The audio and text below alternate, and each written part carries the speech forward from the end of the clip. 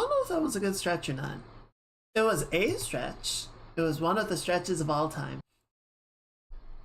Hi. Hello, everyone. Happy Saturday. Happy spring. I know I've been saying happy spring since the start of the month because I really just wanted it to happen, but now it is officially, unequivocally spring. It is the solstice. We are here. Hello. I hope you're all having an excellent weekend. I hope everyone is getting some good rest, getting some fun times in. Let me say hi to all of you. Hello, Mookie. It's good to see you. Welcome in, welcome in, welcome in. Hello, Gally. Hello. Hello, Jack. Good to have you with us. And hello, Standing. Happy solstice. Happy first Saturday of spring. I hope you're doing well. It is good to see all of you. Hello, Lickers. And hello, VOD watchers. How are y'all doing? How's your weekend treating you? I'm doing pretty well. I challenged myself yesterday. I feel good about it. I got some good food today. I went out and I bought some weights for some of my exercising. They're not like really heavy or anything, but just, you know, something that I can strap on and like just add a little bit of extra resistance. I did have a couple of things. So the run yesterday, you know, the weather is getting better. I'm hoping tomorrow I can ride my bike, but you know, when it's not as good, I sort of substitute it with jogging. And yesterday I sort of planned out a route that was like, okay, this is sort of a good one, but I can push it harder if I feel like it's going well. And, you know, I hit the checkpoint. It was like, okay, I feel good, so let's keep going. I hit the next checkpoint. It was like, okay, I feel good. And got to a total of a little over 8 miles, which I was very excited about. I felt very good. The only reason I was a little bit disappointed was because in my head I had inflated it to 9. So I got home and I checked the distance. I was like, oh, it was 8.2. Shit. But still, it was like 2 miles longer than my normal runs. So I felt very good that I could accomplish that. And honestly, by the end of it, like, I was definitely a little worn out. I was definitely tired, and it was probably good that I didn't push any farther. But I wasn't like done. You know, I wasn't collapsing. I wasn't like in serious pain like I am sometimes. Like, you know, my feet felt good, my legs felt good. I was like, I could keep going. I'm not gonna, but I could. So that was really cool to find. Hello, Sonic. Welcome in. Happy Saturday. I hope you're doing well. But yeah, it was a good run. I did not get as much done yesterday as I was kind of hoping to. I got distracted with other stuff and just kind of chilling in the evening. But you know, sometimes you just gotta chill, right? You just gotta relax. You gotta let yourself have a good time. Yes. I did get some more model work done before the stream today, so I'm feeling good about that.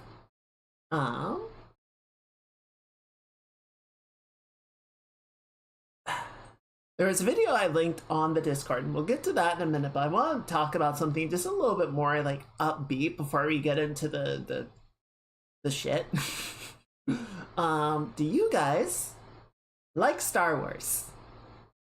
And do you like spaceships? Because there's a YouTube channel I've kind of been binging a few of his videos over the last few days called EC Henry. Does a lot of Star Wars videos. Does some cool like digging into behind the scenes stuff. I think there was a video that he put out a while ago sort of exploring the development. No, not really. Well, I have bad news because I'm going to talk about it anyway.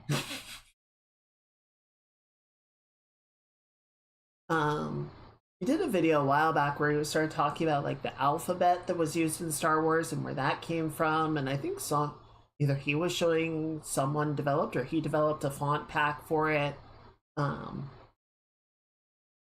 But his seems to be the main thing that he's doing right now is like reimaginings or recreations of ships in sort of like expanded Star Wars canon.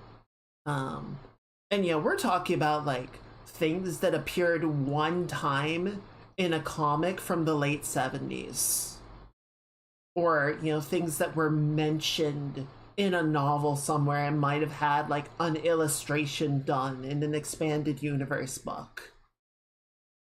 And I think it's him and maybe one or two other people sort of form like a little 3D studio, and so they'll like design and mock up these ships and do little like cinematics with them, just sort of showing them like in action. They'll sort of take renders of them going about their business doing whatever it is, and I don't know, it's super cool.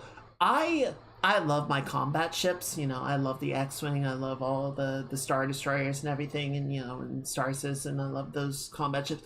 I find I'm very intrigued by logistical ships and industry ships. Like, what are the machines that make the complex machine of the galaxy run? Right? How do you move people and supplies around from planet to planet and get them where they need to go? And like, why would you use this particular ship over this particular ship? So it's been, I don't know, I really like just the idea of, okay, we've got all these iconic ships and hero ships, and here's just the dozens and hundreds of other models that were made, and they get no attention, right? They don't show up anywhere, but they were sort of fictionally just as integral to making everything happen as the ships that we actually do get to see. That's one of the things that always bothered me a little bit with Elite Dangerous is before the recent like real push by FDev to put out new ships on a regular interval, there were like 30 something models of ship,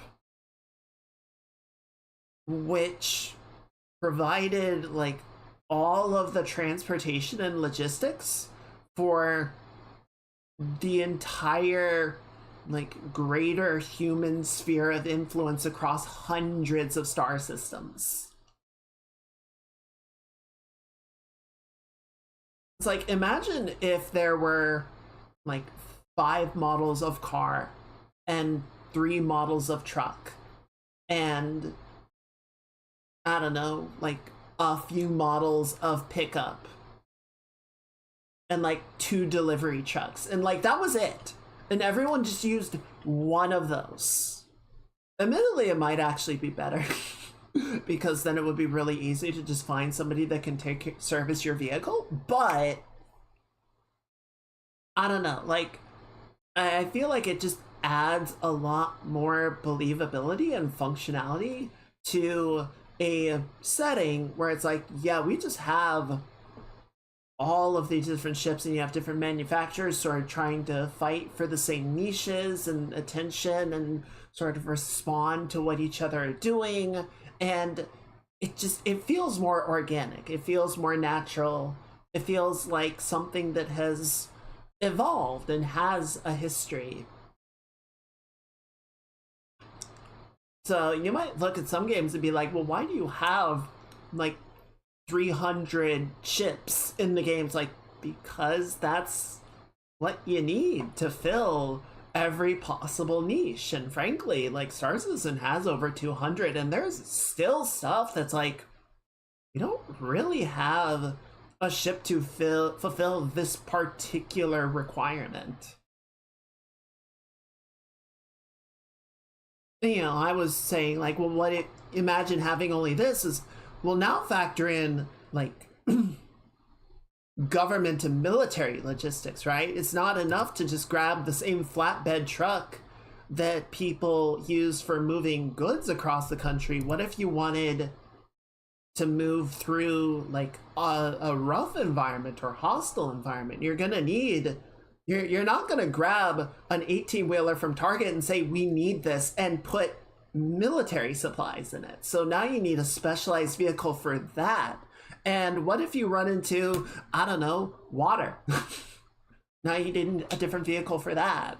And it's just like, it gets so complicated. And I don't know. It's fun looking at somebody that just like has that much interest in it and goes, well, what if this? And then, you know, they get really in depth into the lore of the vehicle and sort of explaining like how it came to be and what its particular functions is and its strengths and its drawbacks. And I don't know, it's a really fun channel. I really, if you like nerdy spaceship stuff like that, even if you're not super keen on Star Wars itself, I would still really recommend EC Henry. I think it's a cool channel.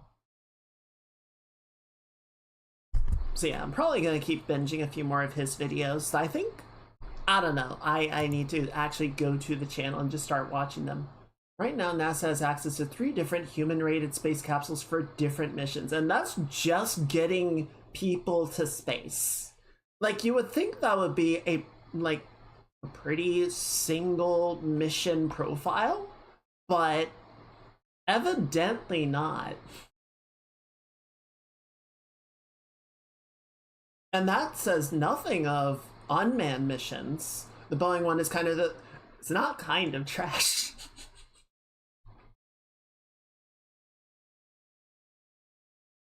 Oh, that thing is a floating coffin, I swear to God.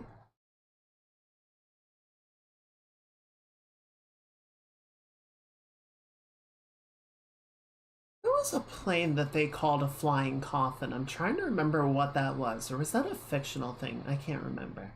In any case. So yeah, not counting the Starliner, it's like, well, we still have 2 different vehicles that we can use given the specific scenario of the mission. And then yeah, we have other vehicles for getting unmanned payloads into orbit and, you know, depending on the size and requirements of all of that. So yeah, having, like, you would think trying to create a one-size-fits-all vehicle would be ideal. But a lot of times you end up not having, well, like the F-22 and the F-35 are a perfect example of this, right? Of like, we're gonna create a single jet fighter that can fit the combat scenarios, everything multiple countries could run into, right? And those planes have been in development for decades and cost an inordinate amount of money because they're so complex, trying to fit all of these different scenarios. And I'm not gonna say that like it would be cheaper to develop, buy, and maintain a fleet of like 6 different planes, but for a given country with a given mission profile, they would probably only look at 1 or 2 of them and go, yeah, that's better for us, and then only buy those.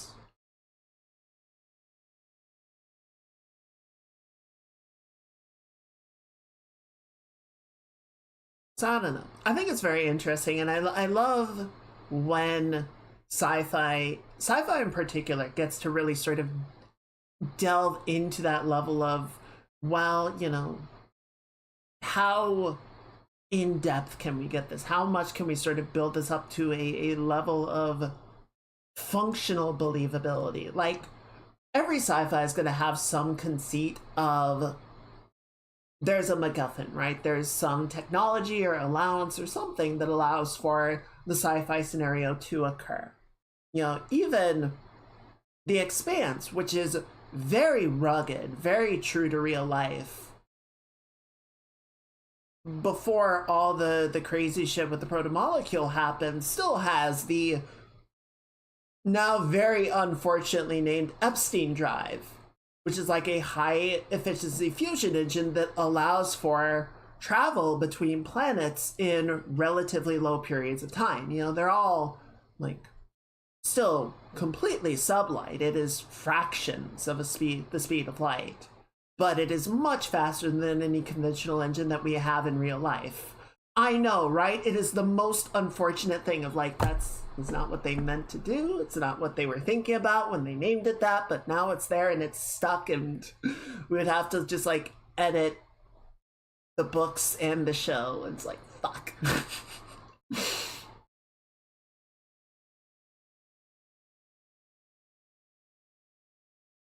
um, there was a really good video that I was watching the other week that was sort of talking about a similar thing on the fantasy side of things. So apparently there's a sort of principle, I guess you might call it, called the porcelain dilemma. The porcelain something. Let me see if I can find it. Um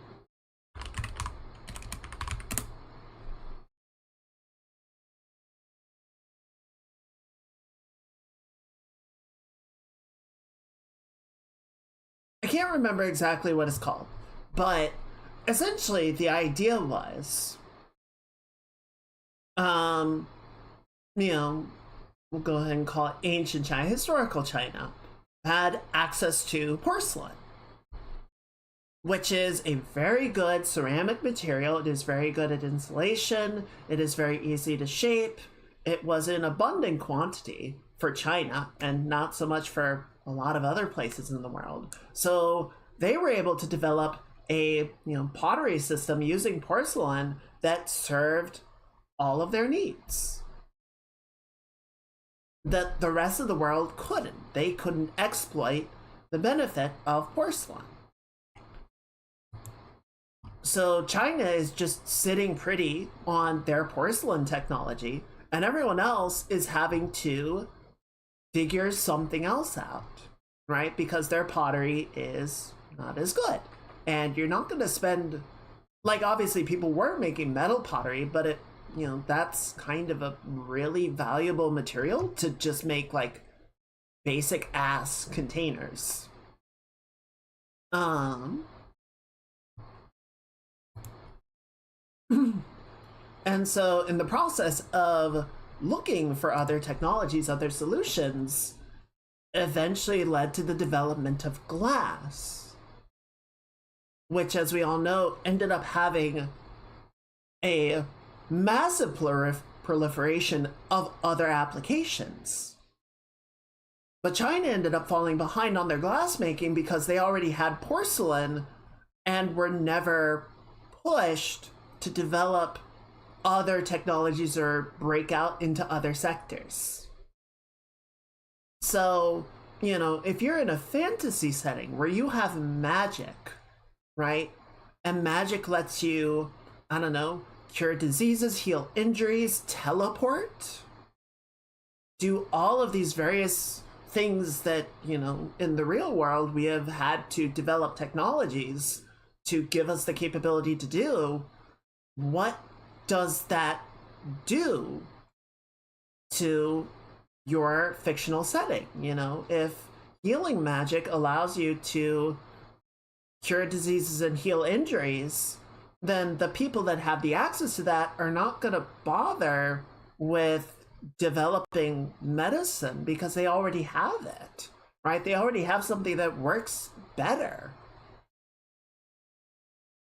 So what is that going to do? Like, how readily available are healing potions? Is that going to be something that you can just like go to your fictional Walgreens and buy, or is that something that's going to be kind of closely guarded by the alchemists and potion sellers that know how to make it and sold for exorbitant prices? Or are potions going to be sort of the substitute for the people that don't have access to healing magic? Now, of course, nerds are going to think about this. Nerds are going to get so in depth about the design and functionality of their world if you give them the opportunity. I think that's fun. I think part of the challenge in the storytelling becomes not exposition dumping all of it, right? Of just finding interesting ways to sort of show how these things are operating, how they're functioning, without drawing attention to it or having a character explicitly state it,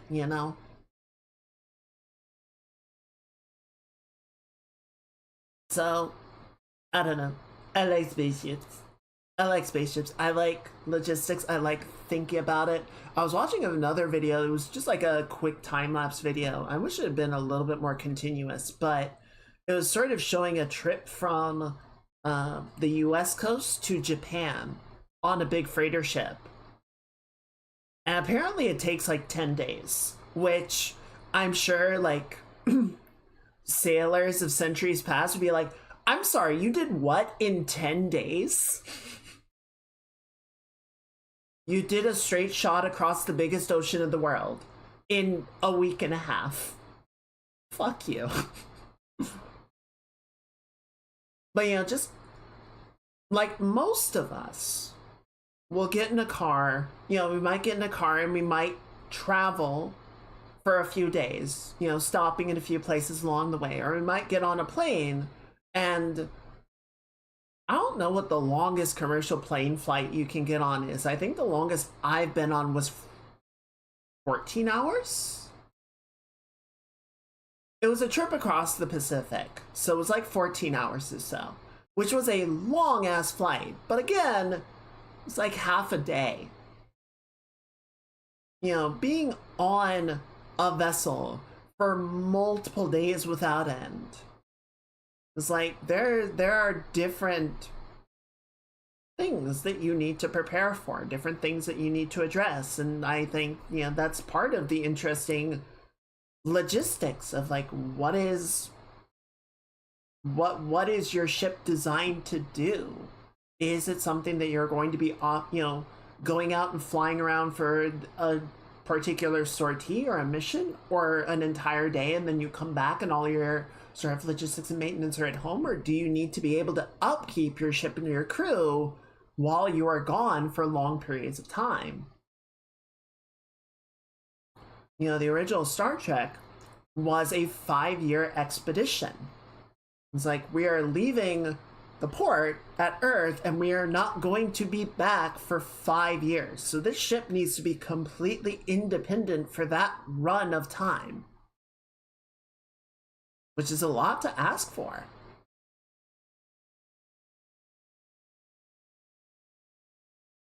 Yeah, I think it's fun. It's fun thinking about those things, looking at those things.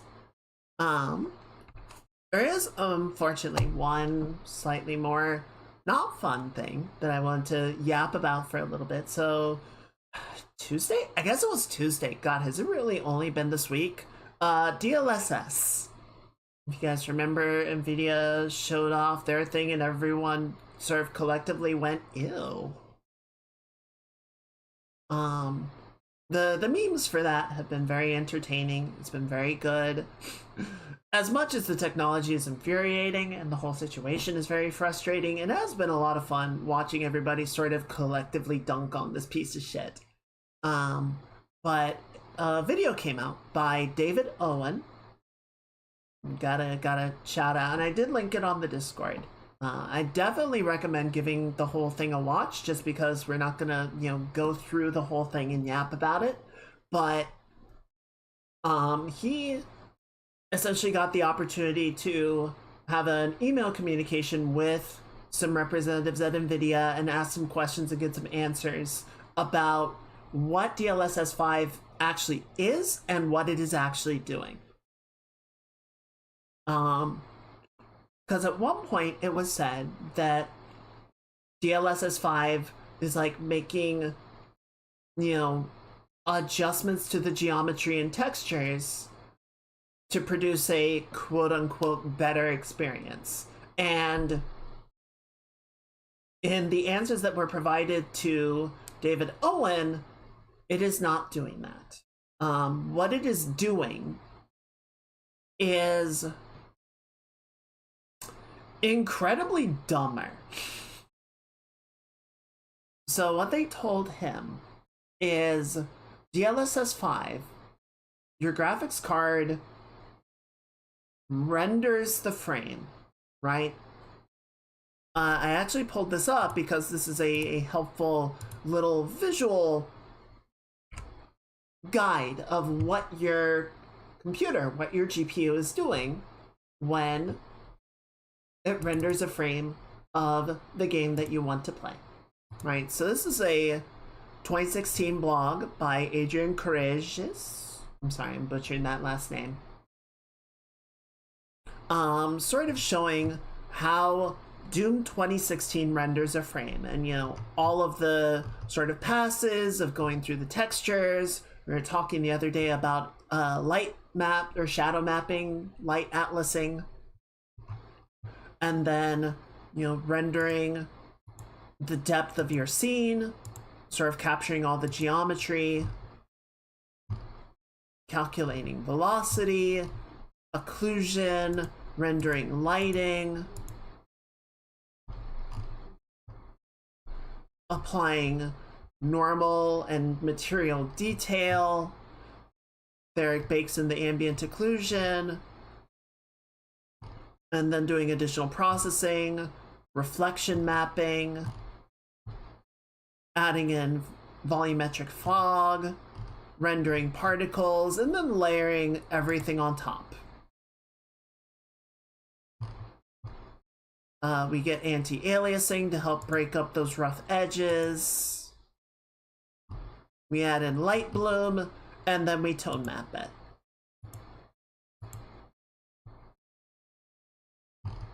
So that's essentially the process that it does anywhere between 30 to 120 times a second, right? It's doing all of these passes and then compositing them together to create the frame that appears on your screen while you're blasting hell zombies or whatever the case may be. So what the pitch kind of sounded like is somewhere within this process, DLSS 5 is going in and making adjustments, shall we say, right? Making alterations to the geometry, alterations to the PBR render, whatever the case may be. That is sort of what they implied with that whole song and dance. What it is actually doing is at the end of that process, once the frame has been generated, it looks at the frame, it looks at the finished product and says, okay, interesting. I'm now going to run this through an AI filter and make adjustments based on what I believe to be better.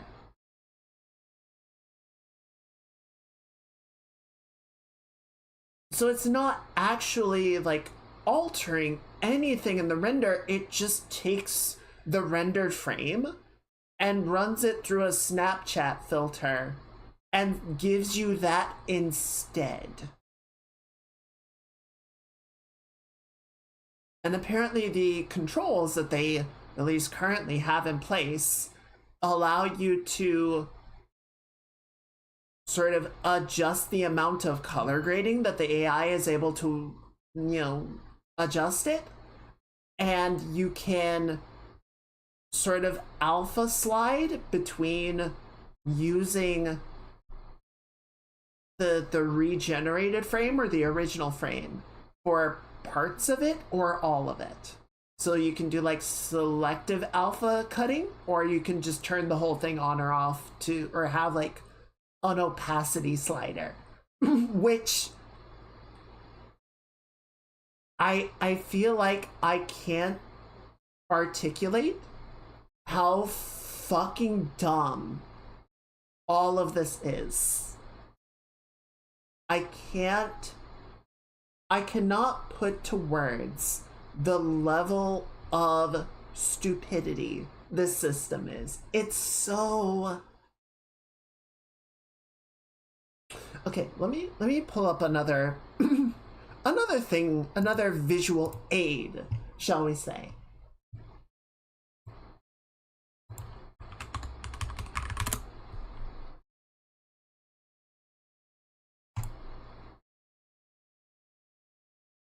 Sure.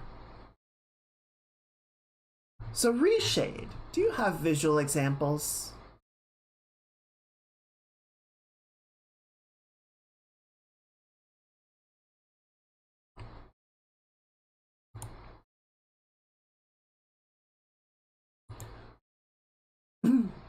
So Reshade is a long-running post-processing render that does effectively the same thing. It takes your finished frame and you are able to tell it to do additional things, right?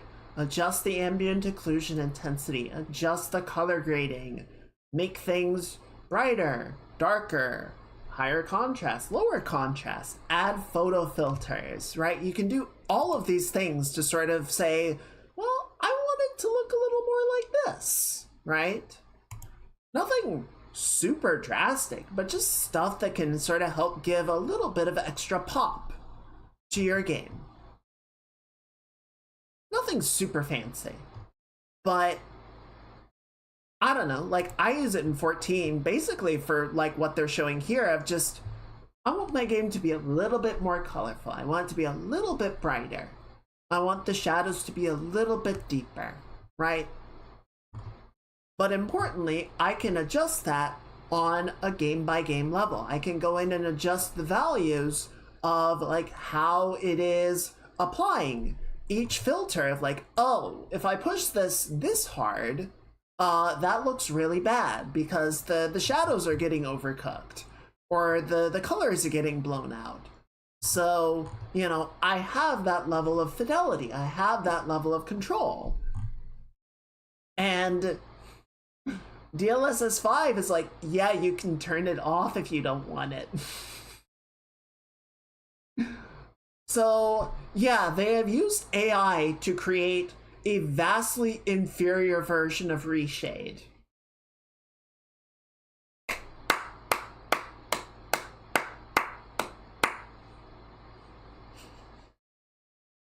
Video sees AI as their golden goose. They want it doing everything. It's a cult. It is disturbing how much people look at this. People look at AI generated content and just blindly believe it to be the best thing that has ever happened.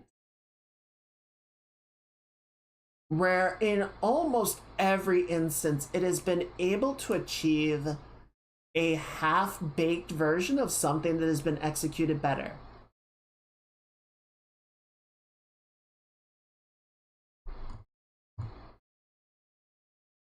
Also, just as an aside, I keep meaning to like, I know it's just me screaming into the void, but I keep wanting to make like a Blue Sky post of, if you use a generated thumbnail for your YouTube video, I block your channel. Like that is an immediate sign to me of a low effort, just you don't care about the grade of your content. You're just putting it out there. It's like, okay. And if you don't respect other people's content, I'm not going to respect yours. And why would you use AI generated thumbnails for Star Citizen? If Star Citizen does one thing well, it's create pretty screenshots.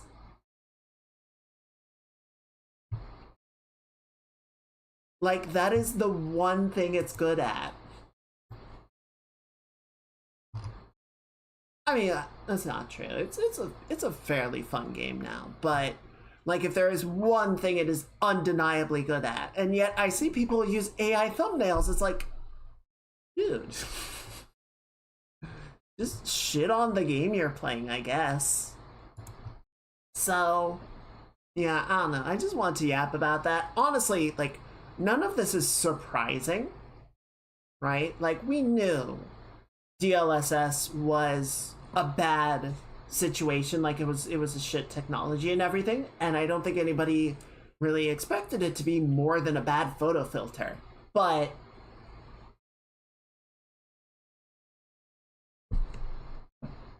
I think it's, in a way, it's even shittier just because it's not doing anything that we haven't seen before. Right? Like we've had Reshade for years. and reshade gives us a higher amount of control to get a particular look. The fact that you can only sort of adjust the amount of it that you want to be rendered, not in terms of like, oh, we'll only do these things. Like, no, you can just alpha it on and off. You have no control over how it is reinterpreting it. You have no control over what it is choosing to reinterpret. I don't know where it's getting the data to reinterpret. So that could be a lawsuit waiting to happen.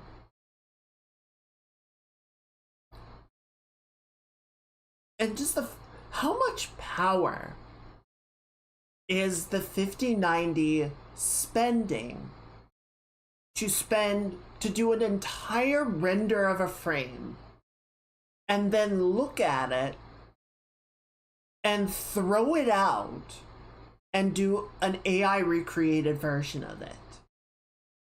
Like, it's rendering the frame twice effectively. I don't know. I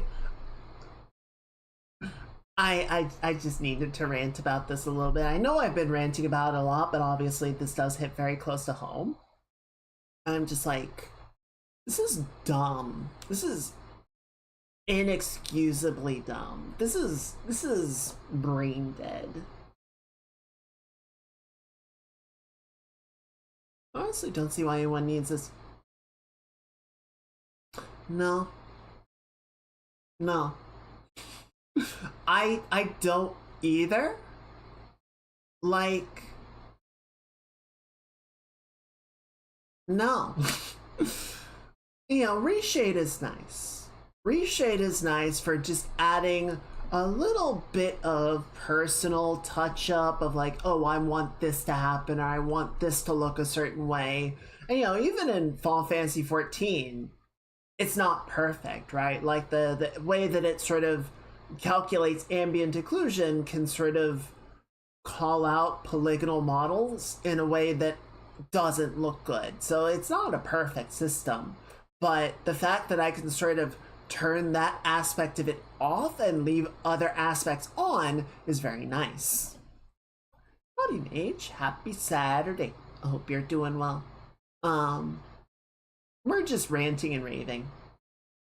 We need it because it will make us money. Damn, guys, I think T-Shell got to the heart of it. Hello, T-Shell. Happy Saturday. I hope you're doing well. Happy solstice, everyone. It's not about making money. It's about making a shit ton of money.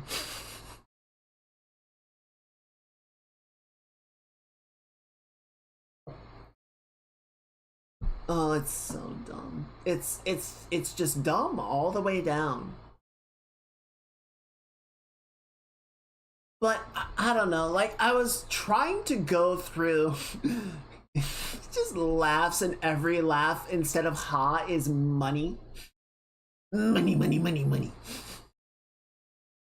We gonna hope yours and everyone. Yeah, it's been a good day. It's very pretty out. I hope it's pretty tomorrow. I'm gonna ride my bike. If it is.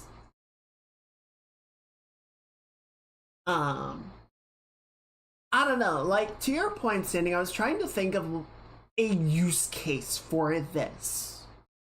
And I can't think of one. Like the only thing that I could imagine is you want to just have like a complete dog shit base visual fidelity to your game, and you're just trusting the AI to upscale everything to an actual like level of visual fidelity that you can present as a modern game, which is just like, no, don't do that. Brenda went to Hawaii for vacation and is seeing flood in Hawaii. Well, I guess they do get a lot of storms, but damn, I hope they're okay. That's crazy though. But yeah, it's been a good day here. Last week was just all over the place. We had rain, we had wind, we had snow, we had sun, all within the span of like 5 days. This week has been much more chill. I don't know. This week wasn't that bad. Yesterday, thankfully, I had the lunch with some of my coworkers and other people from the company that I don't see very often because my team is very siloed. But it went well. The individual on my team that we're kind of having issues with was also there, but thankfully that nothing like really crazy or problematic came of it. Still don't know what we're gonna sort of do about it long term because I don't think the problems are about to go away, but it's like at least we could have a good lunch. Mother Nature's gonna need some AI. No, because they're already doing that and it's making it worse. Hope we get game companies that don't allow AI gen stuff so people riot against them.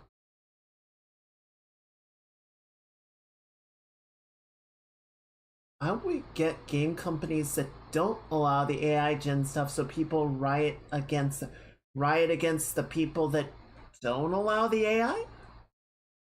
I feel like they would be for it.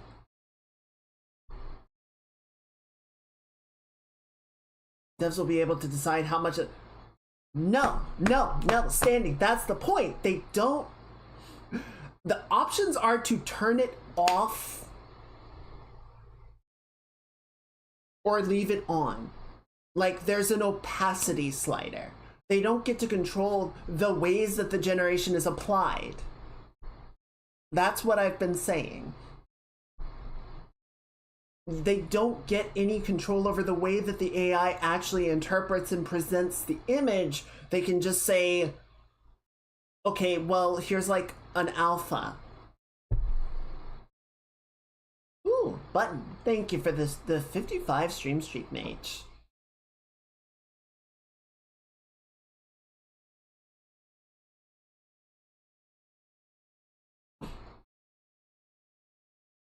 Yeah, like I can't think of anyone that would incorporate it into the pipeline. I don't know, because like with, I guess DLSS has to be sort of incorporated and enabled within the game for the graphics card to then use it, like the frame generation stuff. I know they have a version of it now that you can just sort of turn on the GPU side and it will operate whether it's native to the game or not. But the older versions required incorporation by the game itself. So I suppose this would be the same thing. But yeah, you don't get any control over what the DLSS 5 does. It just does it or it doesn't. Like the only control you get is opacity and color grading. And you could certainly, okay, so in the email correspondence with Owen, they were saying, you know, this is an early version of the technology. I'm like, you say early, but your plan is to roll it out in the fall. Like 6 months of development time is not early. 6 months is polish. This is what you're planning to effectively go to market to. Yeah, you can optimize it. You can add potentially more functionality, but it's not going to be drastically different from what we're seeing here. Unless you just, I don't know, throw some developers into the furnace and burn them alive to get it, you know, overhauled in 6 months. But I think that's just trying to save face of like, well, it's not ready yet. Yes, it is. So I don't know. Like I said, I don't think anyone is really surprised by this, but it's somehow worse. It is somehow worse than initial expectations because I think it is an even more underwhelming result that just ugh. It left a bad taste in my mouth. I'm gonna have some coffee. And like I was saying on Thursday, Resident Evil 9 is a beautiful freaking game. It doesn't need help. It doesn't need some post-process rendering of any variety, really, to make it look like a good game. I don't know why you thought that would be a good example. Like, I almost feel like the better sell would be, look at this like 2009 game that doesn't look like you remember it. Look at those jagged ass polygons and low resolution textures. Now let's upscale it to modern gen. I think it would still look like shit, right? That would still look bad because it's just an AI filter. But you're at least making an argument of using AI to add fidelity in places that the game itself is not able to provide. Everything that they showed were already good looking games that they made better. And they didn't. So, I don't know. It's so dumb. Random AI fun fact. Are there such things as fun AI facts? Prior to incorporating the name of Cortana to search tools, Microsoft considered using Bingo as a name for virtual assistant.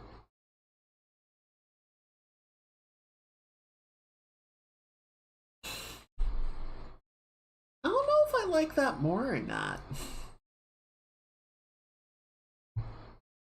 It's kind of cute, and I guess it's in line with Bing.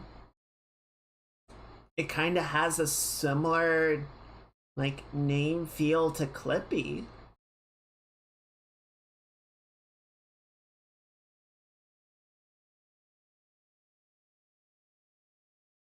Yeah, I love it, but I don't hate it. Cortana was kind of weird just because it was like, I'll call it a fun fact. I'm willing to classify that as a fun fact. It's at least neat. I don't know, Cortana always kind of rubbed me the wrong way of just like, we're gonna milk Halo brand recognition for everything it's worth, right? We're just gonna, everything is Halo. Everything is I don't know, whatever. They didn't even keep that for very long. They dropped the Cortana labeling pretty quickly. Someone has to have, I'm pretty sure they did. At the very least, there is art about it.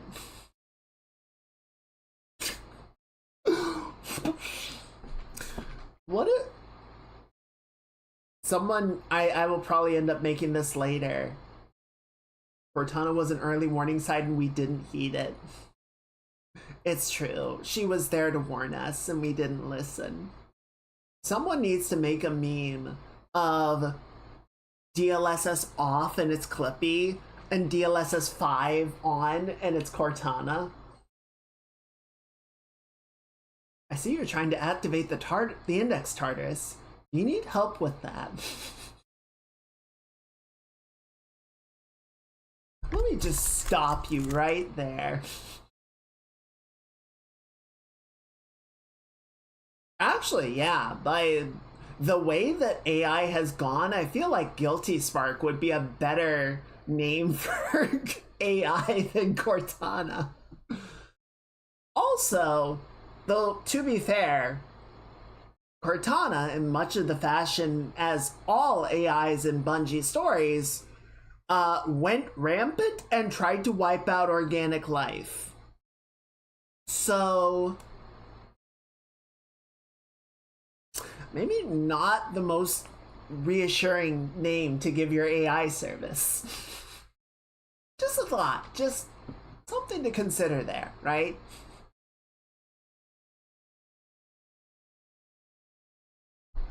I don't know. On the subject of good looking games though, do you guys wanna play some Horizon?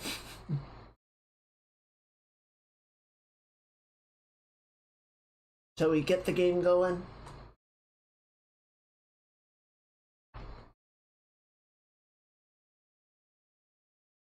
Are you working? There it is. Alright, let me jump on over. Move over here. We're gonna do some of this. Main screen turned on. There we go. Maybe this is why they talk no Jutsu Cortana to death in Halo. They were just like, you know, actually, this seems like a terrible idea. We should not do this.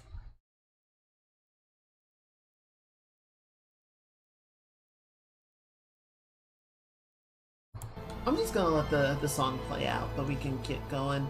So, what did we do last time? We had found Poseidon. We did a bunch of side stuff, took out some bandits, or not bandits, rebels.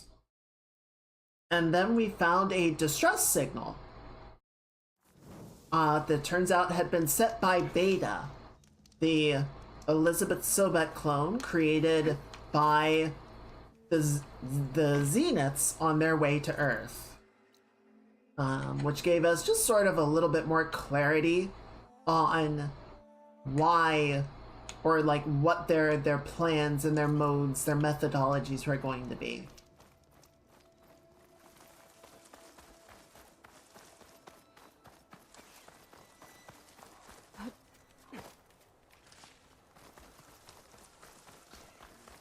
I do feel like they almost kind of jumped the gun a little bit on revealing the Zenith's master plan. Because the stuff that Beta told us was definitely interesting, but to me personally it didn't feel like it necessarily revealed a lot that we didn't already know about their intentions. An eye in the sky. Must be a Cyclops drone. How to get its data. Hey, buddy. Nope, nope, nope. Oh, shit! Oh, shit! Wait, what is that? What is that? Acid ammo, microscope. That's a rollerback. I thought it was just the Longhorns getting upset at me. It's like, oh no, that's much bigger. Maybe I can climb something to jump onto the drone. Like this rock, perhaps? Okay, tell me about this guy. Adhesive sac. Destroy to disable adhesive attacks or leave intact to loot the carcass. It's got sticky goop. Internal resources. Cargo holders. Aw, it's got little arms underneath. It's got little grabby arms. That's cute. A cooling block.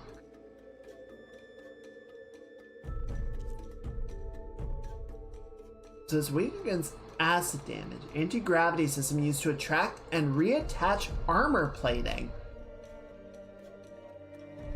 Did Hephaestus just casually invent anti-grav technology while nobody was looking? It's got thrusters, acid canisters, and a hammer tail.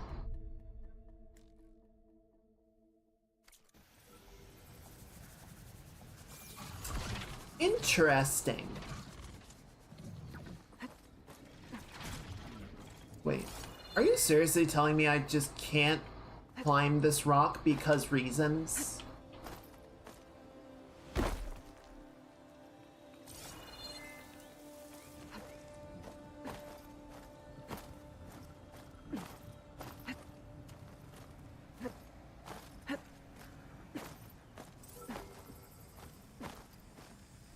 Are you seriously telling me I can't climb this rock just because it would make the puzzle too easy?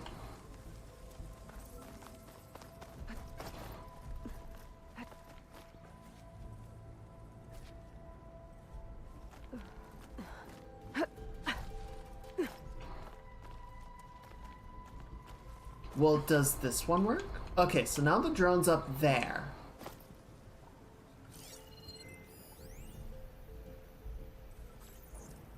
And of course there's bandits. I see a pole over there I might be able to make use of. And now he's over there.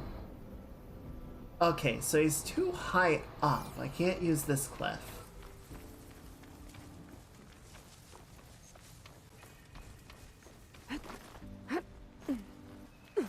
Is the sound alright, by the way? Okay, so I can jump onto it from here.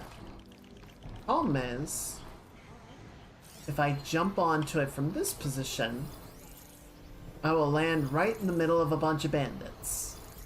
So I should probably clear them out before I land. Of course, they all have helmets. Stay alert, soldier. For rations, for sleep. Yeah, I'm great.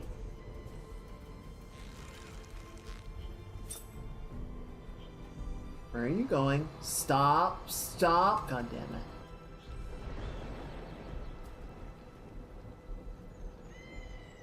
Hold.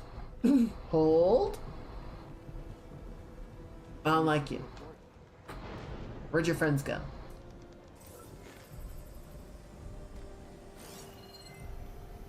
Didn't I tag you guys? I did, so why can't I see you? There you are. Hold still. Thank you.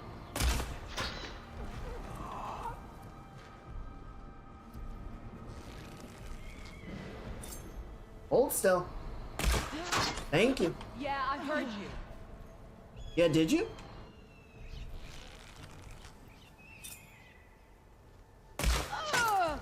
There we go. Okay, so yeah, this is probably gonna be my best point to jump on it.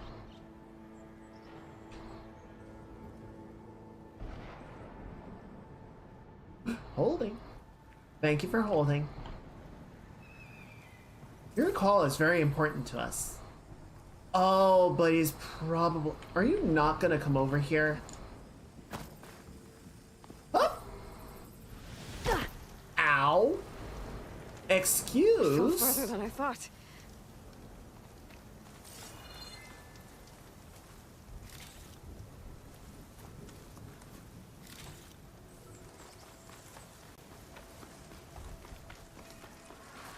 Oh, there's the other one.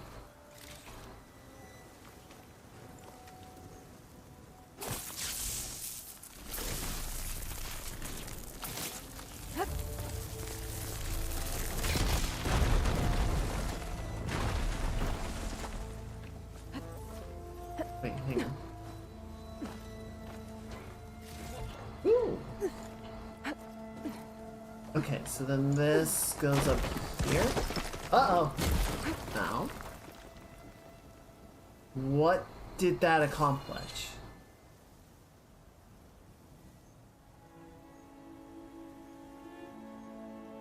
What did that do?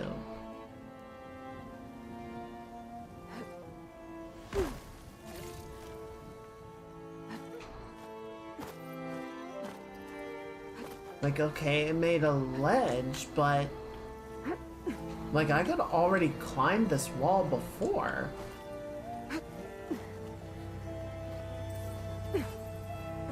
Yeah, see? Like, it's not gonna... Sprint! Nope, grab it! Aloy, what the fuck?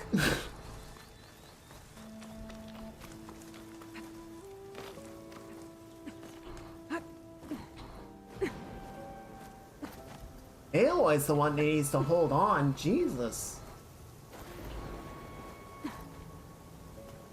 Alright, get back up there. At least we know she will grab it if I get a good running start. No, get off the ledge. Come on, you're smarter than this.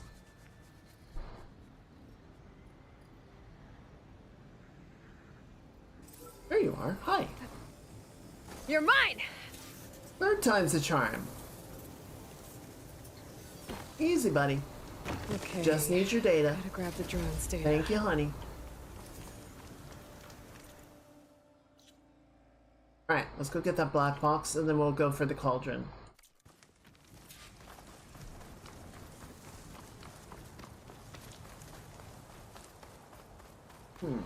I wonder if I can climb this.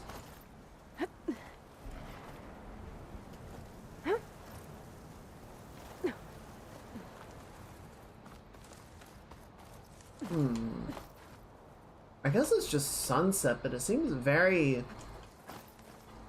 dusty and bleak. Give me kind of a wildfire vibe.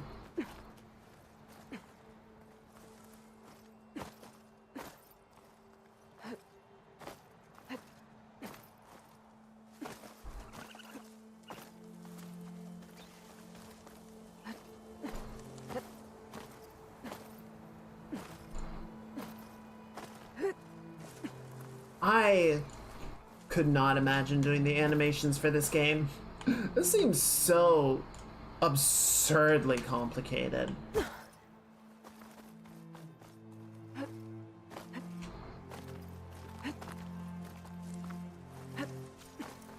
You are leaving the play area. Your last save will be reloaded. Oh dear. Okay, okay, okay. I thought I could make more of a direct beeline for the black box, but I guess I'm climbing too high.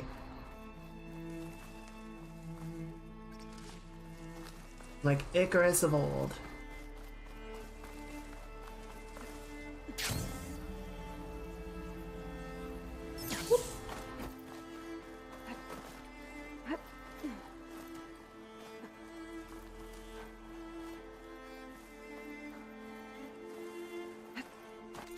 Okay, I'm back in bounds.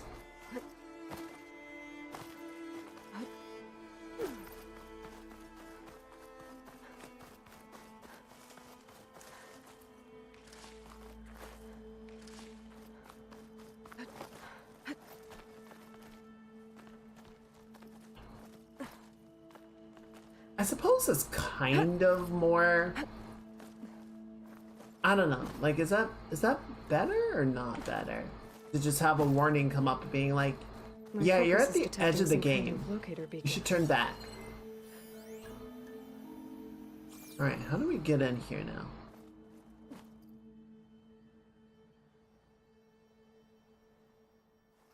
Okay, so this was not it. At least they give me a way out. Maybe? Kind of. Kind of? Uh-oh.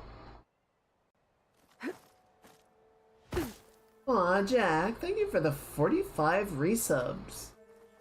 Really appreciate the support, and I did update the badges. So that should be better now. I apologize for them falling behind.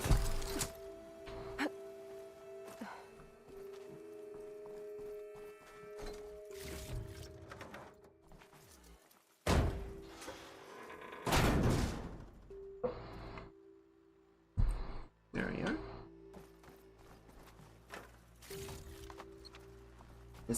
There we go. Restart engine 4! It's not responding, No, maintenance must have reactivated the auto systems. What? Disengage them, now! Hit the emergency purge! It won't shut down! The swarm's hacked us! Shit. Pull up. Ah!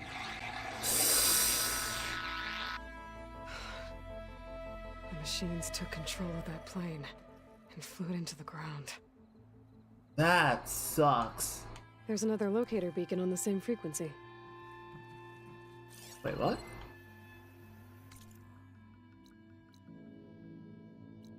I'm glad you like it.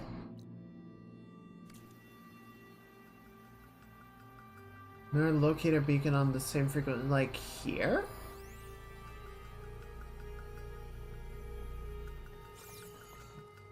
I'm not sure what she means by that. Doesn't seem like there's anything else to get here. Curious about this location down here, though. Is this Sanhok? It looks Sanhok.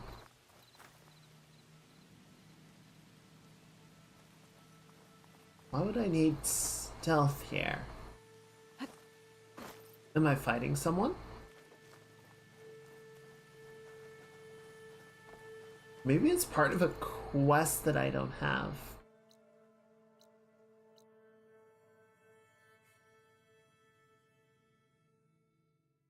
Who knows? Anyway, cauldron.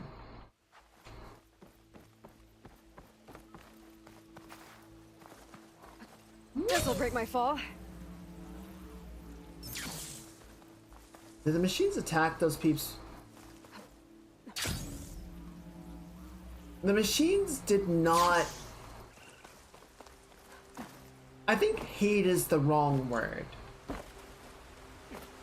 The machines were weapons. The Pharaoh bots were all weapon systems, and they were built with the ability to repair and generate more of themselves. Just get off the rock, please. Using organic matter as material, right? They could just be out in the environment and build more of themselves or repair damage by consuming organic matter. So animals and plants and people, which are also animals, were just food sources to them. And then once, I would say, it became sort of clear that humans were trying to shut the plague down, they became antagonistic, right? They were a threat to the survival of the swarm. So I wouldn't say it was hate per se, but the machines did eventually, I think, sort of register humans as being enemies.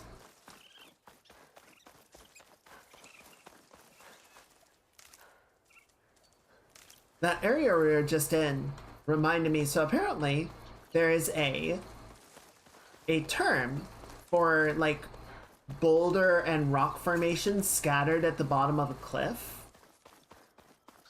And you're not going to guess what the term is.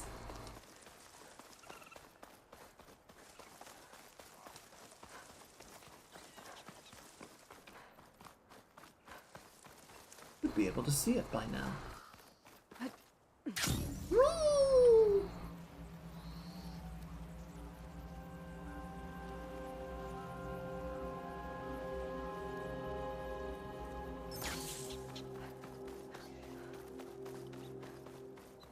I kind of wish they hadn't added the glider. Like, as much as it's kind of nice looking, and it does make the downhills much easier, I don't know, it just doesn't feel like it...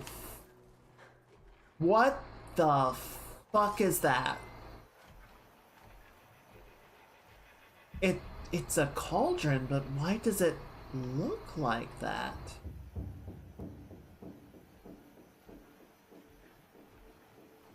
Pretty lake.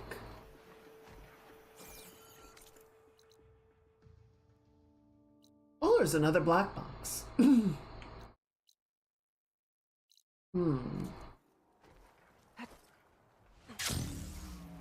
Let's see if we can get somewhere under cover here. Oh, careful.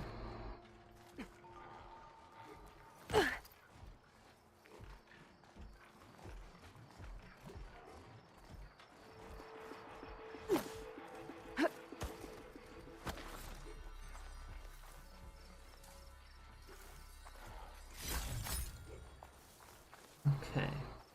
Might be able to just sneak This must past be the them. ground made of metal that Tanak's soldier mentioned. Looks like a cauldron door, but it's different. There's no way to hack it open. If I can find some other way in, I should be able to get data to override some new machines.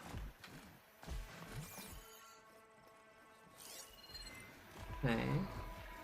What is that? Prairie dog.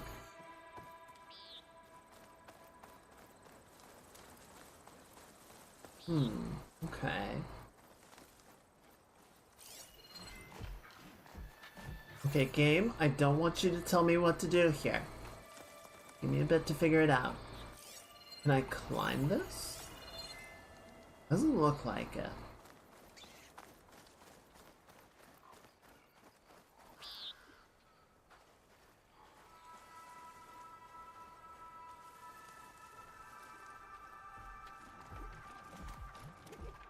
Careful. Shit.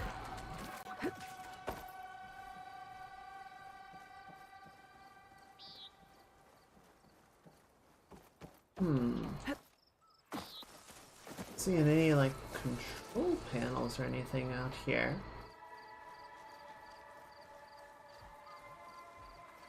Might need to take the leap flashers out just to have a freer run of the space.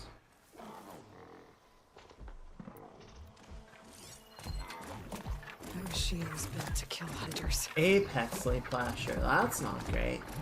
Okay, cargo claw underneath, glow blast on top.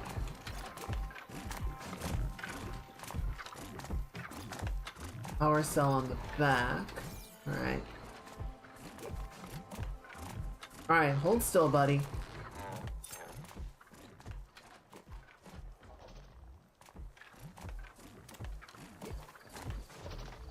Dude. These guys are so mean.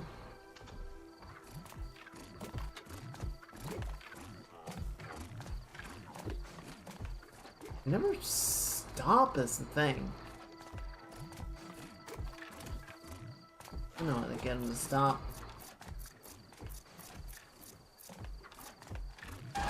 Shit! That was the wrong button.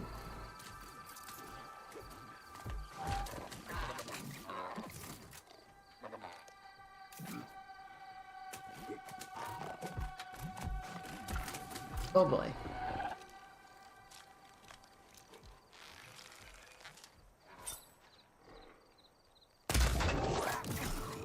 That did not hurt it.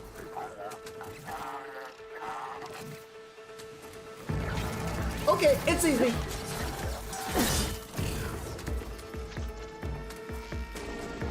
I was like, it probably sees me?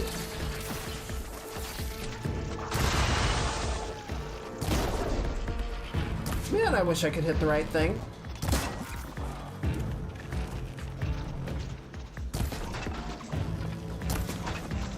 Oh, it's down.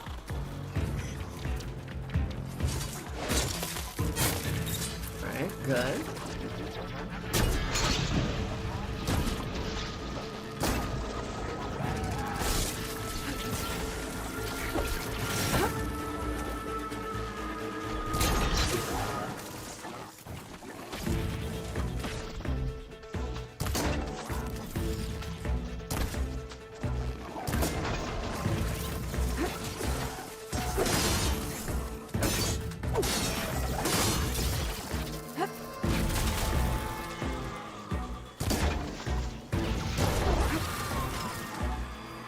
Alright. Not bad. Also, just to clarify, the machines that we are dealing with now are not the machines of the Pharaoh Plague. Just in case there was any confusion.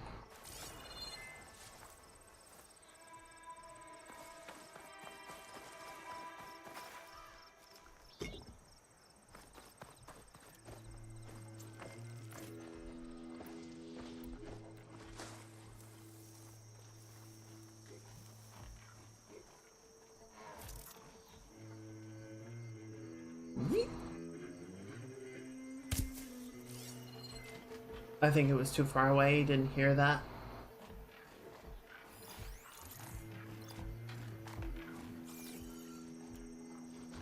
Yeah.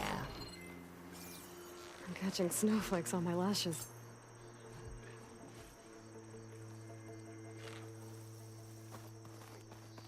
I figured I just wanted to make sure.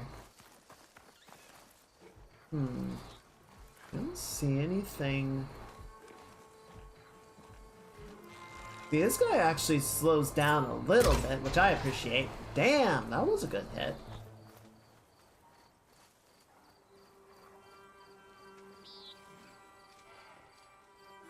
It's like, who shot my blood?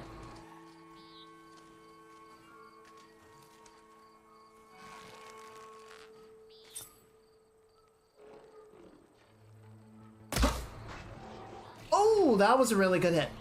Oh, I don't think I'm gonna get him. Don't think I'm gonna get him. Shit.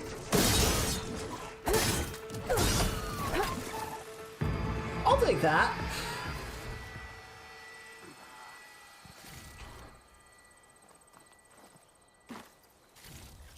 Nice. This crevice is massive. Explosive damage coil. As if Oh. the earth split open fast. Must have been an earthquake. Oh, I wonder if perhaps this created an opening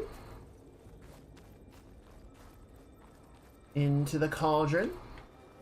I see blue. Oh shit. Oh shit. Machine's resistant to shock. Tracker burrowers. Alright.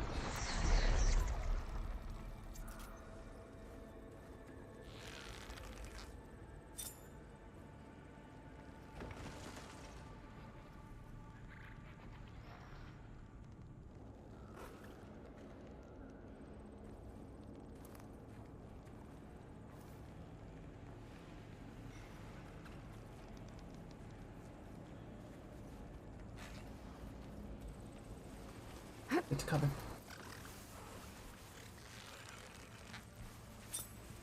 Come on, buddy. You know you want to do it. Or actually... Gotcha!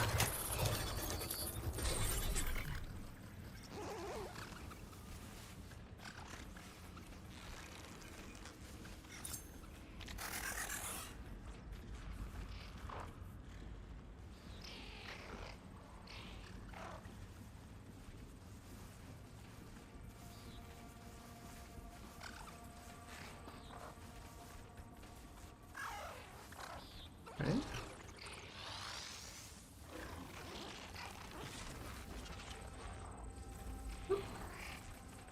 Not just yet.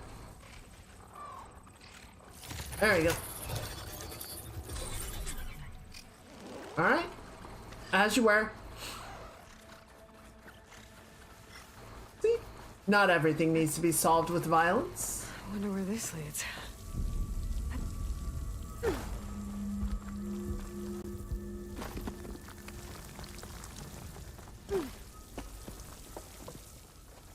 Ooh, what's this?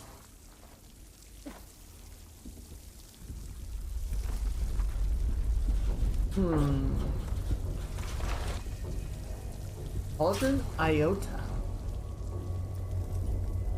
This must be the cauldron I couldn't get to above. It looks damaged. Earthquake must have hit here too. Oh boy. The core is still intact.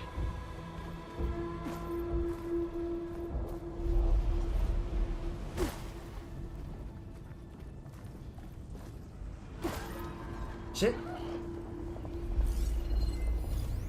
Scrounger.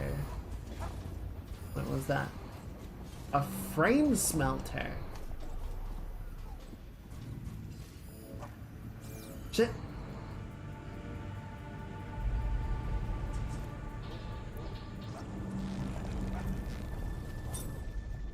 Is my buddy just gonna ba-bam?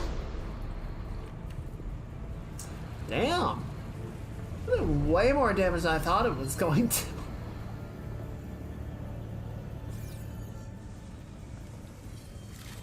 Alright.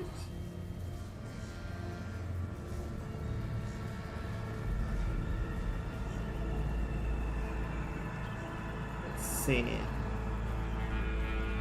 Oh, there you go. I don't think I can get back over there.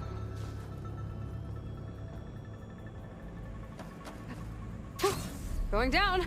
Or wait, this is the ledge that I was on. Okay. Is there anything back here?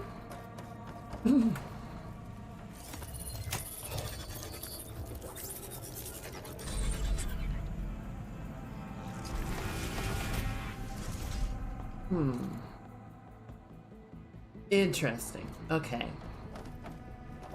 The question is, which way is the right way to go? I want to make sure we find everything, right? I'm gonna go this way really quickly just because I want to see if I can get back to where that scrounger was. Okay, so this is just for some stuff. The way with the door is the correct way. Their way up to that ledge. Nope, Do not fall. Do not fall in the lava. Okay, so there's a grapple point there. How do I get up there? Oh, is that a glowy? No, that's not a glowy. There's that, and there's that. Nothing on this end, it looks like. Okay, so it looks like we need to get up.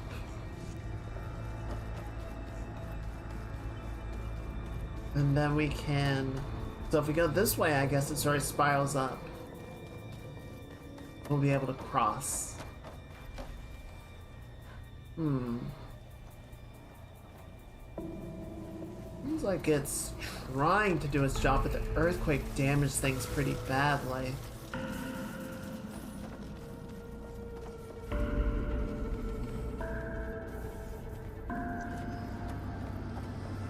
Shit!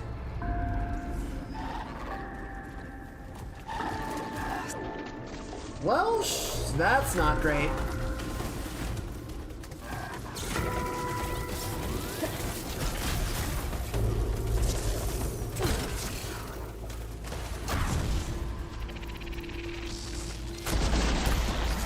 Ow! You little shit.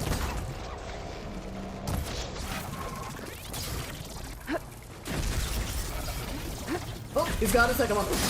He's got follow-ups. It's a combo. Ow! Excuse?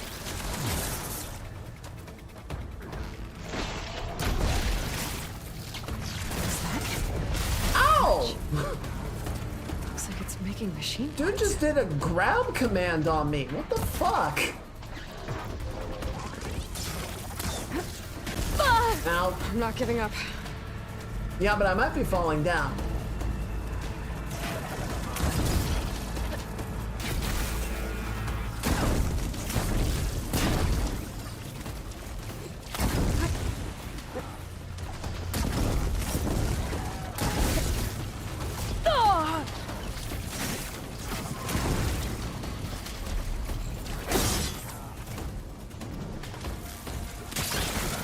Oh shit! Ah!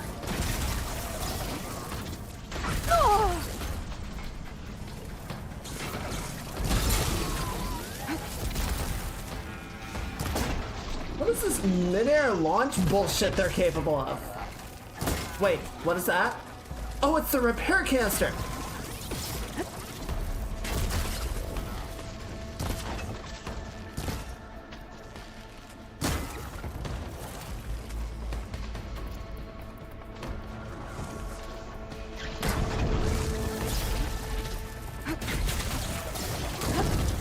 It's burning. I'm burning, I'm burning, I'm burning, I'm burning for you.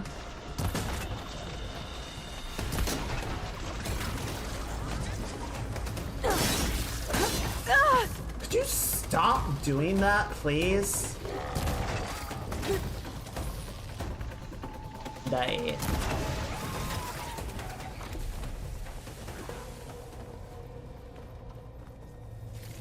Rude. All around rude. Disrespectful and churlish.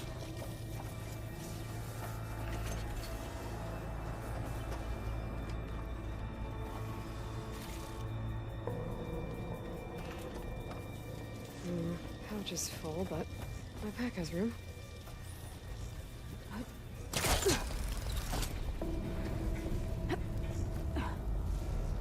Shit. Oh, come on. You didn't see me. Otto.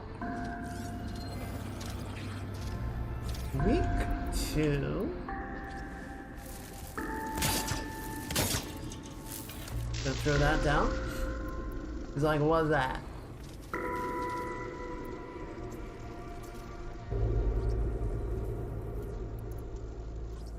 These guys, and we're just gonna.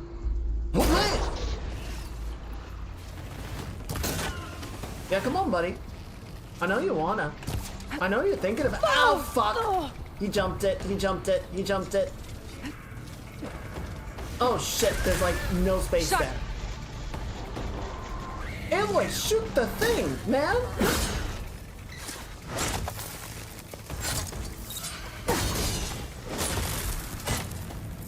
Alright, that worked out.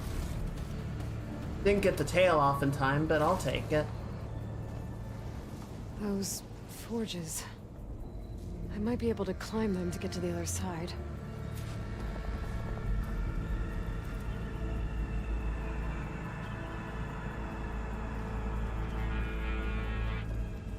I don't like how these look.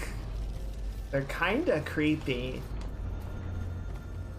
They almost give me like Matrix vibes. Remember the spider bots in the fields? They kind of remind me of those.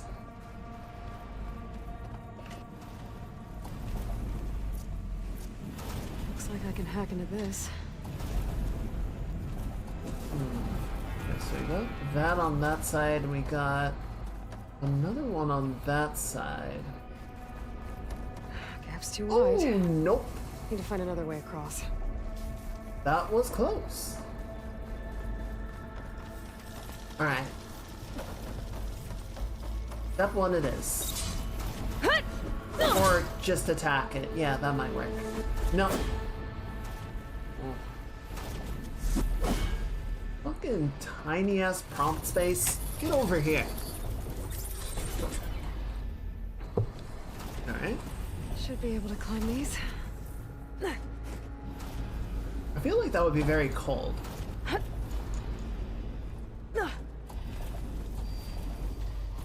What are you doing? Yeah. Now go up to the next one. There you go.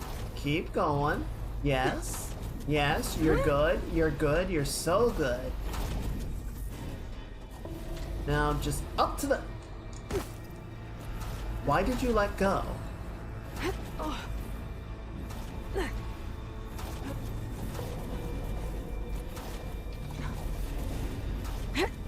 There you go. Third time's the charm.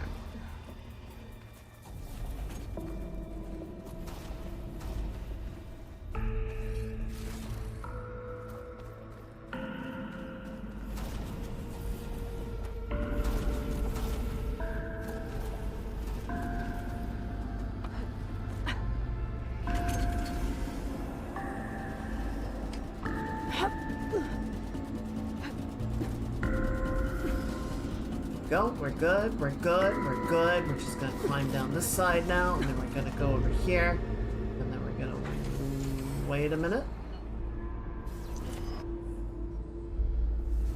There we go. And then we're up here. And we're good. Climbing on a moving object like this, I feel, would be incredibly delicate.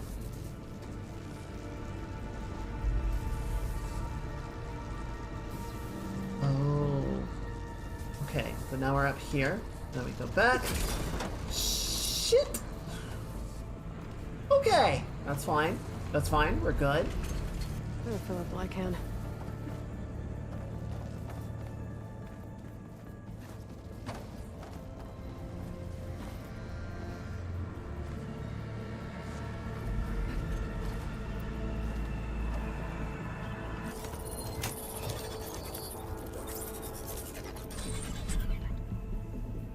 Alright.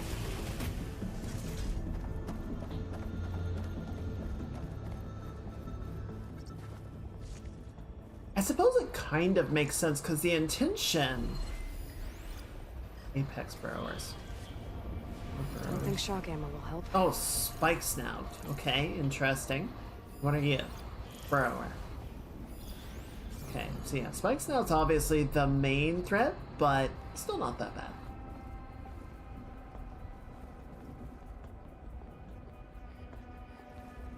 I feel like it was sort of the intention at some point, right? That humans would emerge and sort of take over management of the world. Like, the machines would still help out. But, you know, the cauldrons and everything needed to have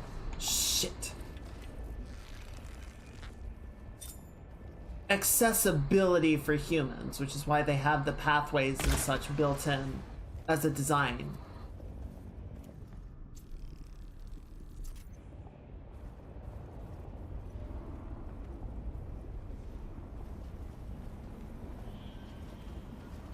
I think this will obscure my presence.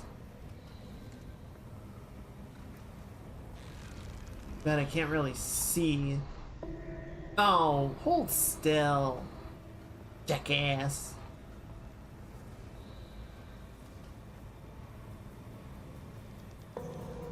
There it is. Perfect. Wunderbar. Alright, and then what's your weak spot of choice? You got acid canisters. Acid canisters might work.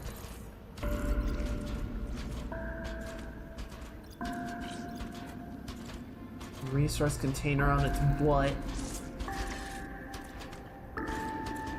Storm drain sack. So yeah, let's just try and take out the acid canisters if we can. But if I recall, yes, they are armored is the problem.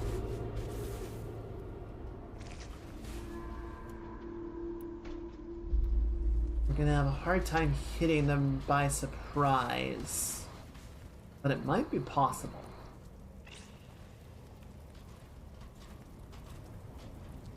It might be possible.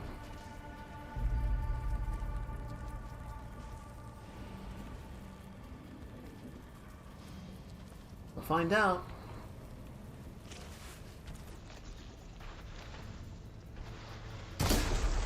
Ah, shit. Not so good.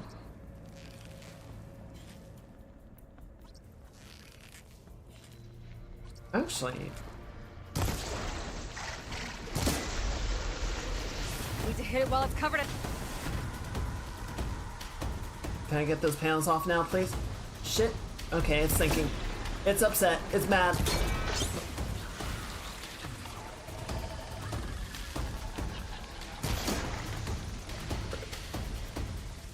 Oh, I thought I got the panel off. There it goes. Okay, quickly, Aloy. Thank you. Time to go.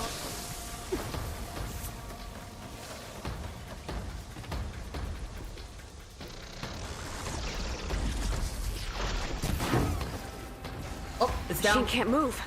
I could grapple in for a big hit. Oh, right. That is a thing that I can do. I completely forgot about that. Well, it's okay. Metal lights.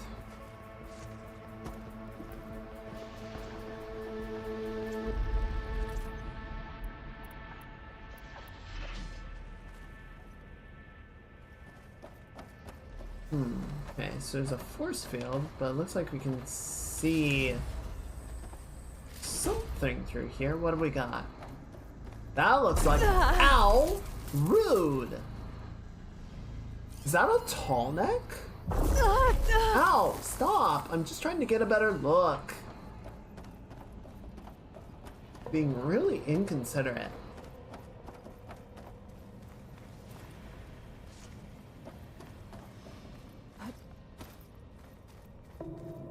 It looked like a tall neck corpse in there. Why would a tall neck be down here, though? Right, that's just a chasm. Let me go up here. That looks like it can get me up to the vent. If I don't get crushed on that thing.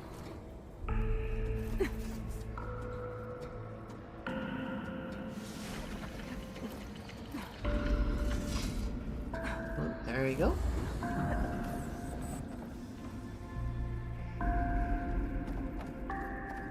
Easy enough.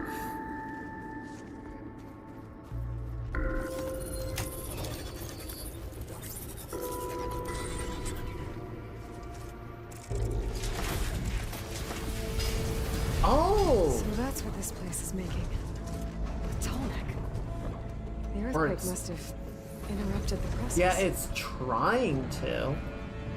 Oh, and then the head either fell off or got knocked off. Yeah, you guys are gonna have to remake that one. I'm sorry, that's not gonna buff out.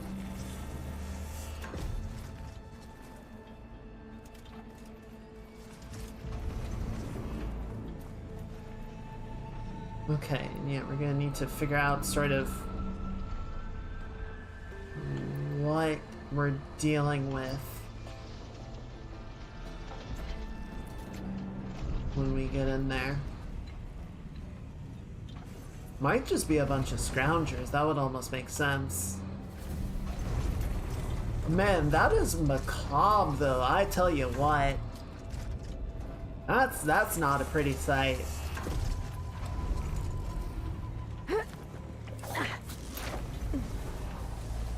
Right.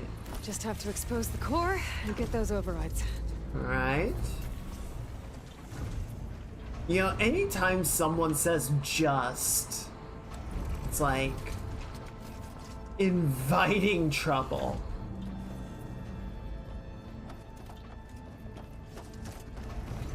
Check this out first. Okay, so there's the core. Oh, Guess this tall neck's seen better days. the data point? Observer cranial unit disconnected from the chassis. But there's like data on here.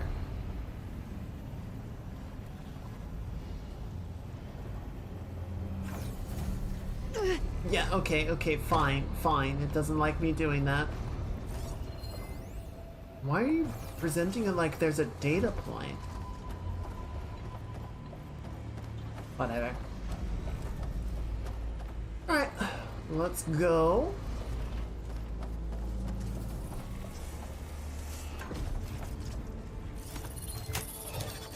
Just need one long. Yeah, we just need one CVS receipt worth of could be good. items. Do that. Shit! Ah! Roll her back. Okay.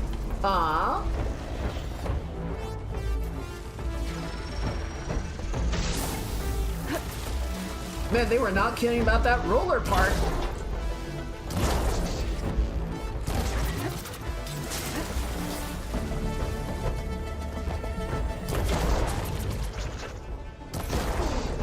Ow! Much better.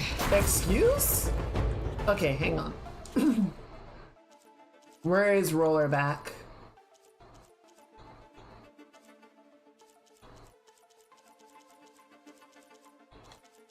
Where is it? There you are.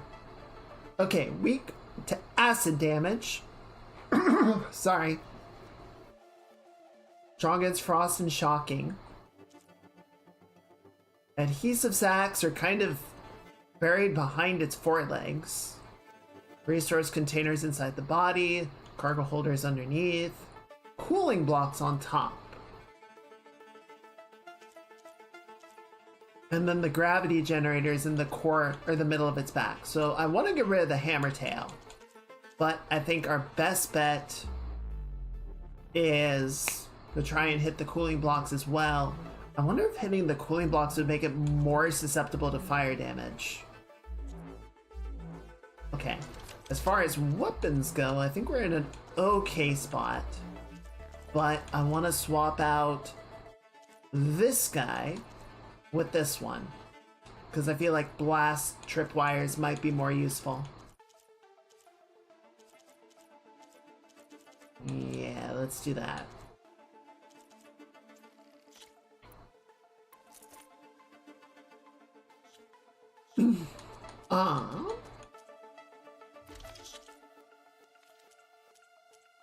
Now, of course, I can't make anything right now because they changed how that whole thing works.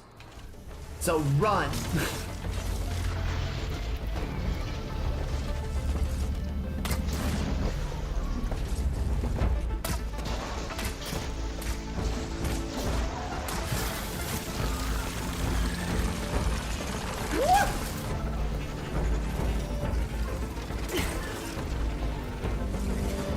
Give me your tail. I said give me your tail. Fuck.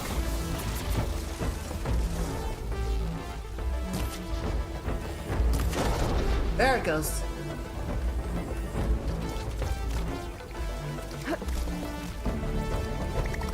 Oh, that's the adhesive. It makes a silly little noise. I like that. Here it comes! Ah!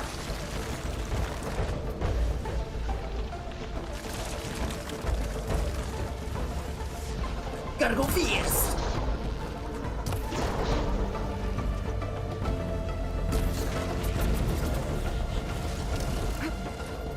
Are you upset because you don't have your tail hammer anymore? Holy shit!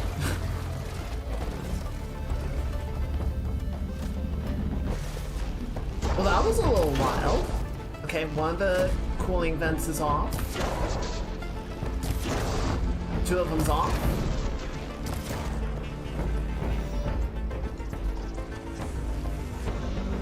Nope, keep running around, running around. Whoop! Ow.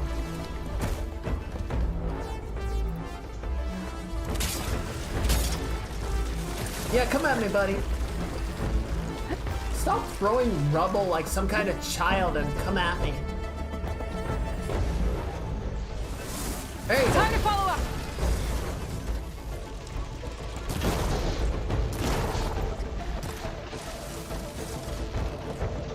Where's your antigrav? There it is. Shit. Woo! When you hit the wrong button, but it still works.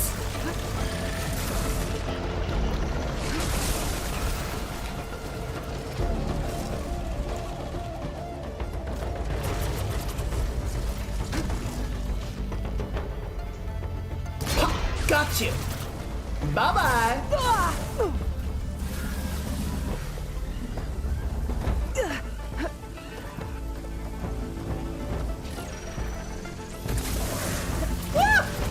Jesus.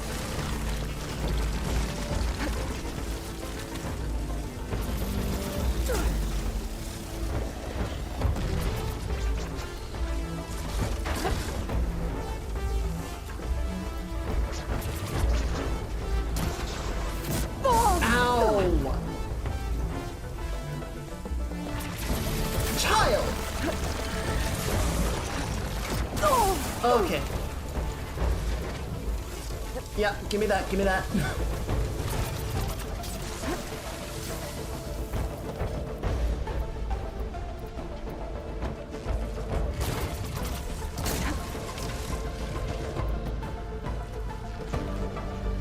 Got you. Everyone say bye-bye. Okay, time to get those overrides. Woo!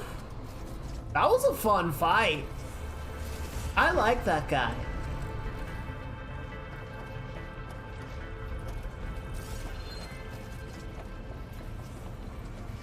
I gotta say, a lot of the new machines are very well designed.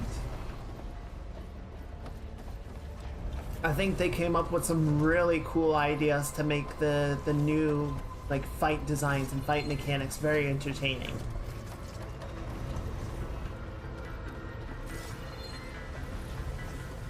Did we get everything? No, we didn't get everything. We knocked off the cooling blocks. Did we knock off the anti-generate or the anti-grav? I don't think I did.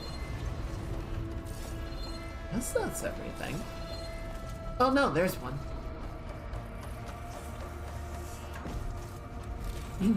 Cool. Okay, so nothing super fancy for blasting those off, but still did a lot of damage. Time to get some machine overrides.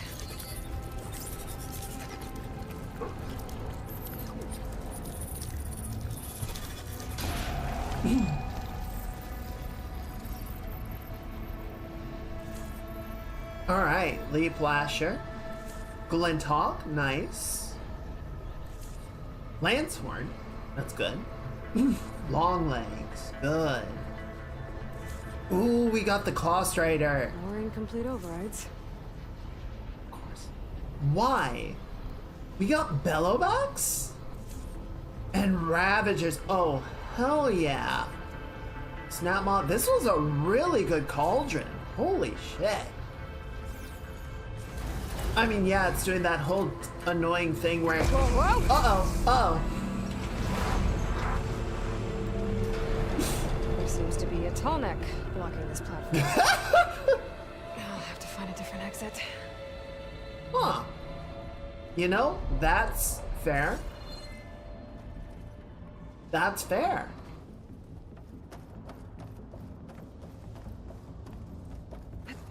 Get a good glide in. Okay, so you Looks see? like there's room underneath the core. Oh, Maybe I can squeeze through. okay.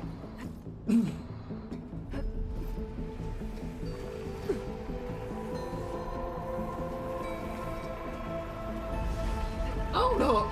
Was it? Fall. Oh geez, okay.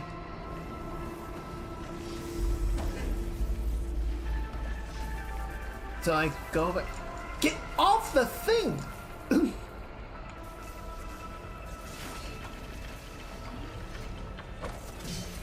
Jesus, that was weird.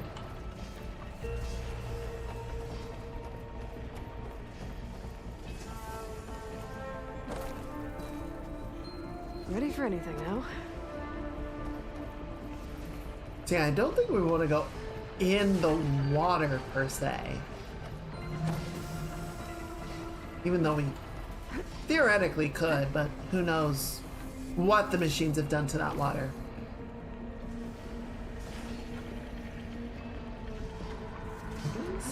Let's find out.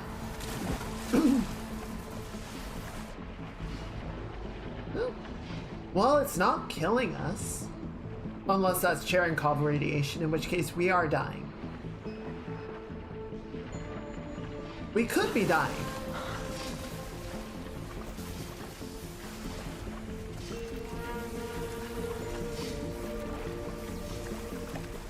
Okay, can I get out here? I'll shake it out as I go. Nice caustics.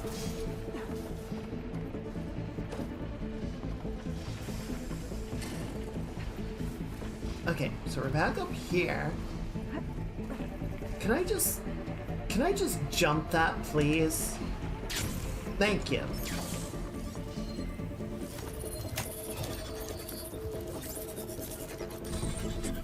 I feel like half the time that works and half the time it doesn't. And I wish it were more consistent. That looks like fun.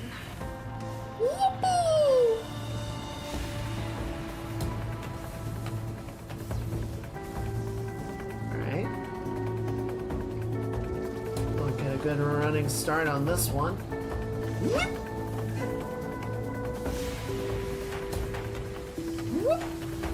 Oh boy. Hold, hold. Do not let go, do not let go. Almost there. Okay, that one was surprisingly straightforward. And good. Whoa. Let's not do that again. Ooh, what is that thing? Oh, Machine's tough. Apex Yes, it's Fire nice. Canister Burrower.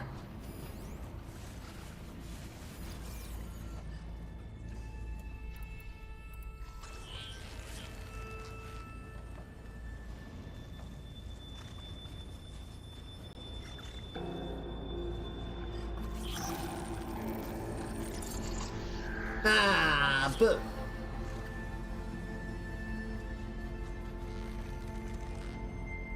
Hold, hold. 2 seconds. Pop it up. There you go. Good night. Oh, not dead. That's fun.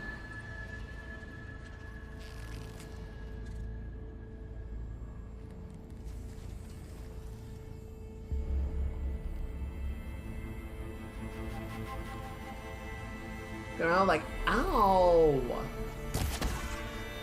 Ow. First the chest, then the eye. Ow. I'm dead, fuck.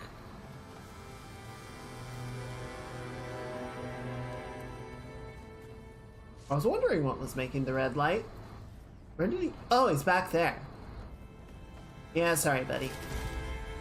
Some days it do be like that.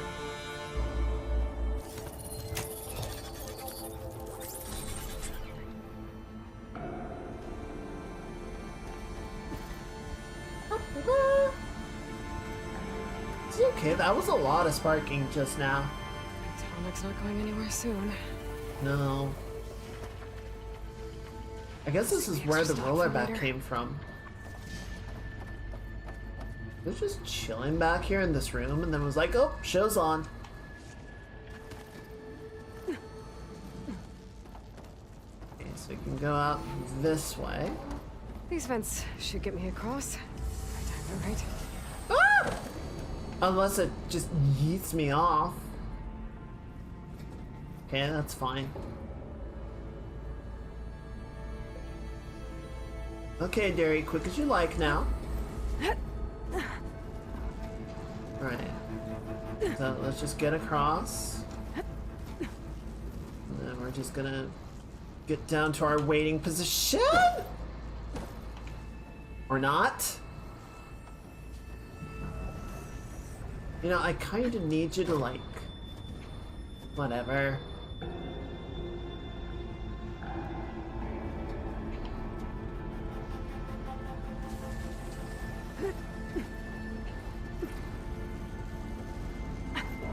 Okay, so this is the holding bar.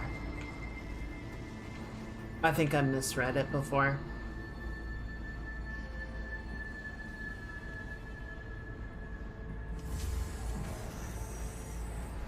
You know, I used to really like the idea of mega structures and like monolithic structures that can house, you know, like mega cities and such, right? Like you see in Warhammer, or like the mega apartment complex in Dread, stuff like that. Like, looks cool, right? Okay, cool. Thank you for actually grabbing the ledge, Jesus. Looks like the only way across is up. Oh boy! Why have you done this to me? Fucking Hephaestus, man. Shopping malls kind of killed my believability that that design philosophy would work.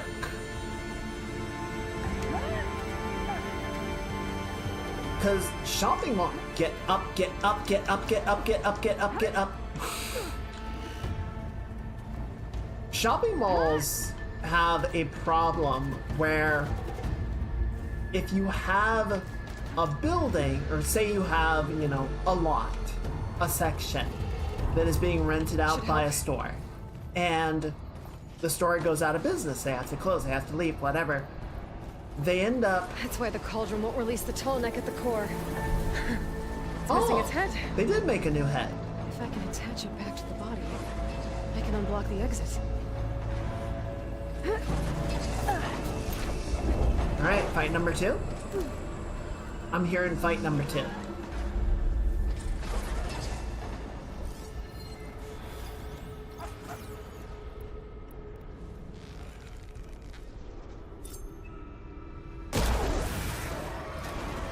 Yowzers!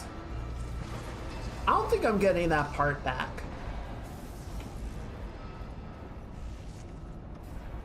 Anyway, so the business, or you know, the shop goes out of business, but the space remains, right? It is still being, it still exists, and Using the frost won't help here.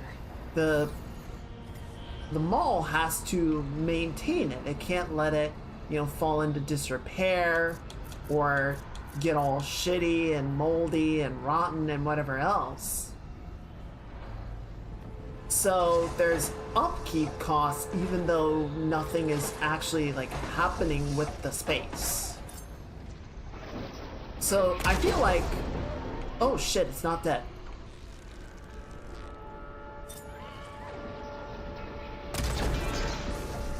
Now it's dead. Like, I think, you know, monolithic spaces for something like this, where the entire structure serves a singular purpose, kind of makes some amount of sense. But when it's like a mega city, and it's not all sort of operating as a singular unit, it becomes more problematic, you know what I mean? Is there another one? I'm hearing more noises, and I'm not sure where they're coming from. Ah! Ow! The shit threw a rock at me.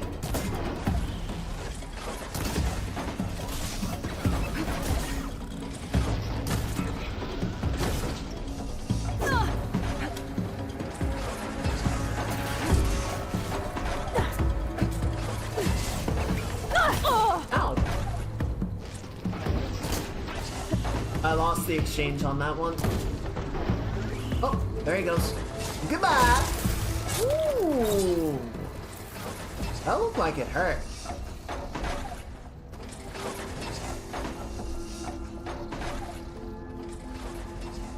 Alright, let's collect our earnings. Marcel.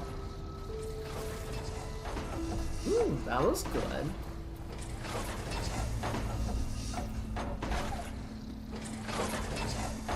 Okay, so I gotta get up there.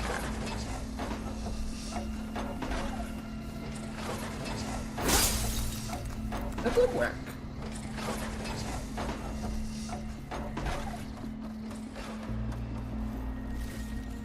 Okay, that was just for loot. Okay, so where? Something over here, maybe? There you are.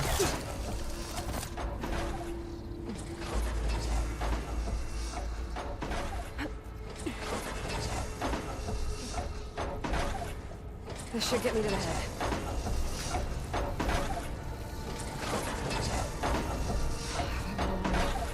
I think I can drop down if I time it right.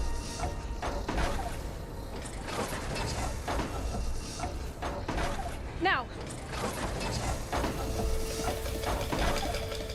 Damn it. Maybe I can pry it open?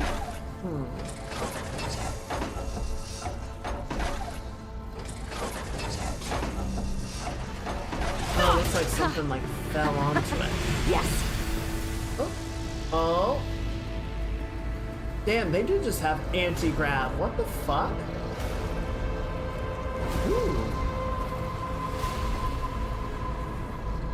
Uh-oh. Company! No, don't make me do this now? You want me to do this now?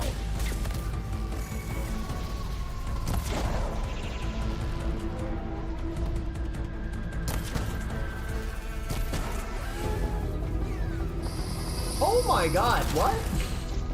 There's a freaking shell back here. Oh, this is gonna go through the hologram, isn't it? This is gonna go through the force field? Tell you what, Phyllis, this is not looking like the best case scenario for me.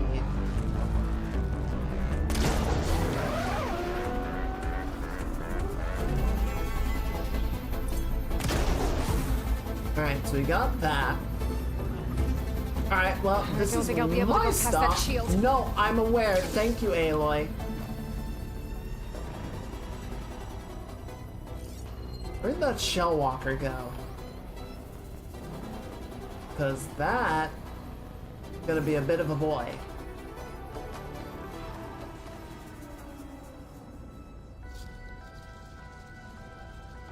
Okay, so that's where we were. And then it just formed a bridge to go across. Where's the shell walker?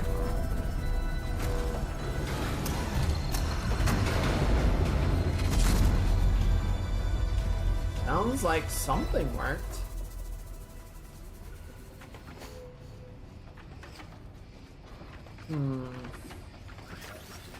Shit! There he is.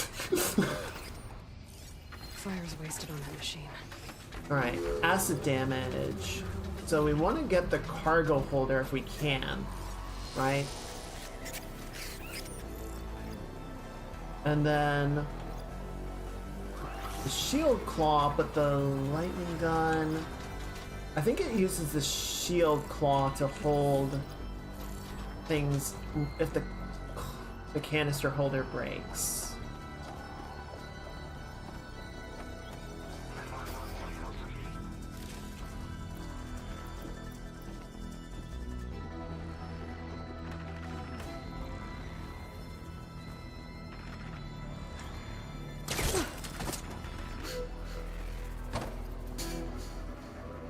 Okay, get up, get up, get up, get up, get up.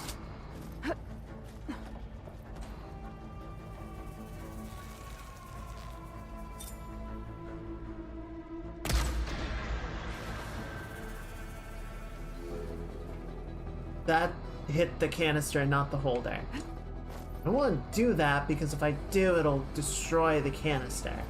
And then we don't get any of the goodies inside.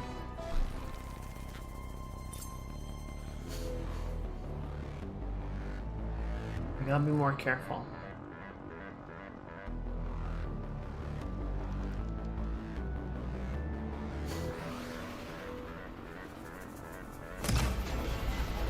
God fucking damn it. What did I just say? What did I just explain?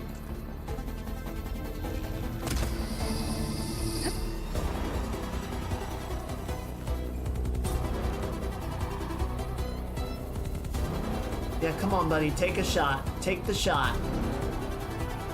Peek me. Come on, I want you to peek me. He doesn't seem too keen on it either. Oh, there he goes. What do you mean it has a homing capability? Fuck that.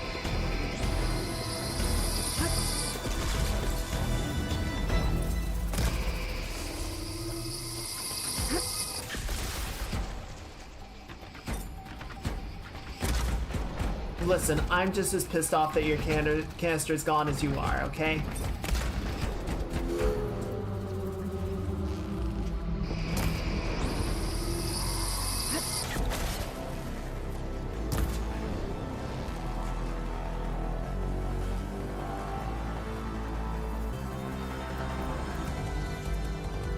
The IC is making. He's charging.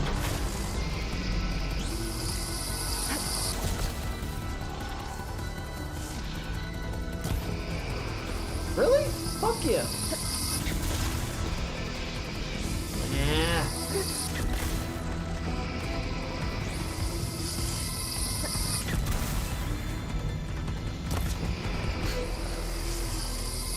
Alright, got the claw.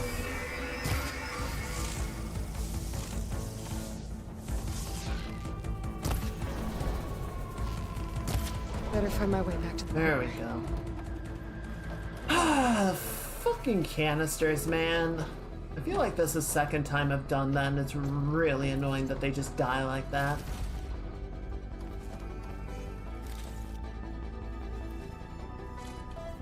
Still, got the lightning guns, that's nice. I mean, the canister probably would have been pretty generic material, but still, would have been appreciated to get it.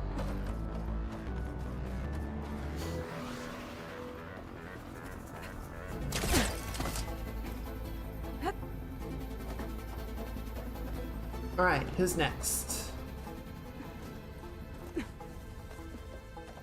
I think I can hear the head being repaired.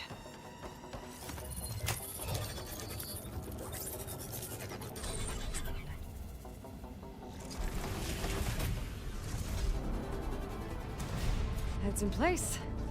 Big guy's fixed. Nice. That metal arm's keeping it in place.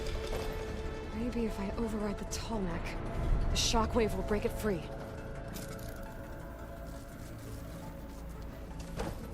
Well, let's go free our boy.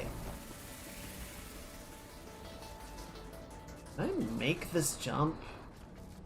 Gonna find out. Okay.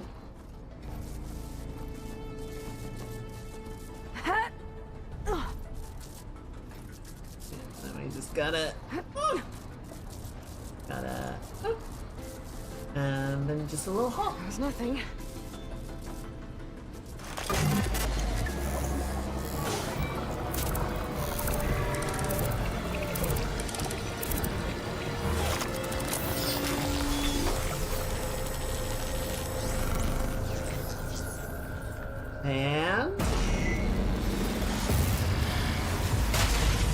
it off.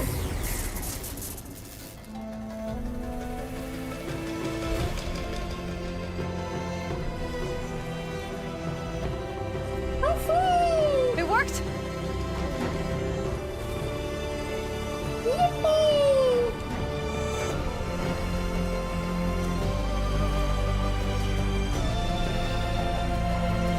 Okay, that's kind of a cool sequence.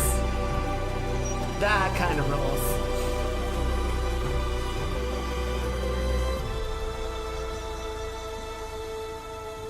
That was Good to breathe some cool. fresh air again. You isn't too bad either. Hang on, photo mode. Focal length, depth of field, aperture, overexposure, colorize. See the vibrant. Oh, yeah. So you can turn it down, so you can just have a little bit more vibrancy. Good.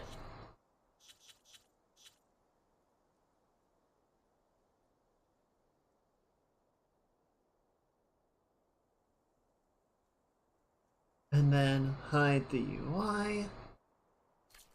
And go. Beautiful.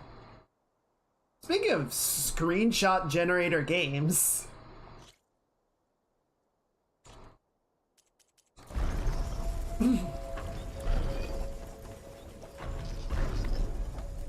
I like that one. That was actually a really fun dungeon. I am gonna wait a minute because I feel like if I drop right now, I'm gonna have some friends that I don't really want to. Actually, see, they used to have the grapple or the rappel system, and like that was the only way to get down. Now we can just glide.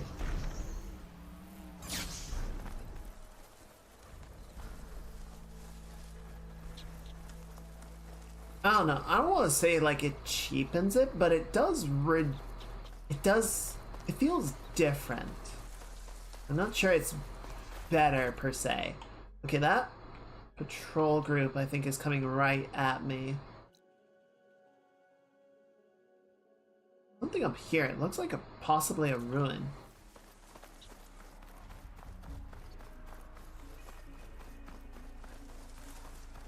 More Tenakth up here too.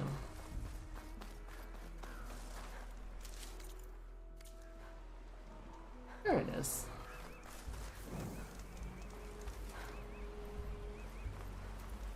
I don't think I want to go fishing with the wide maws. I think I will let the wide maws have their section of the lake.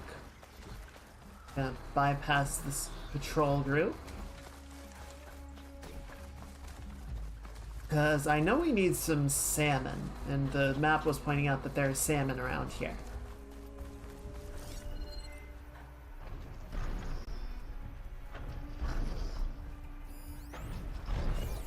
Goose.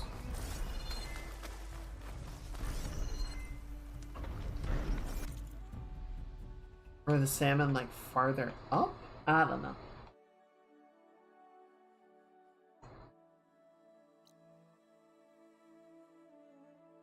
Seems like there's a whole sort of setup over here.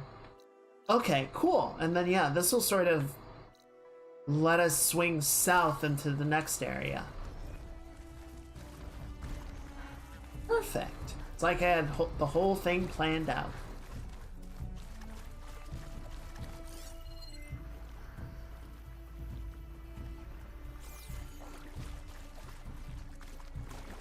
There's the snap moss.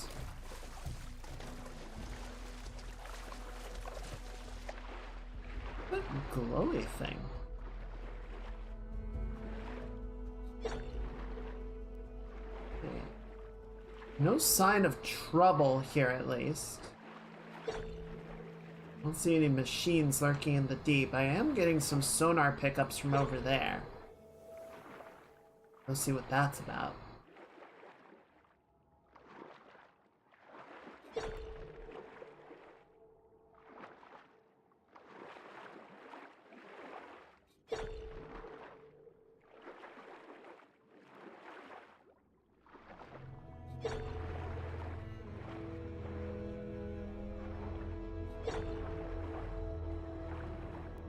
Ooh, looks like it's more green shine. Or one of them is. Okay, see, I got some wide maws sitting over there. Nice. Channel fetch a price. Old World Lunchbox.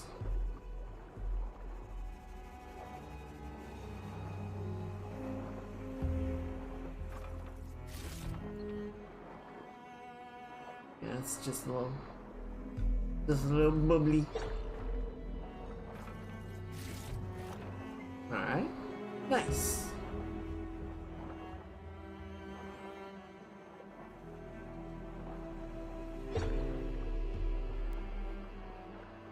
Yeah, little climb handholdy places underwater. Until it was part of where the map was just like made. It wasn't necessarily placed by hand. See, I thought we would find some fish out here, but no such luck. Alright, I do want to see what's over here. Well, see if it's a ruin, like a photo shoot, that could be interesting. If it's a relic, I feel like it's just going to be annoying. I don't know, the relic puzzles are not that bad, I just wish I knew what they were for.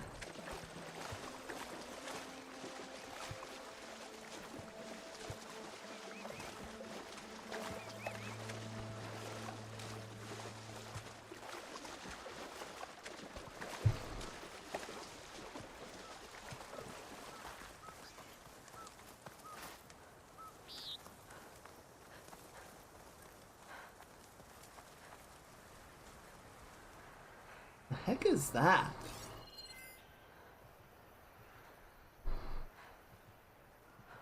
Should try something other than fire. Okay, so what do we got there? Supply chest. Corp Wars Hollow Card Game. This week we're playing through Corp Wars, the new collectible hollow card deck builder. The game's core set lets you choose a corporation and build up forces from a variety of authentic combat robots. You can then add expansions that include rare operational types, prototypes, and resource maps.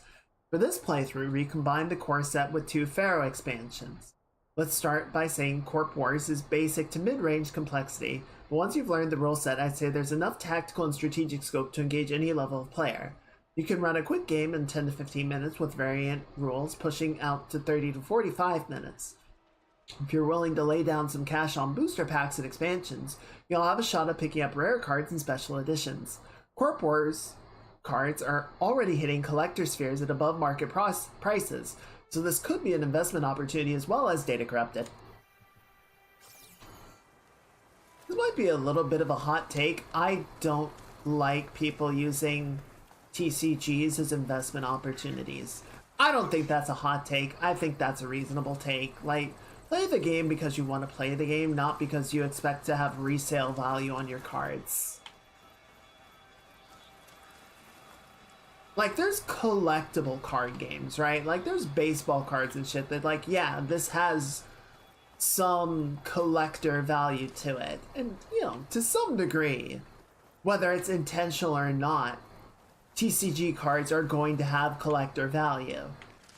But I don't feel like anybody should be buying them just to do that. And that's why you get scalpers and shit. Nobody likes scalpers.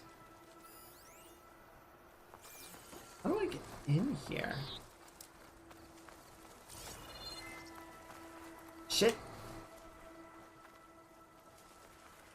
Oh, he spotted me. He right spotted me, he did.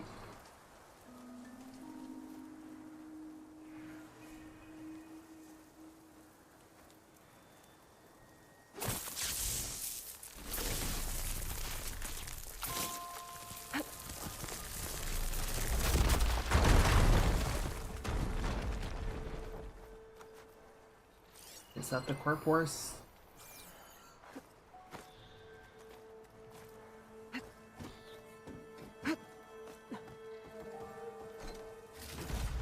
Nice.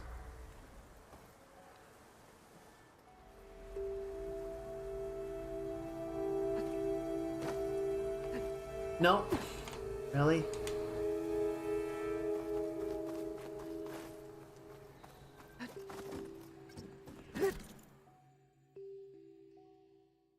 So there's no puzzle or anything here. It's just kind of a gathering point. Or it's just a loot point. Alright. I'm not gonna keep fussing with that forever. It's just not worth it.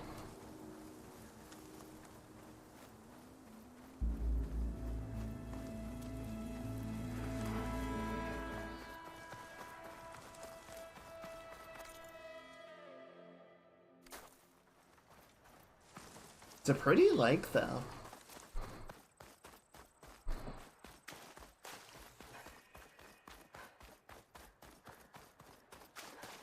Oh, so I didn't say, but that the term that I found earlier for like the rock collections at the bottom of cliffs are apparently called screes or scree fields.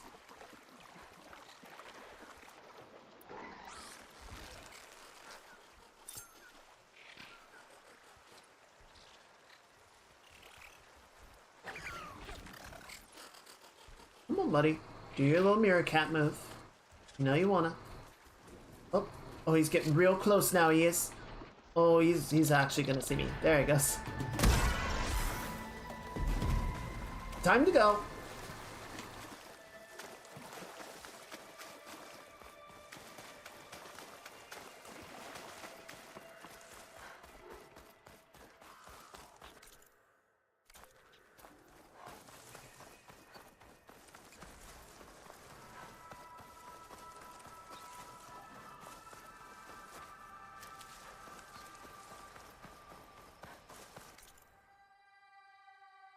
I really don't appreciate that the frickin'... What is this? Oh, the salmon bones are over here? Okay, that's weird. Why are the salmon not at the lake?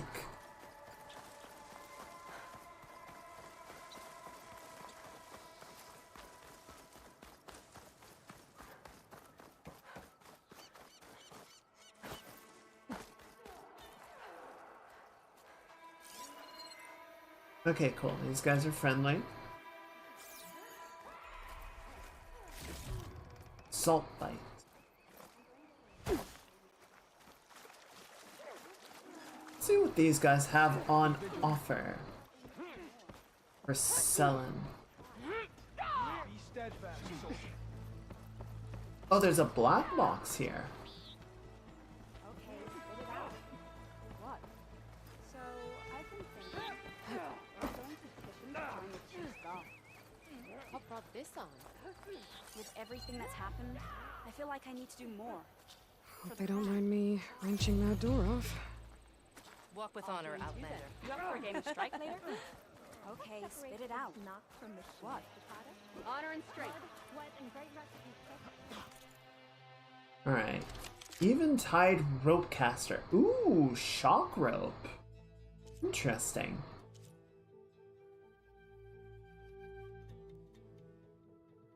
Okay. Sure. Go ahead and buy that. Seems useful.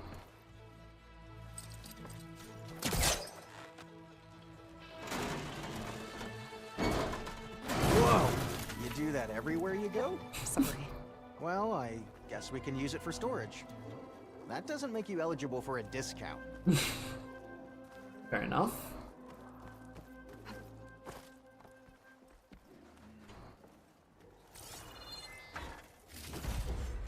That's fair, where I but I'm stashed taking my ideas. these. And shut down engines 1 and 2. You gonna pass me that bottle? You really think these soldiers can hold back those combat machines? Well, this was always gonna be a one-way trip, so I guess they're gonna have to. To enduring victory? To Zero Dawn, whatever the hell it is. Oh, well, any chance Since it's an ice machine, this drink's warm. I guess everyone found their own way to deal with the end. Outlander, this is your chance to trade. There's another locator beacon on the same frequency.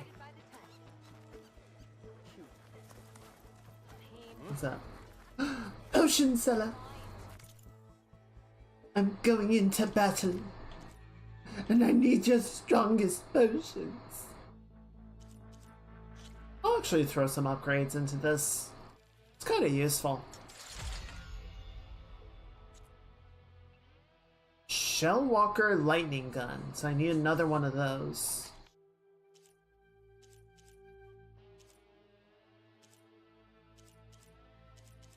I don't want to upgrade the greens anymore. I want to get blues. Blues and purples. But these guys don't even have any armor to sell. So fuck it. Oh! That reminds me though. Okay, so let's put all these guys away.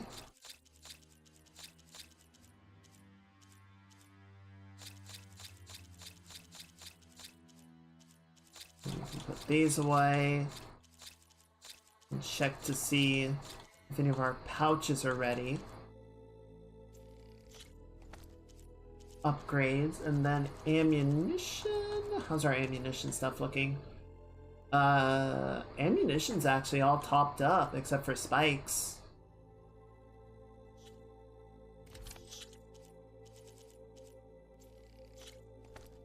Good. And then potions.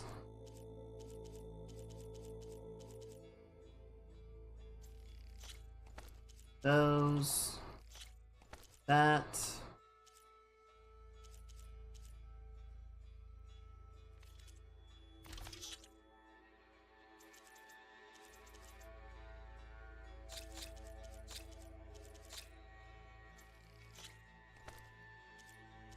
Okay. Oh man, I wish these were useful. Increases berserk buildup. Increases defense against acid damage. Frost damage. Explosive damage. Or increases my explosive damage. Defense against shock. Defense against plasma. Increases the ability to stagger and knock down enemies with impact or explosive. Okay, cool. That might actually be kind of useful. If I can find something to put it on.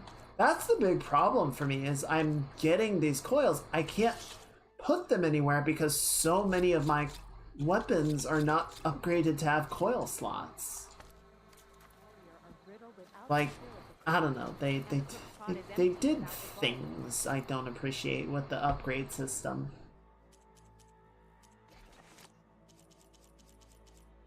And I still can't upgrade my fucking pouches.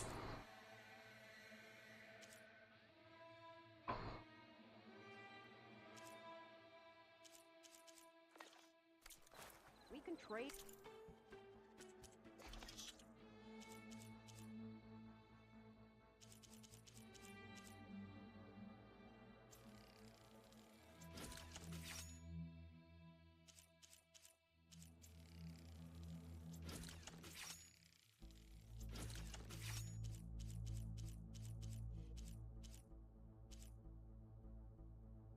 Okay. Alright. I think we're good there.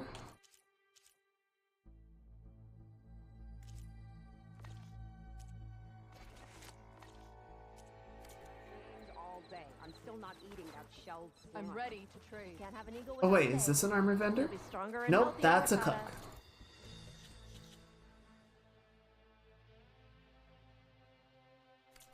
A true warrior. May your enemies fall.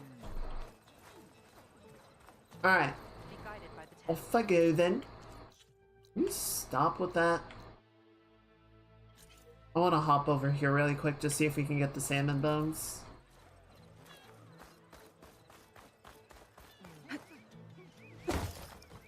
Because we need those for the quiver upgrade.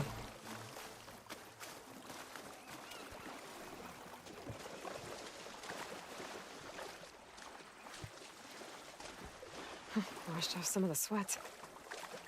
Why is it up in the air like that?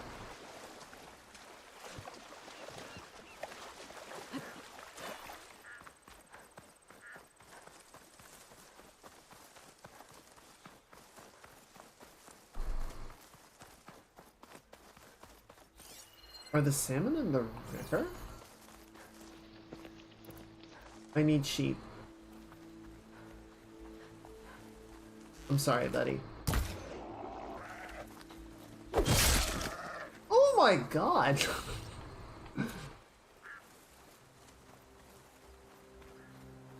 Fucking Ash baby, that guy. A squirrel? No. It's an owl. What's that? Peccary? What's the peccary doing up here? What are owls doing just wandering around on the ground? That doesn't seem safe for them.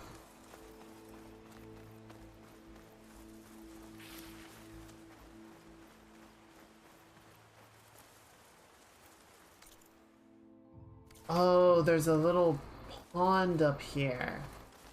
I guess the salmon are in the pond. That, you know, makes sense. There are salmon. Well, there's a salmon.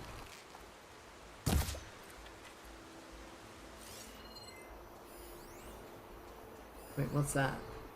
Fire gleam.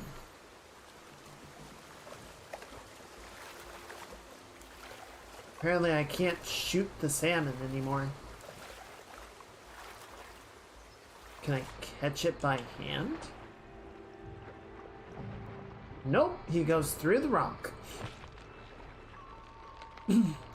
That's a powerful salmon.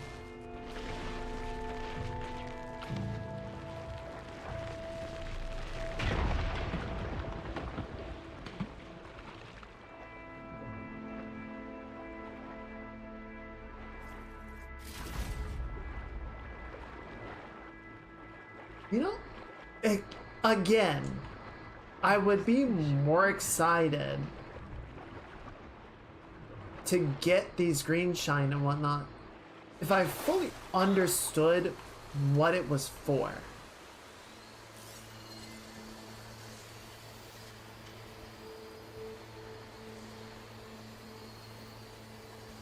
Where is the salmon?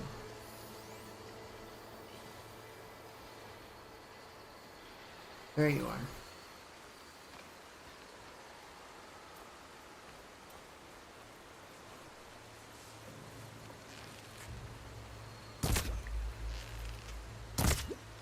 There it goes. I didn't even have any bones.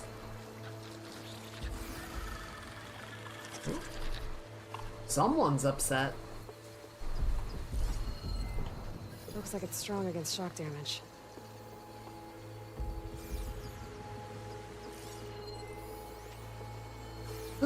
Why did we even come? What is this? Oh, medicinal. Well, that's good. Whatever. I'm leaving. This sucked. There's a bandit camp up there.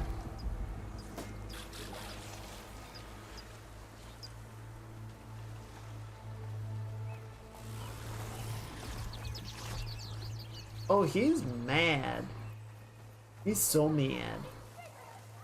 Well, the rebels are giving him a bunch of grief, so I get that.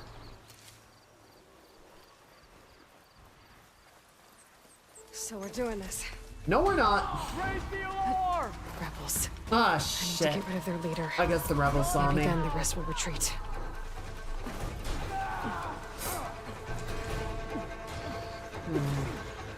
Well, you guys seem to have your hands full, so I'm just gonna get up here. And y'all can sort of talk that out amongst yourselves.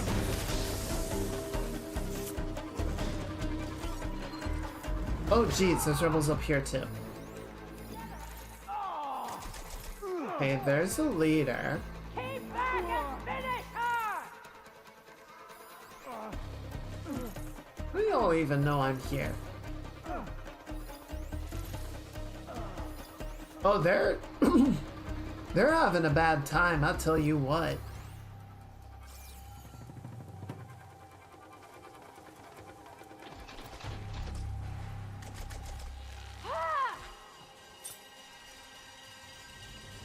Donk.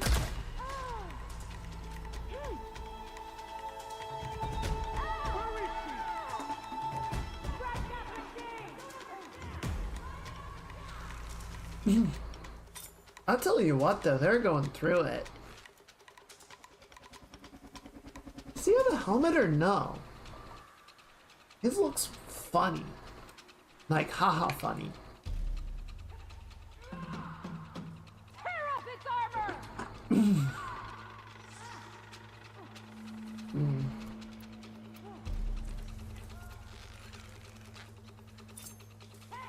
Where have you gone now? I guess we'll find out. Okay, yeah, that was a helmet.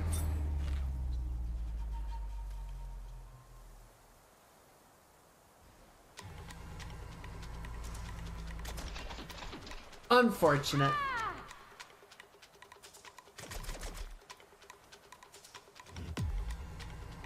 I can get out of this.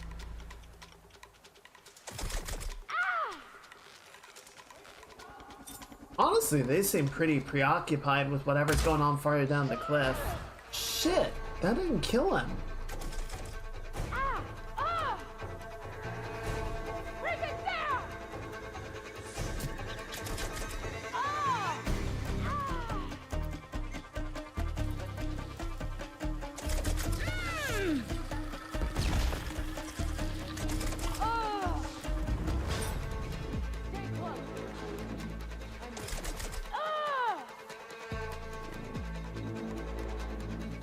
Excuse me. Rude.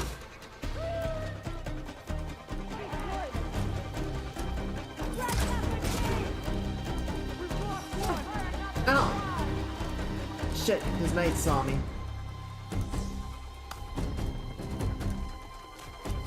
I lost her!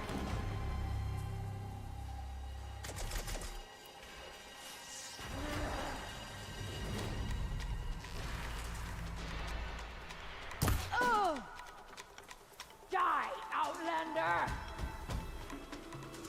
Smash that machine! Fire at will! No, they're trying.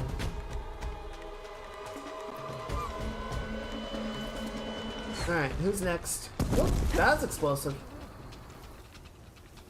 There! In the grass! It's up to what? Come on! Right behind you. Oh.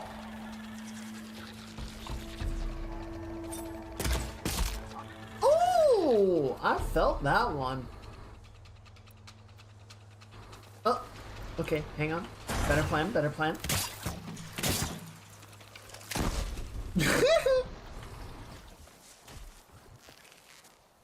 She's there! No prisoners! Get ready for her! Opening fire! This No! outpost. Not I them! seem to have the best gear.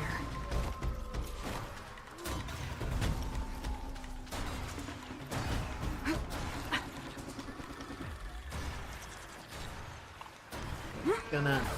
What is going The two of on you, down you're there? with My me. Have a goodness. plan?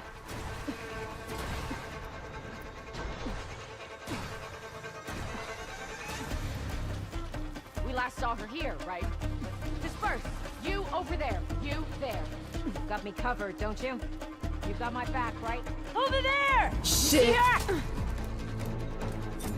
Shred her! Move you okay? Normal people leave, right? Think she's close. Oh, that helps. You! Keep shooting into that area! You with me? Follow me. I kind of appreciate that they're like actually You was start here. giving the impression of coordination. This is the ground, so search it. Got Get it. tools on her! Suppress the enemy! Holy Hurts, crap. huh? Okay, hold on 1 second. Deal with that first.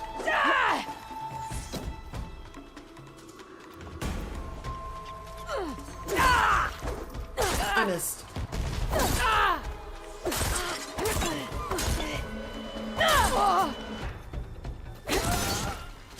Okay, that's one down.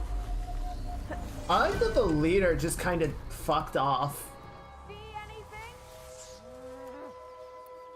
Where are you, coward? Like, y'all can take care of this, right? I'm gonna go do important leader shit. Ooh! I was a rebel like you. Then I took an arrow to the knee.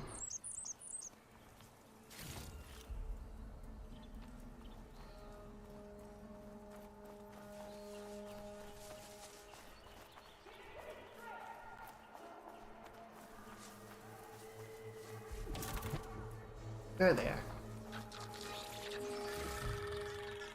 Thanks for the health potion.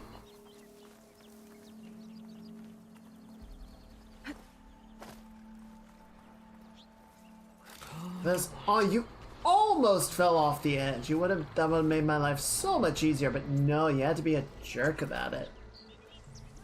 Where'd the leader go?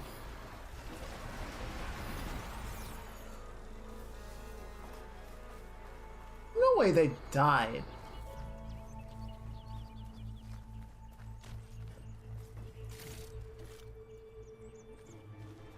That guy had some fish on him.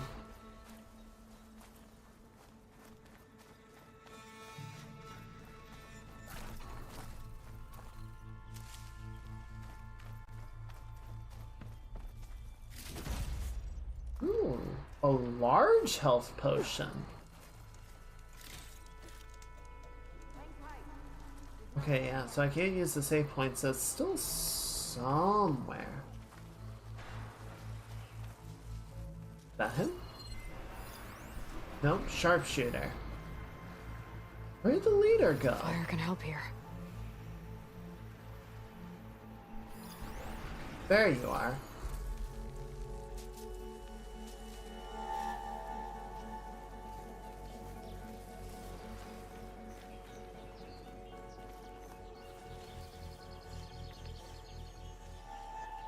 This is where I saw something. Yeah, dude, that's You wanna look over crazy. there?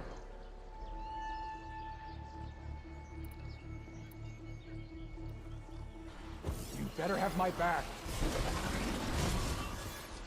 Weak to acid damage. That's fair. I feel like I'm weak to acid damage too. You better have my back.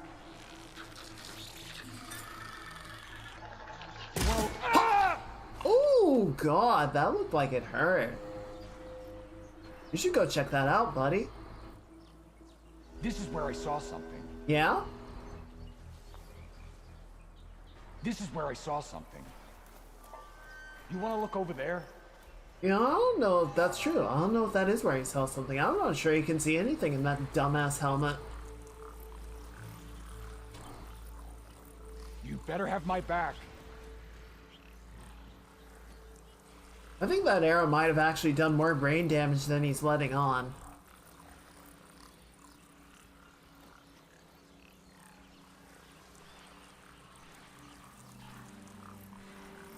You better have my back. And one more time. There he goes.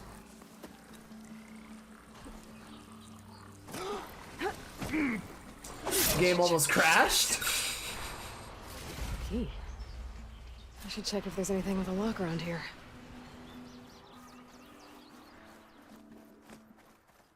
Even the game was kind of like, what is this guy doing? Okay. Bet I can open that chest with this key I found. More of these tags. I'm gonna keep them for now, until I figure out what to do with them. Without a leader, the rebels should abandon this place. But I could always deal with them now. By the Nah. way, I'm done here. Let's go ahead and biggity bounce. Is that? Nope, you didn't see nothing.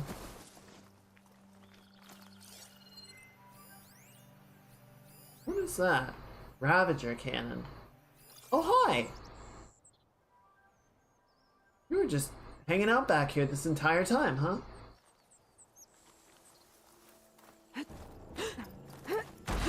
Hello! Goodbye!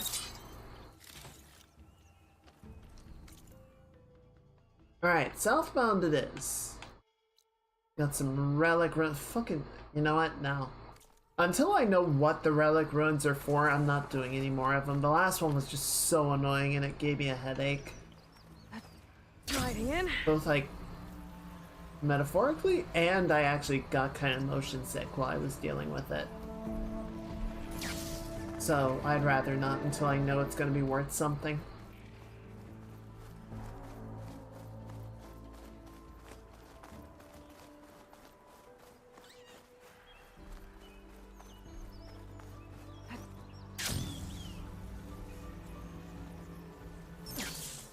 An old world ruin. Might be worth taking a look inside. See what I can find. Probably not, if I'm being real honest with you. Runner's Wild. Now, if there's data points, I'd be keen to know about that, but... not seeing any sign of those either.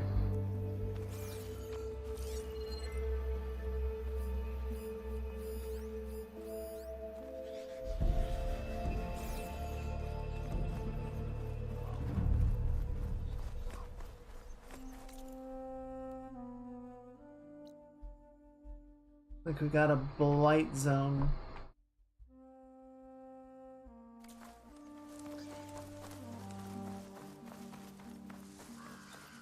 What do we need? So what do you want? Braided wire. We can get braided wire from anywhere. Okay, so we need more razor tail from the Claw Striders to be able to override them. So we might try and stop in and take out one or two of them.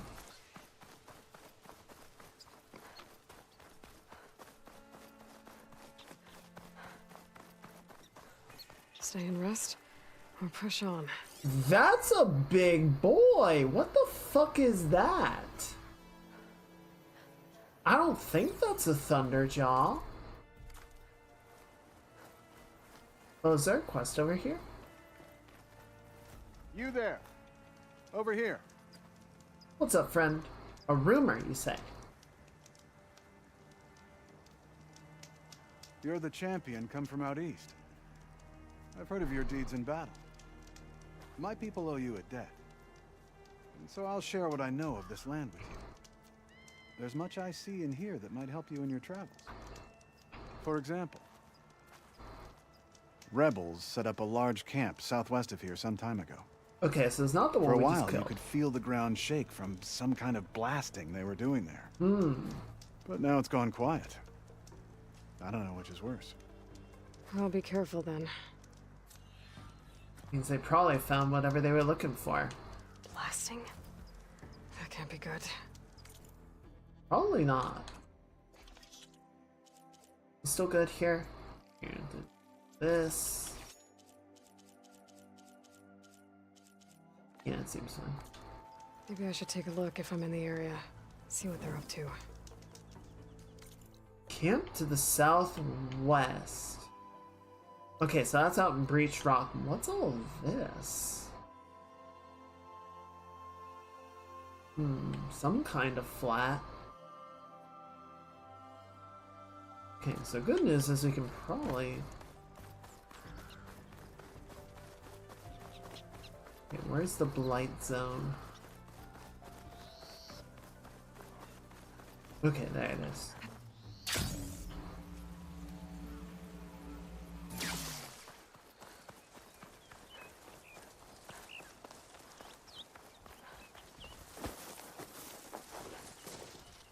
There they are. Argala's not the only one who can ride a Claw Strider. I mean, you see that, but we still don't have the override data because someone thought it would be a good idea to make it a two-step process.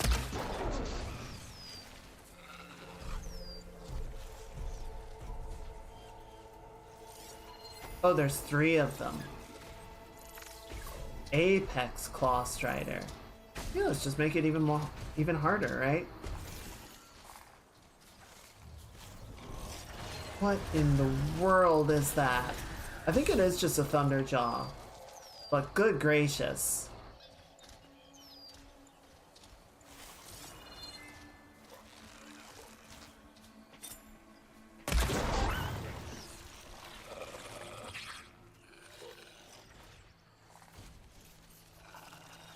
I think there's only 3 of them.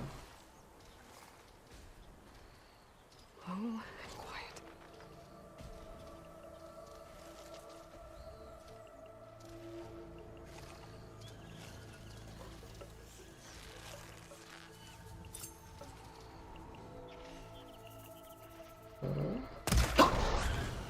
Got him.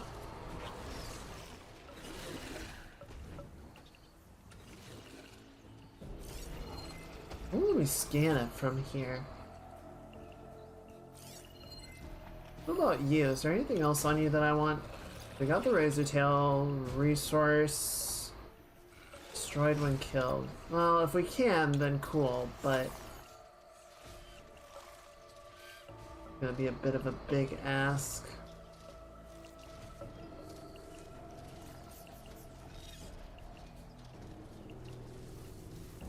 See if we can't get a better vantage point on these guys.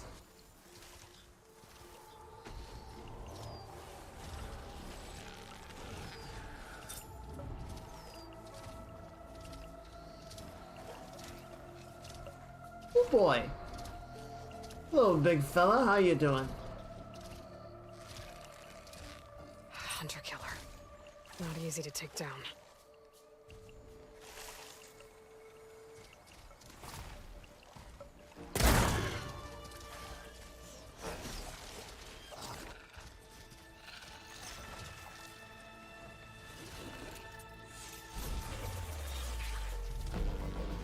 Okay, yeah, that's the one that I already took the tail off of.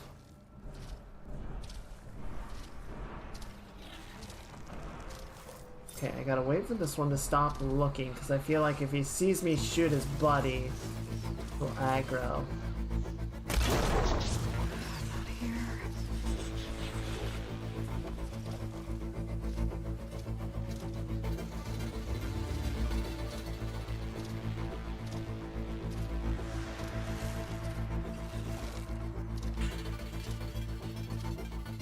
Nice and easy. Nice and easy.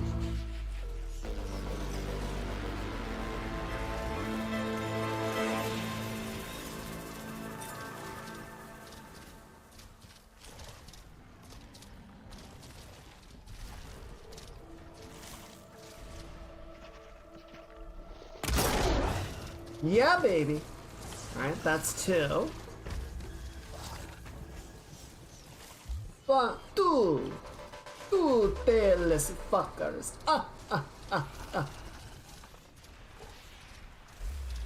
Alright, let's go for the hat trick.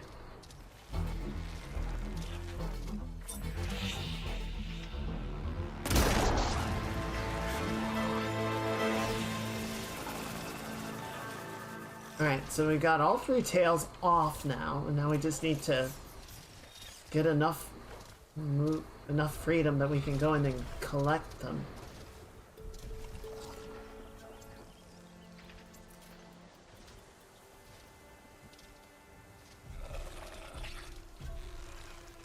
This might actually work. Nope! That was not the resource container. That was, in fact, a random armor part. Oh, it's behind the armor. Okay, that makes sense. Damn.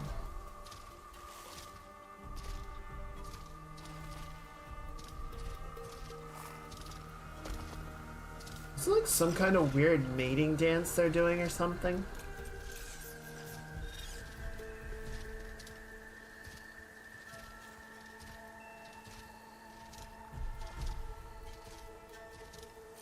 Oh. Okay, have fun, kiddo.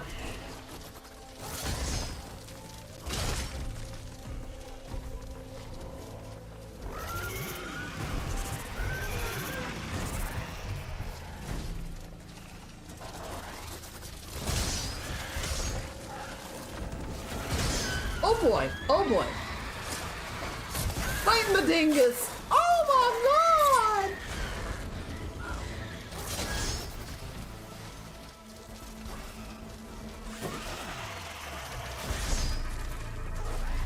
Have you ever seen anything so terrible?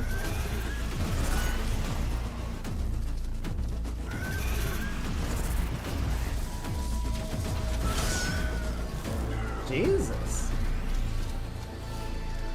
Good work, buddy. You don't see this every day.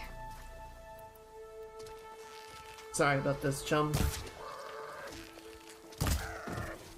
Oh! That was incredibly violent. And still no horn. Get, Aloy, get up the wall. Thank you.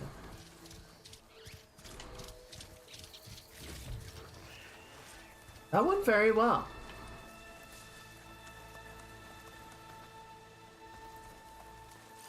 Okay, it is a Thunderjaw, it's just a really big one. I don't know why, it just looks bigger than normal.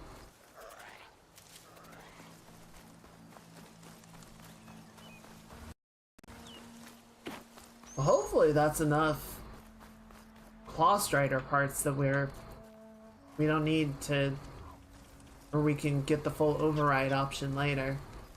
Admittedly, okay, so I'm curious what it's gonna say because it did let me override the one. I'm not sure what we need the parts for. Oh, you're coming with me? Oh, and I can even write it.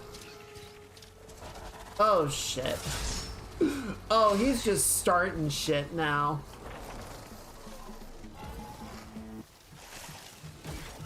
Well, this isn't gonna do much. Versatile tank destroyed when killed. Okay, well let's see if we can't take a couple of those.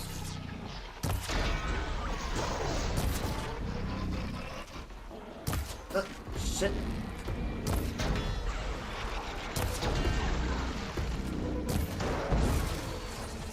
Uh-oh. Uh-oh. Ah! Shit! Why can you do that?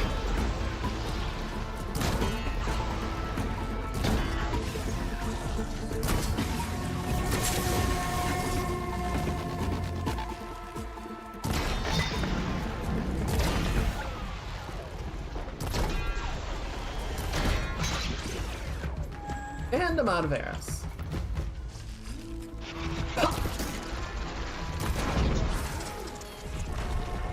Hey, that worked. Oh, guys, I think my Claw Strider's cooked. I don't think he's getting up from that one, guys. Can we get some 07s in the chat?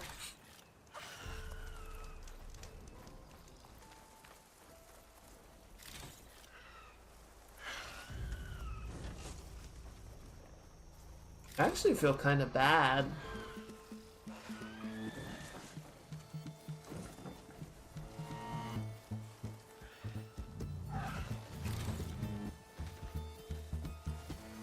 I mean, he started a fight he couldn't finish.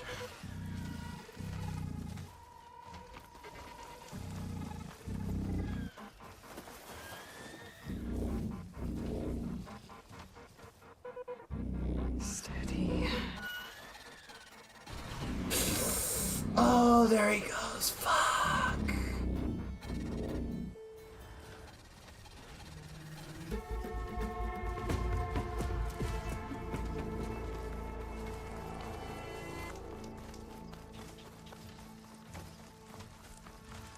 Now I'm curious. So we could override the Claw Strider there. Shit.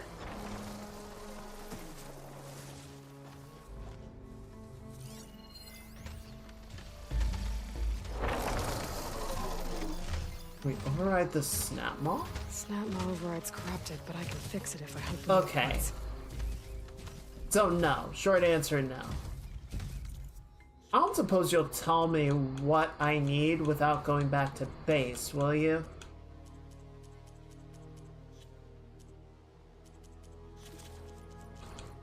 Like if I go in here, it's not gonna tell me. Partially unlocked.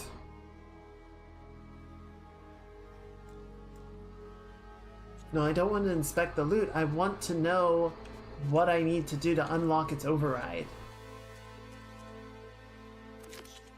No. Job, salvage, hunting, unknown, rebel camps, outpost, relic ruins, cauldrons? No. Gauntlet runs. Collectibles. Yeah, see, that would be too useful, so it's not going to tell us. That sucks. The heck? Is that a... Okay, it's a roller back.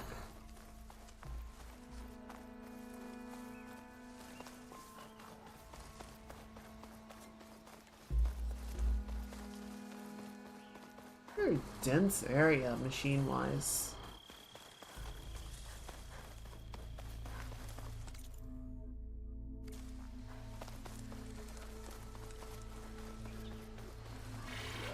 Hit.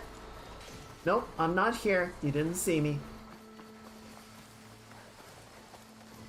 I'm just a whisper on the wind.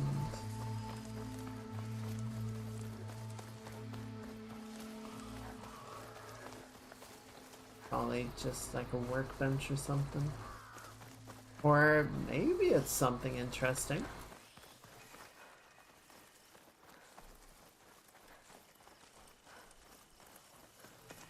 Vista Tower. I can't... Yeah? This image is of the old world. Oh. Looks like a plane and some kind of metal structure. Well, should be able. This is where Zoe said we'd find the Grimhorns she needs parts from to heal Plainsong's land gods. I should let her know I'm here.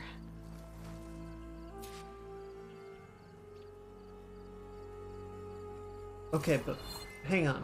Where? It's not that. What are we looking for?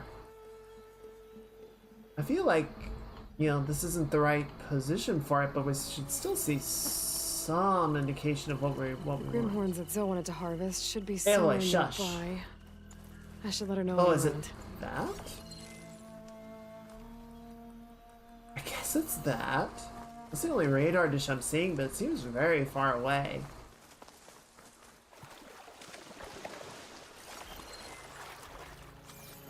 There's more salmon here. Whew. Well, that'll keep me awake.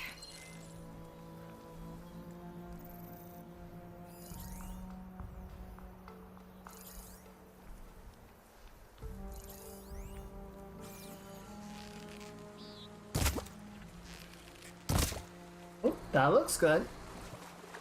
Hell yeah! Fishbone.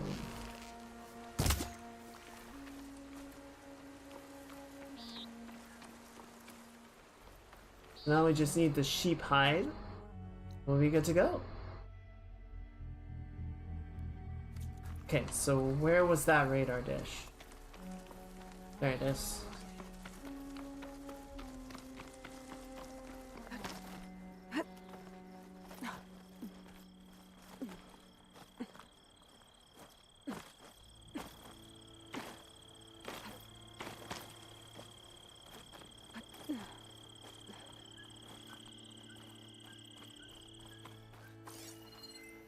Got it.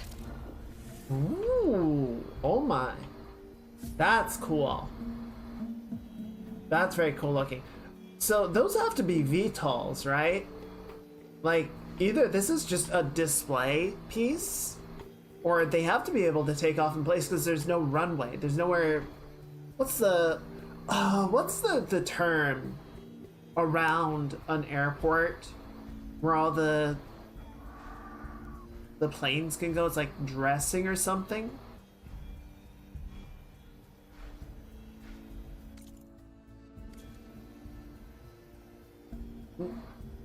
Tarmac, but there's another one in a video I was watching. Is there like a data point to go with this or something?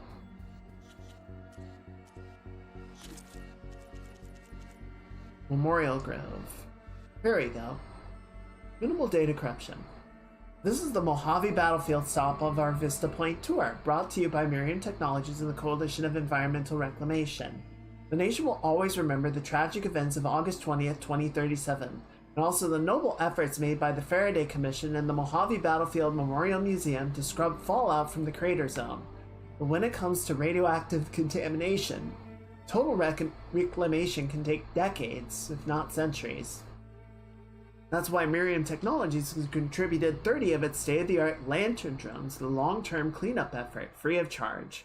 As a result, residual radiation has declined 48% in the last year alone.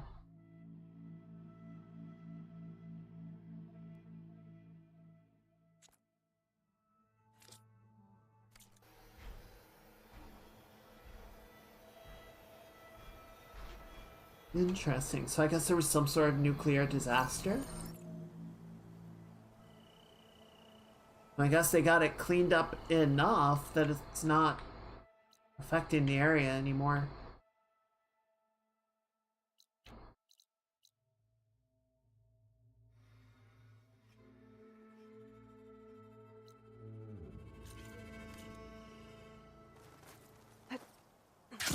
Whee!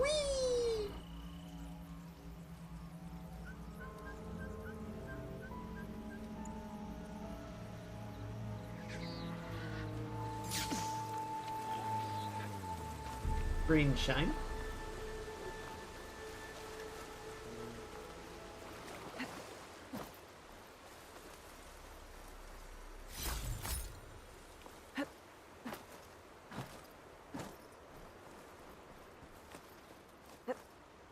It's over here. Is that a duck?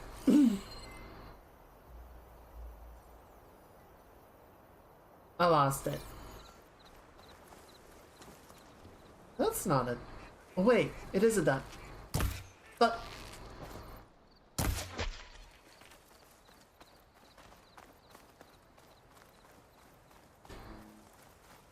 It would be great if you miss a shot on a duck and a dog just appears out of nowhere and laughs at you. I'm getting close to Ether's location. Guy said it would be in some kind of physical processor.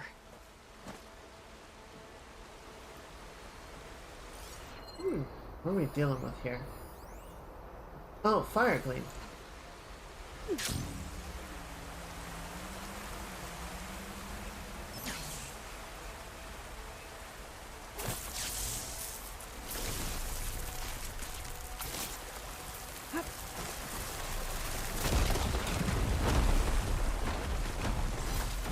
Ooh, a slab of green shine. That's cool. But what is it for?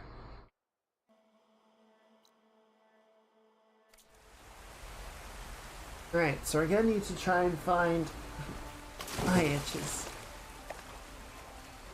You know that feeling where it's like it feels like something is in your eye? Like a little bit of dust or something. I hate that feeling.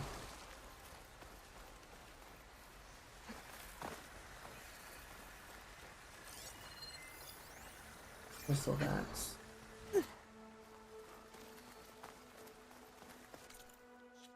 Okay, honestly, there has to be some way to check what I need to complete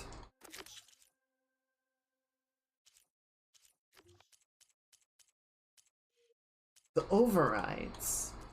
It can't expect me to go back to the base and double check it every time.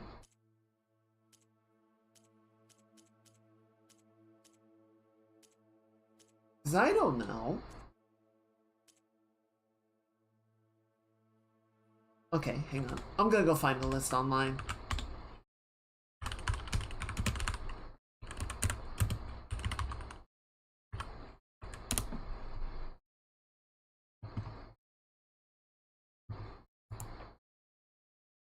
Forbidden West.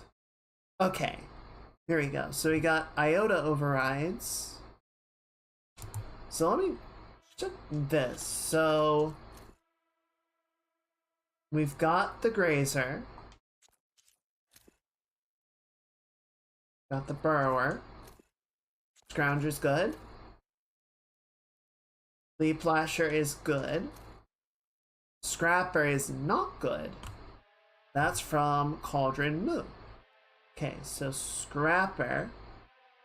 Okay, actually, so I'll need to check this because the wiki page lists it. So let's see what we need for these. So a Snap Maw.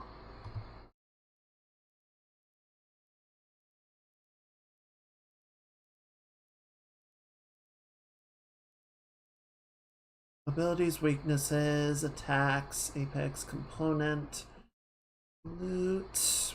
Do you say though? What? No, see, the problem here is it doesn't say what I need. The parts, or what I need for completing the override.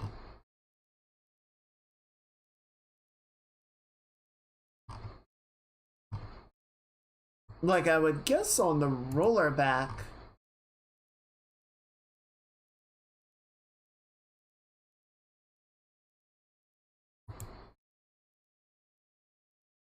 Okay, let's see if this says. Base, maintenance space, secret.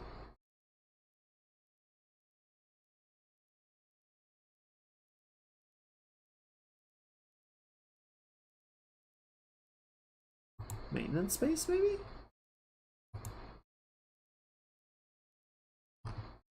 No.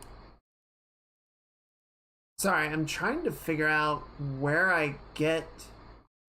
I just need a freaking list of, like, if you want to get the overrides, here's what you need.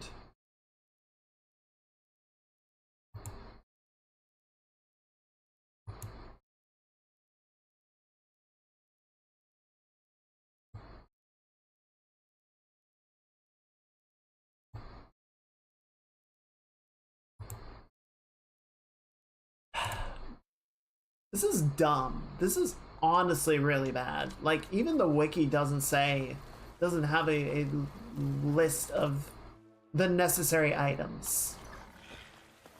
I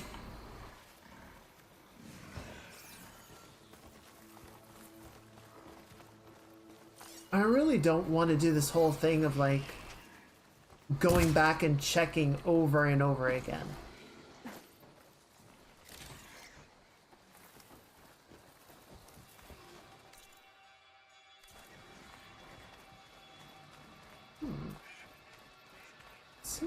We should be close to Ether. That's cool. Oh, is this the museum building? An ancient ruin. Turned into a Tenakth stronghold? Could Ether be inside? Yeah, it is. See, it's got all the jet Ruins ruins not gonna be outside. easy with Tenakth's warriors everywhere. Well, they don't seem hostile at the moment. F-38 Razorwing. This F-38 Razorwing is one of the only 4 surviving planes used by Joint Task Force 10 during the Hot Zone crisis. A 6th-generation VTOL multi-role combat aircraft that was designed for air superiority, strike missions, close air support, electronic warfare, and intelligence gathering. Kindly donated to the museum by the Medina Society for Southwestern History. Cool.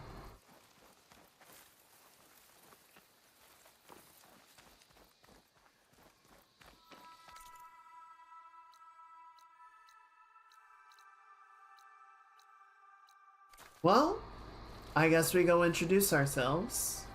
Our marshals are slain. Many more soldiers killed since. Regala's army only grows in strength.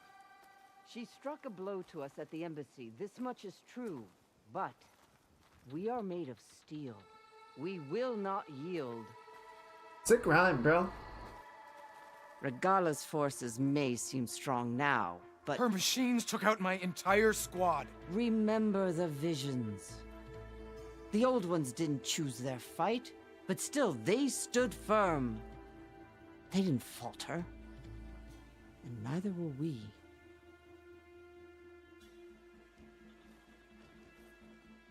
Blood of the Ten. You've come to us. Word gets around. Know who I am? Oh, the warrior with hair like wildfire who defeated Regala's champion at Barren Light.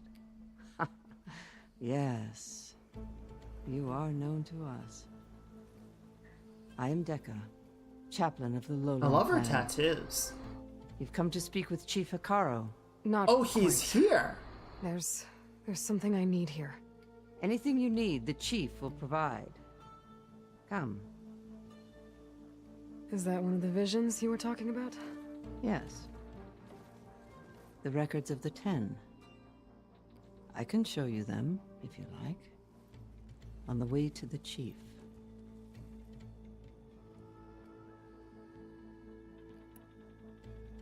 These visions, you said they're the records of the Ten. Who are they? Old Ones. Who fought a heroic battle against machines on this very soil long ago. Their deeds are honored in the visions. At least what remains of them. To be remembered and exalted. There used to be more of these visions? Many more. Once this place was filled with light and sound.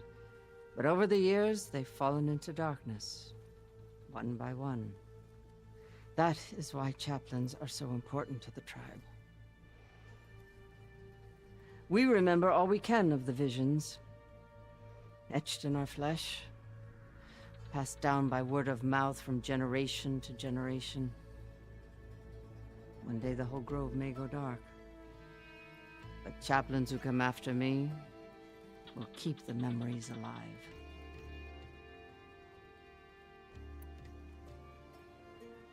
What does it mean to be a chaplain here?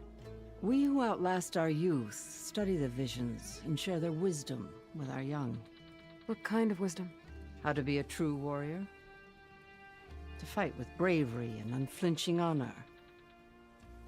And to know when to call for peace. You can see for yourself when we go inside. That's really interesting because the Tenakth. So we see the Tenakth have a bunch of different tribes, right? And each of them sort of have differences based on like the environment that they live in and the aspects of the old world that they have direct access to. But this area was one of the key battlefields during Enduring Victory. I almost said Enduring Freedom. I was like, no, that's too American. Enduring Victory. I think that's where they get a lot of their warrior ethos, is this sense of like, our ancestors fought an impossible battle, and it is our responsibility to carry that legacy. So, in sort of a Klingon fashion, like they're all about martial prowess, improving themselves as soldiers and warriors. And it's interesting to sort of have this answer to, well, what do you do if you get too old to fight? Right? There's that adage, I guess, of, beware the old one in a profession where people die young. It's like they're not really physically capable of fighting, but their knowledge and experience can be used to train the next generation. They made it through all of the trials that killed their cohort.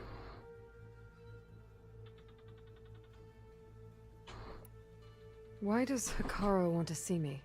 We are at war with Regala. And you've already shown that you can stand against her. I'm not here to fight a war for you. Not for us. With us. But I won't try to persuade you. That is for the Chief. He can be very convincing. All right, let's go see Chief Akaro. He's in his throne room, at the far end of the grove. Come. Be welcome among the records of the Ten.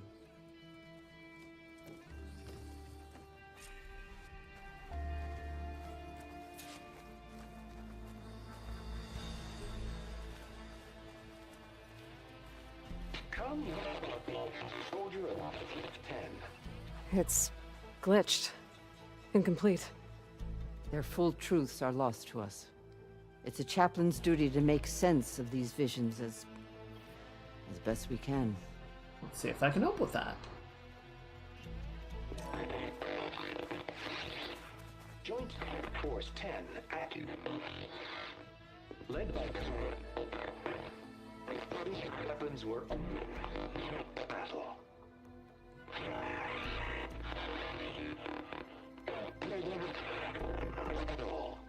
The Ten were dedicated soldiers, working together as a squad and sharing in their duty. And when the time came for battle, they took to the skies and leaped to glory.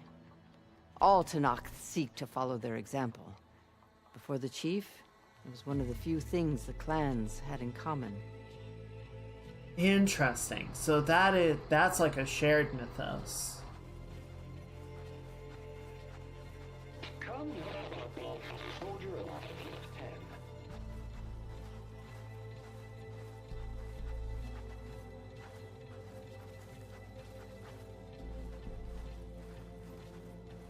Wait, do we go that way or let's go this way? Aloy, it's been a while since Bleeding Mark. Hey, what's happening? Well met, Matika! Aloy. I was hoping we'd run into each other again after the flood and Bleeding Mark. Matika. So you did it. You're part of the Chief's Guard now. It wasn't an easy choice, but yes. After you left, we laid Kentok to rest, and I thought about what he said. He served his clan, his tribe, as best as he could. I have to do the same. I'm sure he'd be proud. And he'd reprimand me for allowing myself to be distracted. Can't have that. Thank you again, Aloy. Strike true as the 10. See, I kind of thought she would stay behind. 10 in the mountain.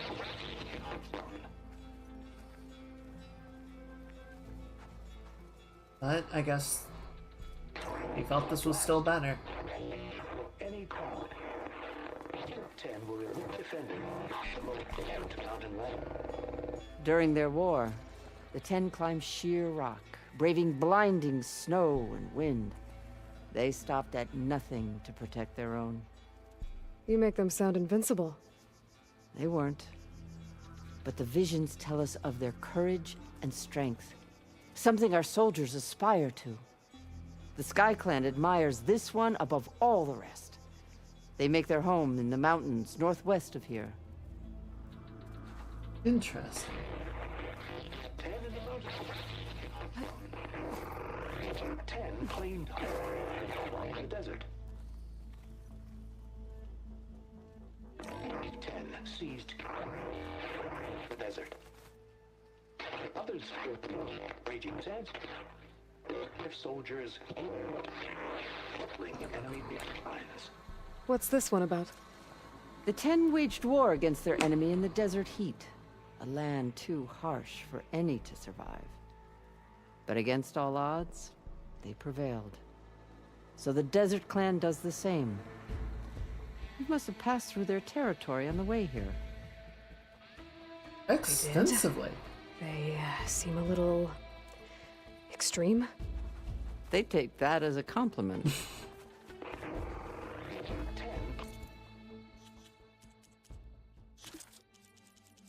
Are they in here? Military life, Nevada ambush. Okay.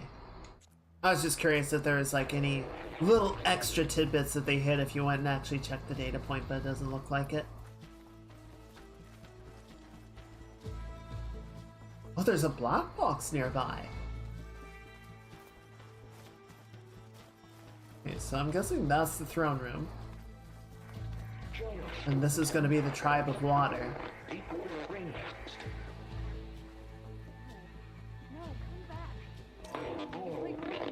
and protected in the jungle, sealed but darkness, trapped their enemies. Soldiers in a jungle. Those were the 10? Yes. They knew how to use the jungle's depths to distract the enemy until the perfect moment to strike. Generations ago, my clan, the Lowland, looked to this one for inspiration as they claimed the jungle to the southwest. Interesting. The lowland, the mountain, and the desert. It said that relic you wear can hear the voices of the old ones. Is this true? You have an old world recording? This box was speaking with voices of the old ones. But now there's noise over them. What is going on Take a here? look. Where did you find this? We took it from an Oseram Delver. She was trying to steal it, and other artifacts from Tenakth territory. Oh, so they're dead. The others were going to bury it in the sand with her. But then I heard the voices. Well, the data here is badly corrupted, but... Delta Juliet 9, you are weapons free and clear to engage the swarm. Good hunting. Copy that. We'll buy Zero Dawn the time you need. Delta Juliet 9 out. The voices of warriors from the past. And that Oseram wanted to sell them for shards. The bravery of the 10 should be remembered. I'm not sure what you mean by the 10. These voices came from the final battle of the Old Ones. Another battle? I could learn more about it if I could find the other boxes. Oh, and that this is Delver where we did need the say there might be boxes. more recordings to be found in the wreckage of ancient flying machines. She claimed she had a way to locate them. Yeah.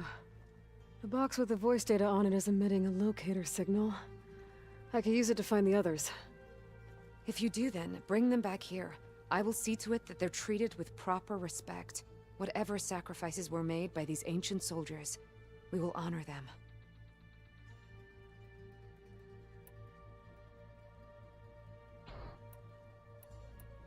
I've already found a recording. I'll take any you find. Let me give you something for it. Okay. Oh, okay, that's kind of neat.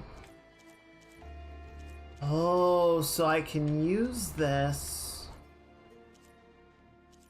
to sort of fill in for stuff that I'm missing. That's actually really cool. Okay, so I don't want to trade them in yet. The fuck is a tremor tusk? Because I don't know what I need yet. But I will probably need maybe Slitherfang or Dreadwing. What the fuck is a Dreadwing? Alright. So yeah, These we'll come voices back. will be kept here. They will be remembered. If I find more of those recordings, I'll bring them back to you.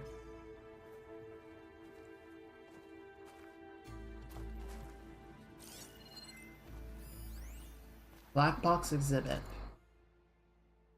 The exhibit allows us to hear their final moments. Using an interface donated by Sterling Malkey, we can listen to any flight recorder that employs the industry standard ARFR encryption protocol, version 3.5.4 or later. Simply place a black box in the interface to listen to its contents. Please maintain a respectful silence as you hear the voices of the fallen. Carrying on the practice, I guess. Items for collection. From Kate Mungrove Brown to Info MBMM. To whom it may concern, my late husband, Cana Mungrove, perished with Roberto Medina at the Battle of the Mojave. When his last slave was hastily recalled, he left his duffel bag at the house. It holds the usual items, shirts, pants, undergarments, toiletries, but also devices with data. Snaps of his unit, a collection of maps and marching orders, including the one ordering his squad to join Medina. He even kept a couple of small G-Sin drone parts we think he took as souvenirs. Hana proudly spoke of taking down several.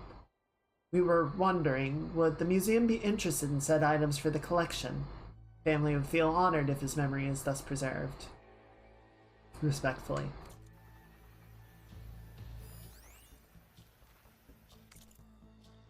Feedback. Data corrupted. Much of a gun at all, jamming all the time before it blew up in your face. What on earth is it doing in a museum? If there's a hell for guns, it belongs there. From Rick Daly, Washington. I'm not even gonna pretend to read that correctly, so please enjoy. My husband and I were pleasantly surprised by the serenity of the crater in its current form. Telling landmark after all these years. Its silence in stark contrast to the violence of bygone days. Joey was hit with my brother, but he's a wiener. Medina this, Medina that is all I heard in every exhibit. My father knew the Medinas from when they were still hauling rare earth in Arizona. Let me tell you, them folks ain't the heroes of this story, of any story. Damn. Got a couple of naysayers over here, shit. Carefully written Carja glyphs with Fashav's personal mark, evidently part of a diary or journal. From Dekka, the wise and patient chaplain of the Lowland clan, I finally learned the answer to a question that had long vexed me. Before my capture, the only Tenakth I ever had a conversation with, if one could call it that, was a prisoner at Sunstone Rock, who spoke of taking the blood and children of her enemies as her own. Her rant seemed to confirm the lurid stories about the Tenakth I had read in my youth. Yet, in all my time in the Forbidden West, I have never seen such barbaric practices. Wanted to know if there was a truth to the prisoner's words. There was. Those were the old ways, Dekka clarified, dating from the constant warfare between the clans of years past. Since the ascension of Chief Hikaru, such practices have been outlawed, though not completely abolished. A few stray recalcitrants and exiles still cling to them. Intriguingly, the acts themselves were never as malicious as the Carja portrayed them to be. Feasting the blood of the fallen foe was meant to honor their martial deeds. And orphan children were taken from conquered settlements to be raised as equal members of their new clan, which was considered to be a merciful outcome. I cannot help but see myself in this context. An orphan of sorts, taken in by a new tribe. It hasn't been easy, and there are still those in the clan lands who would reject me. Still, the more I learn about my new people, the more I see a nobility that the Carja have omitted from their records.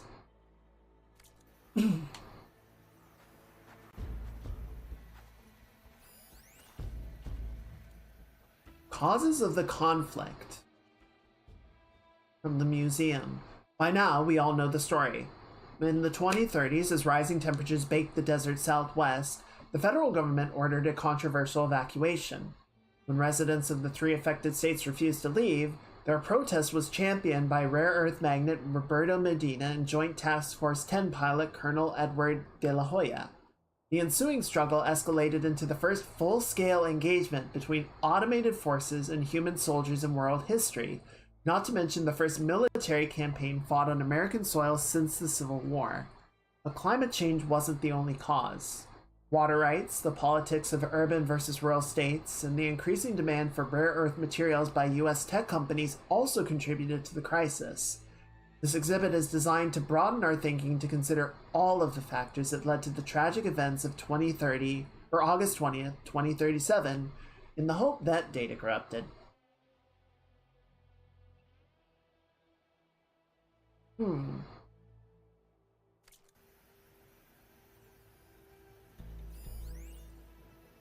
Interesting. So there was... They tried to force them out using My a focus machine. can detect beacons from those recording devices. Should help me to find any others that are still out there.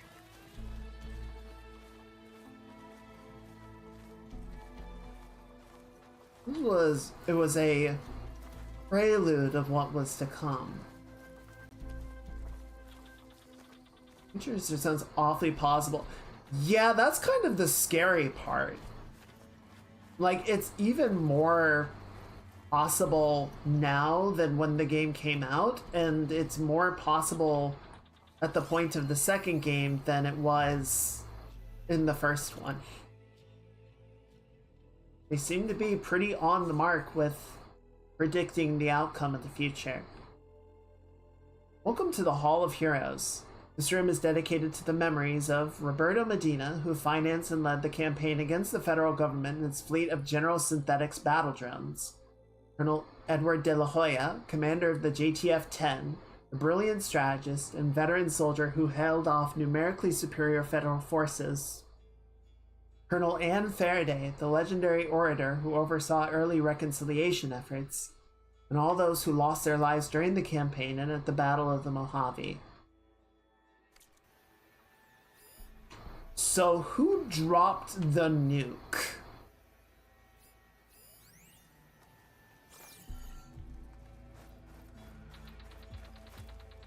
Karo's spear. Not doing anything. Developing robot soldiers. Well, I think they shouldn't. I think that's a bad idea. The chief is inside. Are you ready to see him? Yeah, let's do it. I'm ready. Good. Come.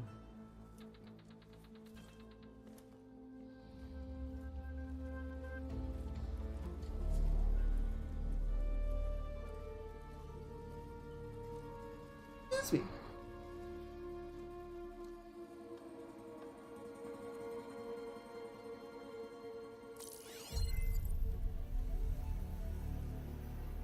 Huh. A cool place. It's underneath the throne. Oh. Oh, shit. Okay.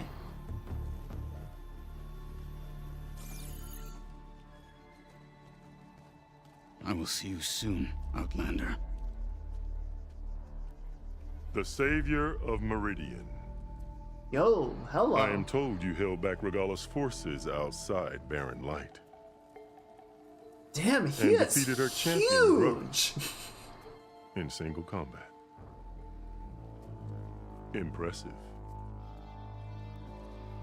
I met Fashav there too. He said you were a great warrior. And a man of honor.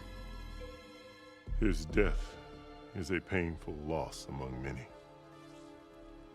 We will not soon recover from the massacre of our marshals.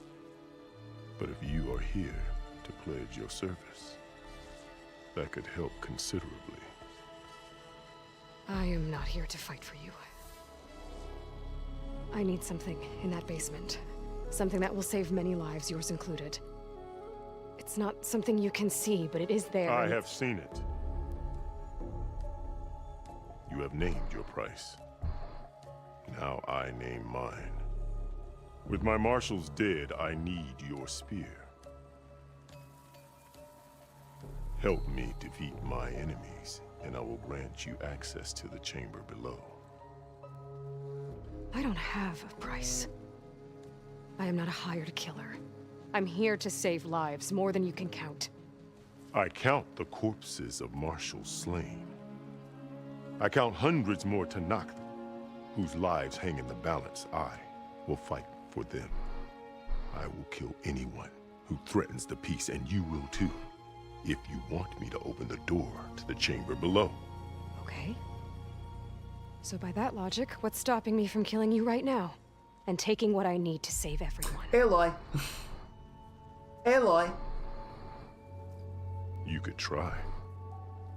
You might even succeed. Either way, you must fight. My way might hold off Regalla and the slaughter she craves. Fine. What do you need? I need more marshals to keep the tribe together.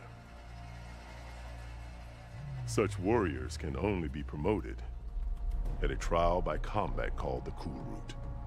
I've sent out a call for the competition, but since Regalla seeks to undermine me, she is certain to attack it. She'll want to kill me in front of the assembled clans. So make it a trap. So what, you want me to be your bodyguard? No. To defend the Kulrut. But there is more. Knowing Regalla will attack, one of the clans have balked at sending their contestants. You must go north and force Tekote the commander of the Sky Clan, to submit and send his best. Force him to submit. Do whatever is necessary. I can't hold a Kulrut with 2 of the 3 clans in attendance. Marshal Kotallo will assist you. He was maimed at Barren Light, but he can still be of use. I sent him ahead to the northern village of Stone Crest. Meet him there, and he will guide you to the Sky Clan stronghold. If you have any questions about your mission, now is the time. All right. Let's do a little bit of yapping.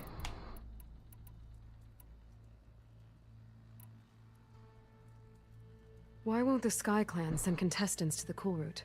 Of the 3 clans, they have the most defensible base, protected by a mighty wall called the Bulwark.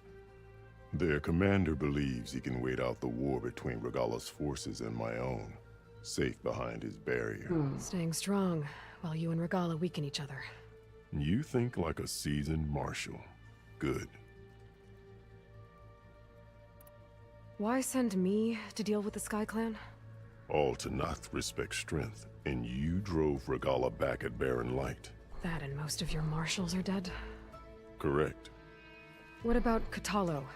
Can't he do it by himself? The dude's down and hard. They will no longer respect him. That hardly seems fair. What is fair about losing an arm? Whether they respect him or not, Kotallo still has worth. He knows the Sky Clan. He was raised in their base. He will guide you well. Fair enough. What exactly is the Kulrut? Where once the clans fought each other, now we fight as one, against the machines. That is my law made manifest in the Kulrut. Each clan must send contestants whenever I call for the ritual.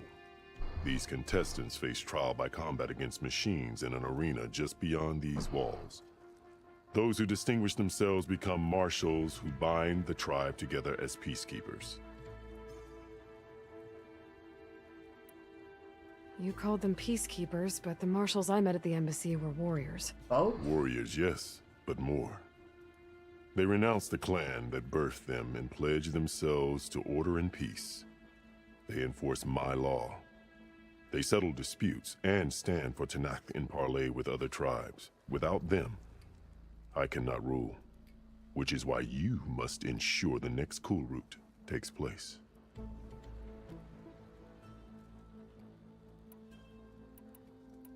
Need strength to enforce peace. At least among a population of fight-happy warriors. Fashav called Regalla your greatest mistake. Why? That is not your concern. Really? I fought against her forces at Barren Light, and I don't even know what her problem is. She was the deadliest of my marshals. The point of my spear. So what happened? Above all, Regalla despises the Carja who burned her younger brothers alive. Okay, that's fair.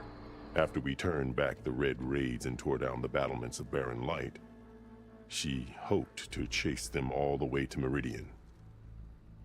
She could not see the cost of such a war, nor the benefits of peace after the Mad Sun King fell.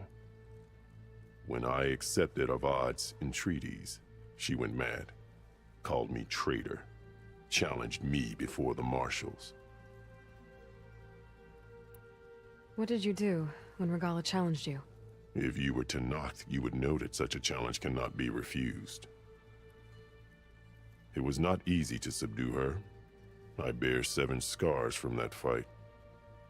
The other marshals wanted me to execute her on the spot, but I found I could not sever the bond between us. Her loyalty had been as boundless as her rage, so I spared her. Rather than mercy, she took it as a humiliation, one she will never be free from. Oops. So Regalla wants you dead. She does. But that will not be enough. She won't rest until all 3 clans fall in behind her as she marches on Meridian. Who knows? With machines under her control, perhaps she can raze it to the ground. It's been tried before. So I hear. Yeah, but maybe let's not wait until they're marching on Meridian. I'm sorry about Fashav. He seemed like a good man. More than a man. A bridge between Tenakth and Carja. No Outlander ever earned our respect as he did. I had hoped he would be my voice in Meridian, that peace with the Carja might become something more. An alliance? In exchange. The Carja have much we lack. Our deeds are written in ink upon our bodies. Our memories die with our flesh. But the Carja never forget.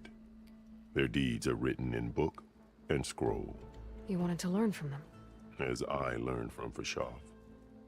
He will be missed.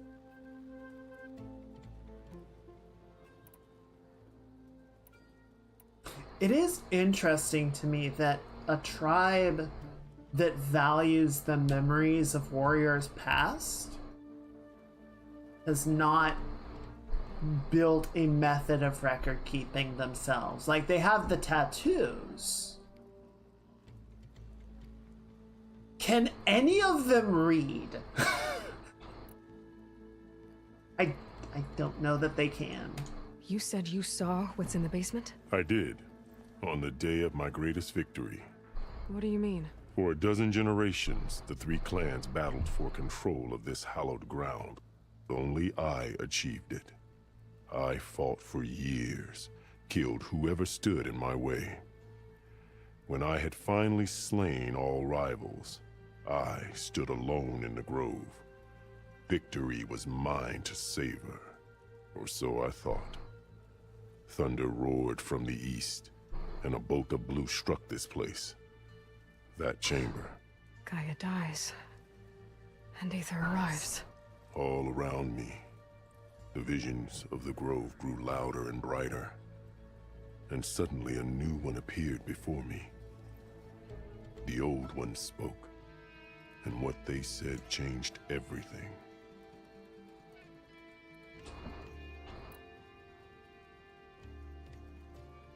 So, yes, and like, actually, I don't know that the Nora have a written language either. The Carja do. I think the Oseram do. Yeah, the Oseram definitely do, because they write down like schematics and such. But the Nora, maybe? The Utaru might. I'm guessing the Tenakth do not. And all of the correspondence that we've seen between like the Sons of Prometheus and whatnot has all been like audio messages. So yeah, maybe just as a tribe they don't have a system of reading and writing. What did the old ones say to you in this new vision? The one called Faraday foretold the growing danger of the machines. Faraday. And said we must unify to stop them. She called for marshals to enforce the peace. Then the vision faded, never to be seen again.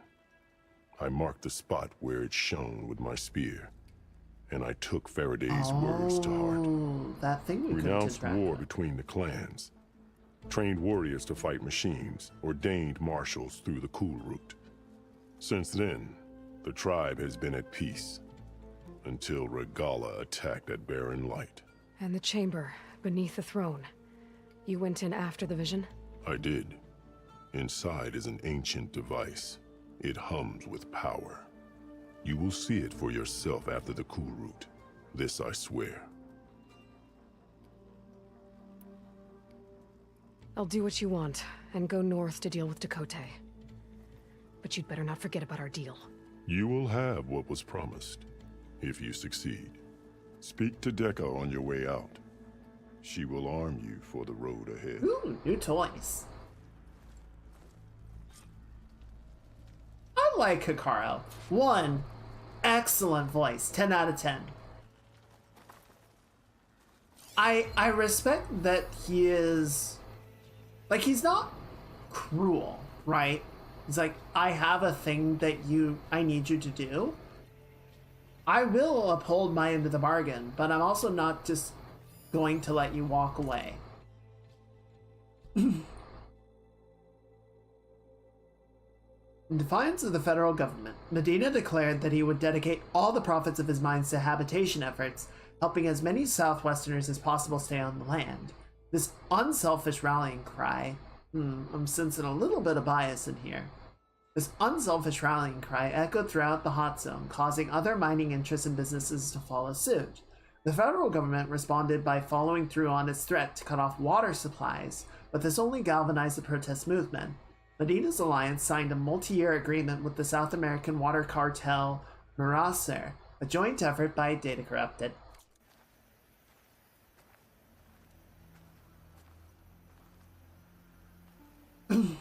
Interesting. Yeah, kinda. Or the honor guard, I guess.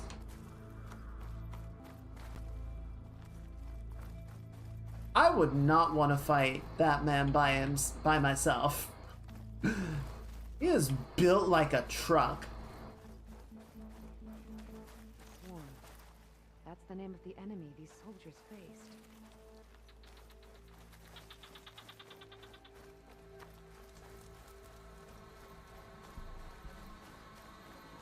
I guess this is sort of like the center point. Staff instructions from Micah Cardori, director, to Andy Wright. Andy, could you please inform relevant staff in maintenance, hosting, and security of the following new opening and closing protocols? Already briefed Dwight and Shineth at Musek. Opening the galley rooms. Holographic displays should all be live 15 minutes before opening. Inspect showcases for smudges and wipe with dry cloth if necessary. Inspect outdoor areas for temperature and humidity. In closing, make sure the cleaning robots have finished their sanitation rounds, double check for restocking. Sign off on cleaning, usually with Ned, escort cleaners to staff entrance. Final rounds, hand over to night security through Musek and exit through the staff entrance. The clean protocol. Man versus machine. This exhibit shows holographic representations of all 7 G-Sen battle drone models deployed during the conflict. JTF-10 rapidly made mockery of G-Sen's non-lethal approach. In engagement after engagement, whether it was a surprise artillery barrage from the frigid slopes of Gold Mountain north of Big Bear Lake, or a desert ambush near the solar plants in the Nevada desert, or a wingsuit jump into the jungles of Colombia to stop an attack on a rare earth convoy, JTF-10 soldiers repeatedly proved that state-of-the-art AI and newfangled weapons were no match for human cunning and Data Corrupted.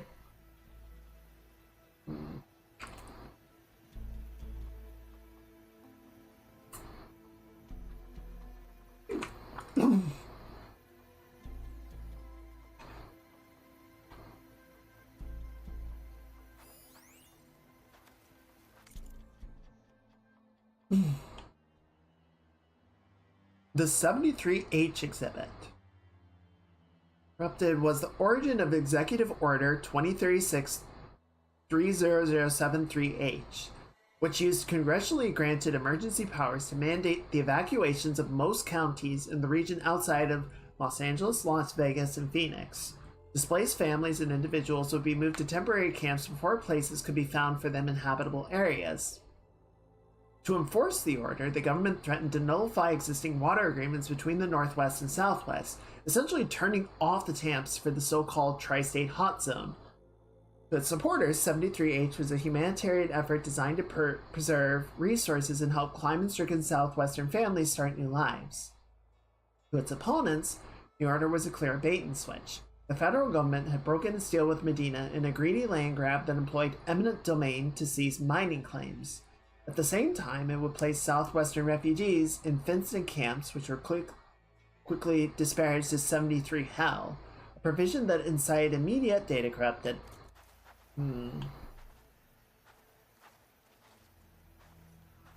I kind of appreciate that. So, I do think the exhibit has some bias in favor of, obviously, the Joint Task Force 10 and the fight against the federal government. But Come, let us speak. I like that the game, more as a whole, doesn't necessarily say that one side was in the right or not.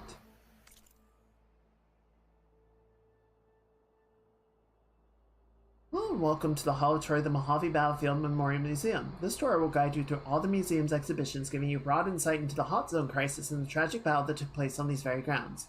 If you wish to start indoors, press 1. If you wish to proceed directly to the Crater exhibit, press 2. Before stepping outside, make sure you are properly protected from dust and heat, and to help any children in your party dig erupted.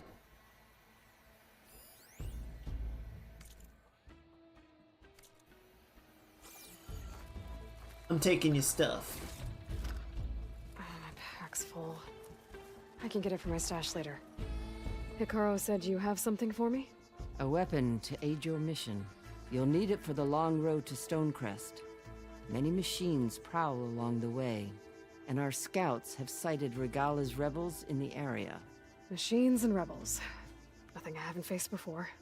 Indeed. Head north towards the foothills. Ascend its slopes until your legs burn and the chill air catches in your chest. Then you'll know you're in the Sky Clan's domain. Strike true as the 10, Aloy. Cool. I already came from there. Oh, even farther north. Good gracious. Alright. Fair enough.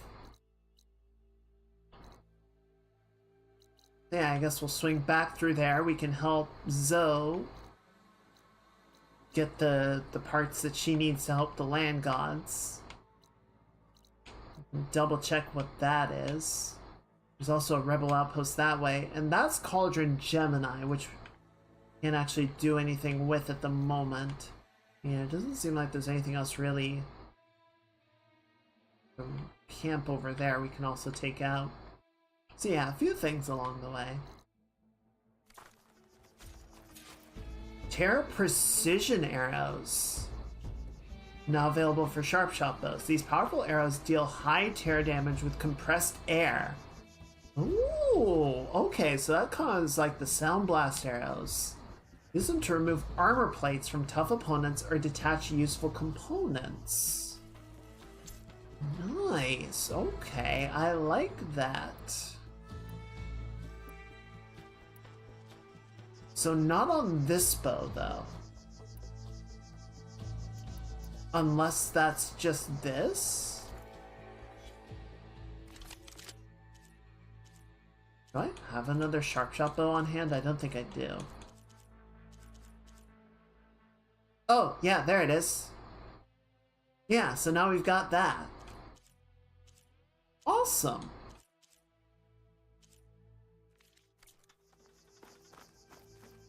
If I'm gonna get ether, guess I'll have to play along with Hikaru. I better meet up with Marshal Catallo at Stonecrest. It'll be faster if I ride a machine. Yeah, but that would be boring, so I'm not gonna do it. Alright, let's go stop at this campfire. I think it'll be... We'll leave that adventure for next time. Oh boy! Actually, that might not have crashed. This might just be the land twisting and reforming. What box? Or maybe it did crash. Who knows? It's hard to say. The heck was that?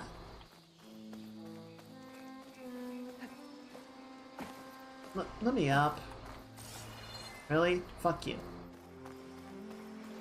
Why can I not climb this?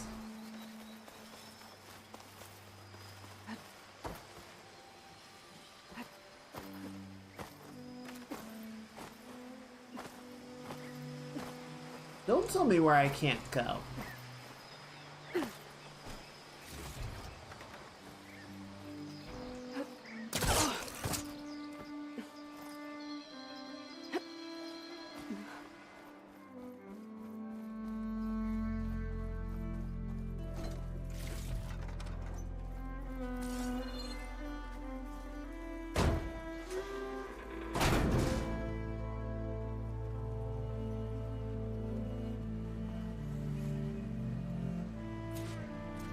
This is Romeo requesting status update. Flight 41, you need to adjust your course to avoid the swarm. Can you respond? Over. Flight 41, please acknowledge. My sensors are showing their cabins depressurized. I think the crew's gone and they're on autopilot. Flight 41's a ghost flight. Whatever happened to the people on that plane? They weren't there to respond. Depressurized. Did they leave before it depressurized? Maybe I can track it down. Or was their plane sabotaged? Because we know the machines, if they were able to get into the system, could mess with it.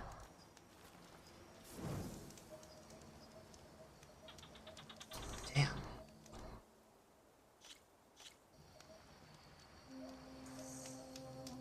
Such a pretty area.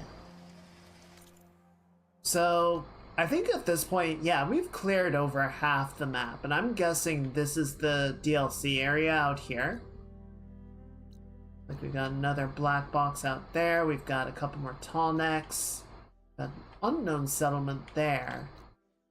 Yeah, plenty of stuff to go locate. Later.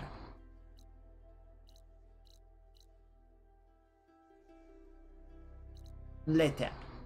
But for right now, I think we're gonna take a little break. I'm gonna go toast up a snack, and then we will do some art.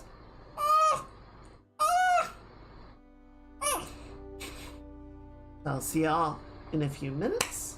I'm gonna run some ads while I'm gone.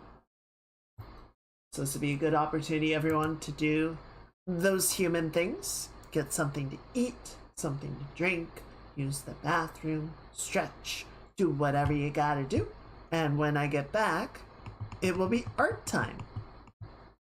I need to find a list for the upgrade stuff just so we know like what we have to hunt down for the overrides, because this is annoying. I don't enjoy this part of the game. But yeah, let me find a little something to put on. Yeah, that'll work. Alright, I'll see y'all in a few minutes. Boy! I almost hit the stop stream button. Alright, see you guys in a bit.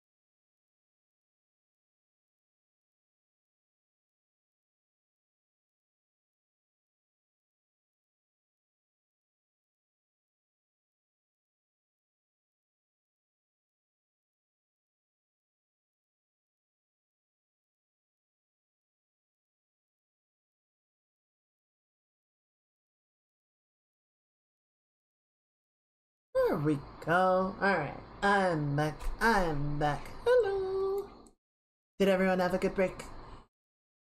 Got myself some harvest bread here. I'm just gonna munch on that. That's okay.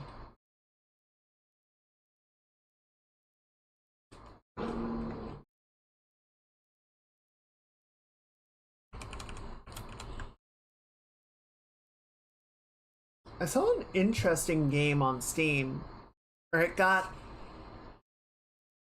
No, there was a YouTube video that was talking about like some of the build strategies and stuff that you can make in a game called Everwind.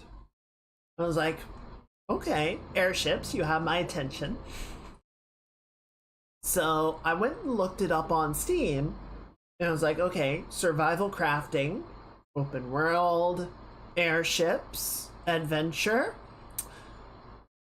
voxel-based graphics. God damn it. I don't like voxel-based graphics. I don't like the Minecraft look. I know for a lot of people it's like fine or even something that they enjoy. I don't like the look of it. It always just looks so low fidelity to me. Like, you can't, it's so hard to get like interesting shapes, I guess is how I would put it. Give me 1 second, I'm gonna go rinse my cup out. Be right back.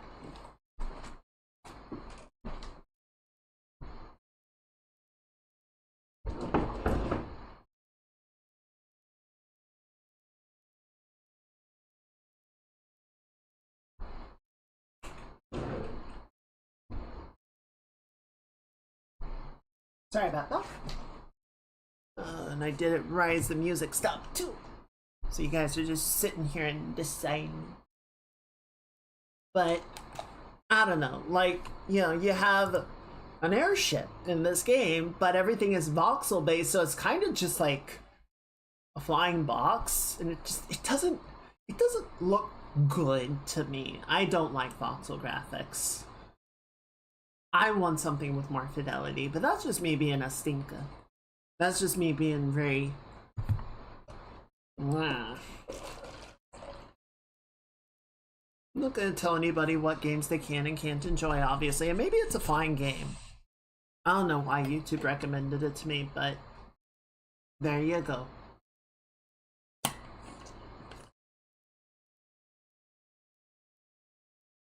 I don't know, maybe it was like, hey, you've been watching a lot of Star Citizen videos, are you interested in this game that has nothing to do with it? And I'm like, well, I was for like 5 seconds. Alright, where are you, Clip Studio? That really quickly, and then we're gonna go over here.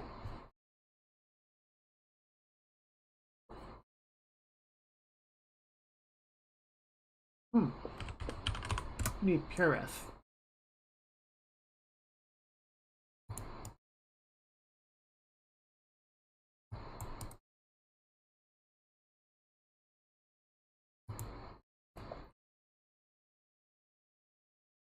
I feel like I'm jinxing it, but I am happy to say that I haven't had any issues with the monitor since the DisplayPort died. Switching over to HDMI seems to have been completely fine, and it's fully functional now.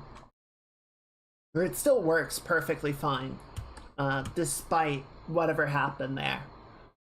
I don't appreciate that it broke, but I don't know. I think I just have old brain, but I don't care that much about FPS.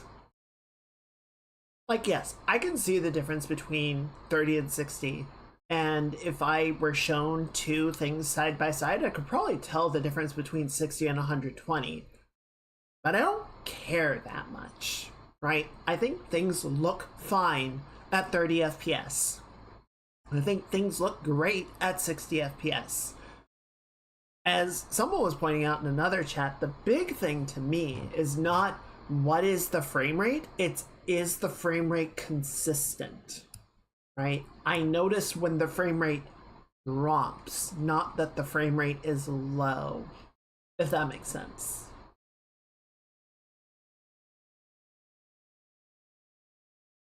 Like, if you can get your game to smoothly run in all instances at 30 frames per second, beautiful, perfect, I don't care.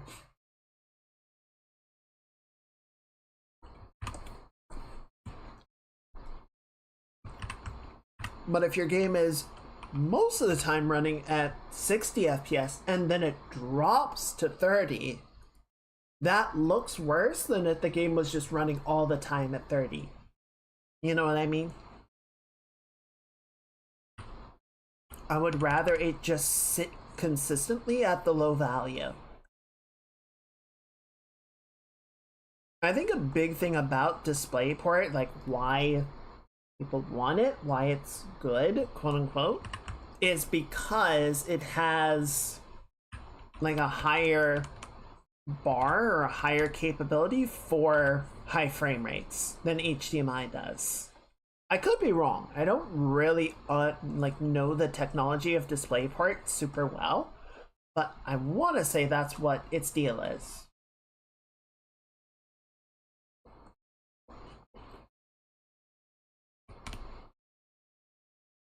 It's too bad the technology seems to be so unreliable. I don't like DisplayPort. I will continue to be old and grumpy about it, but I do not like DisplayPort technology. Just give me HDMI ports and I'll be happy.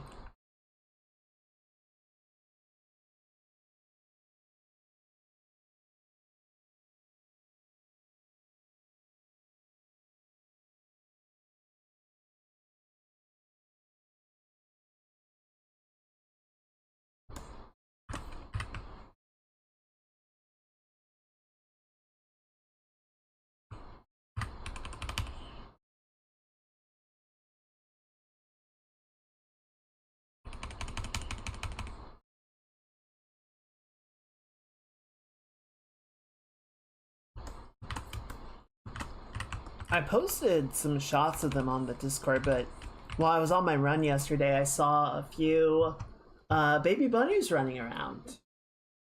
Or not baby bunnies. My mistake. I saw fully adult bunnies, but some of them looked very large. I suspect the baby bunnies might be on the way, so in a couple of weeks they might be born and grown enough that we do see them start running around.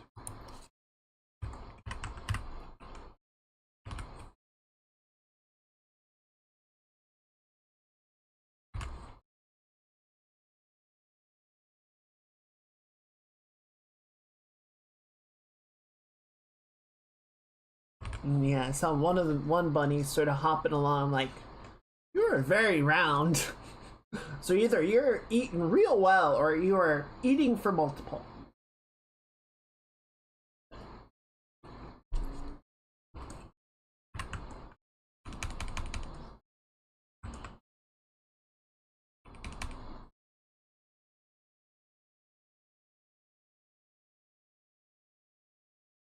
One of my friends in school had a pet rabbit that got out. I don't think they ever found him. But his name was Lenny, and we like to, I don't know, I like to imagine that a bunch of the rabbits that we see around are Lenny's progeny.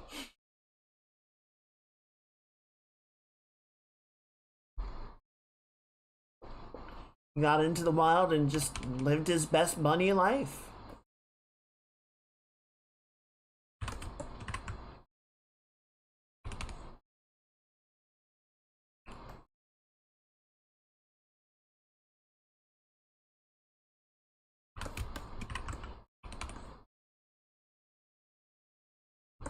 I swear I don't know how there's no way back, we can't go back.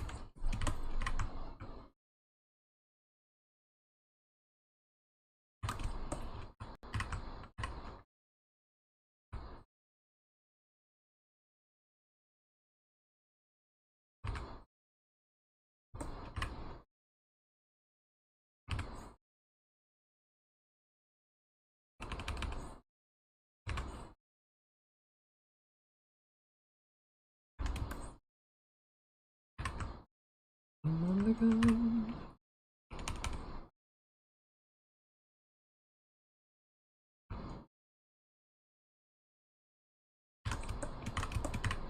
Don't know how this turns out. There's a way out of this, somebody tell me now. Well, it's all gonna end, but I swear I don't know how.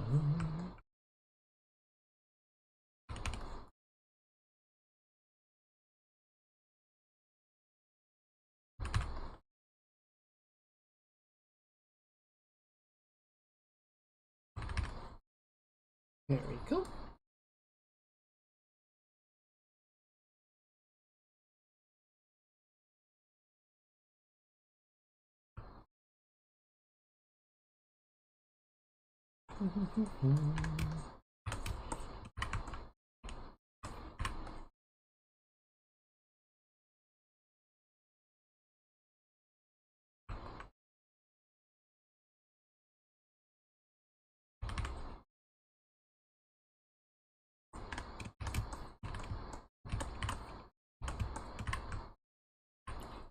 For miles and miles.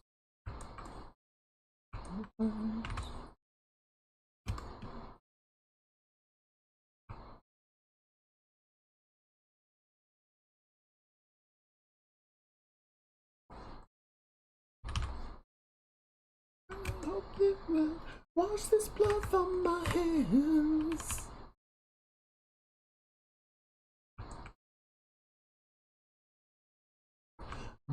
Make out of this alive.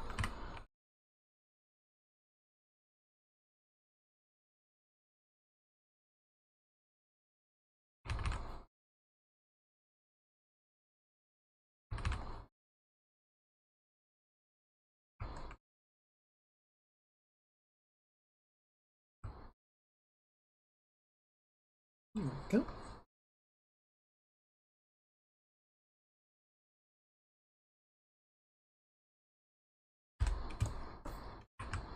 And then what is this doing? Okay.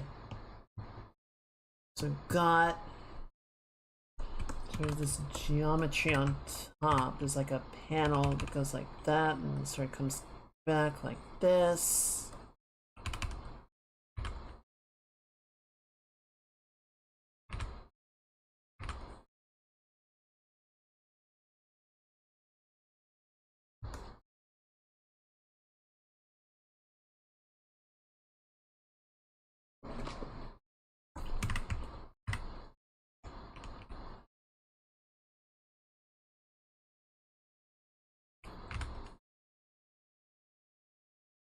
Space Stock did a video a little while back, sort of looking at, just sort of jumping back to our discussion of Star Wars ships, looking about what is the style guide for Star Wars and Star Wars technology, right? Because a lot of what people really sort of inherently point to and adore about it is the sort of greebliness and grunginess. You know, there's a lot of like dirt and wear and tear on a bunch of the stuff, and some of that is true, but a lot of the Imperial technology is like almost absurdly clean, right? Like if you imagine, even going back to the original movie, if you imagine like the inside of the Death Star, there are a lot of little tech greebles and whatnot, but like those floors were polished to a mirror finish in some cases.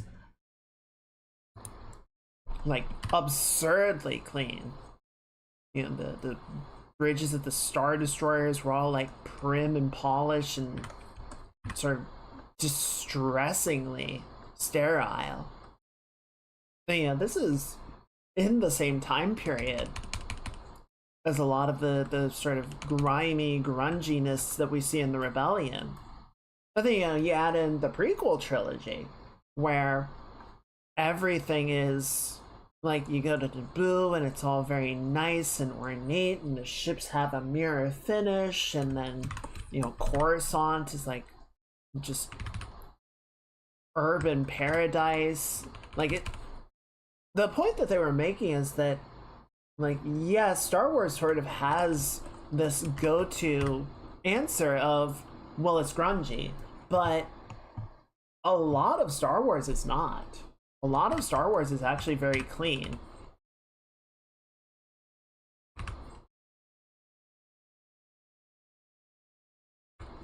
But it sort of got me thinking, you know, with this discussion of like all these different ships, ship design, ship functions, like what would sort of cause that to happen?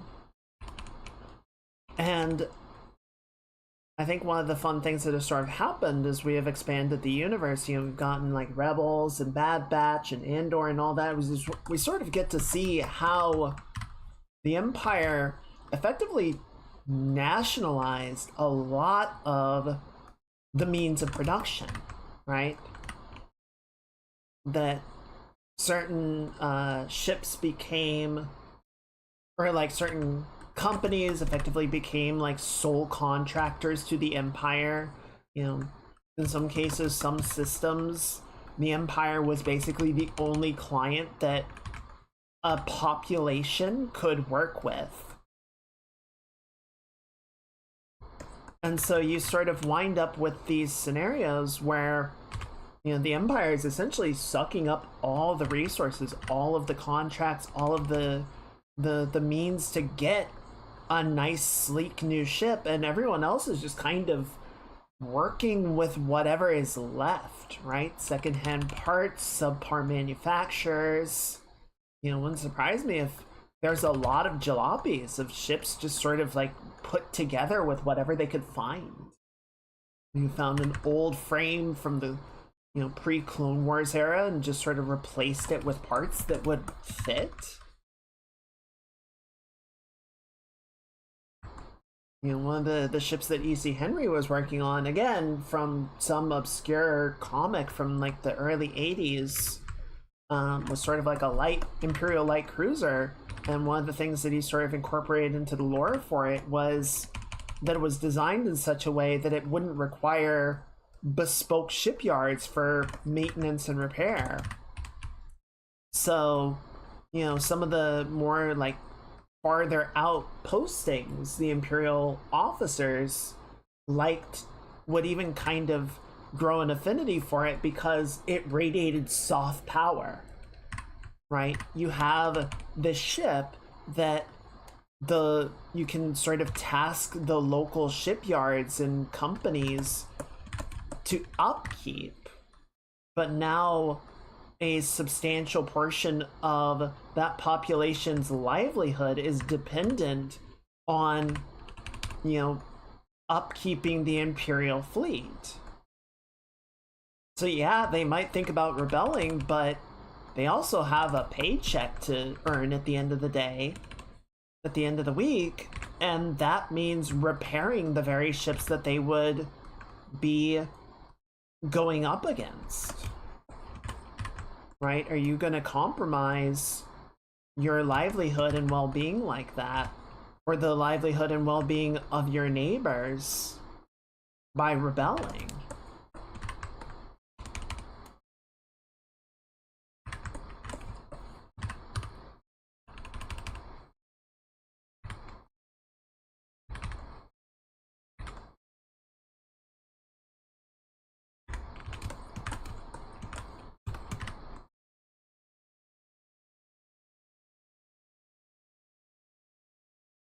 I don't know. I like the depth, I think. And maybe that's it, right? It's not necessarily that, oh, you know, Star Wars is clean or grungy or has certain shape languages. I think it's more a sense of being well-fitting to its world. Which isn't to say that other sci-fi isn't, but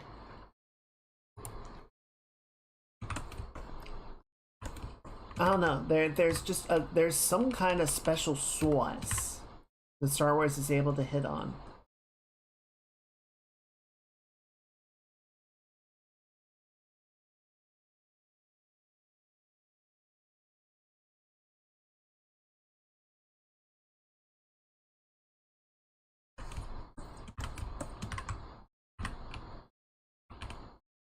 Honestly, part of what I wanted to do with this drawing was get some good hard surface practice and get all them tech greebles and shit figured out.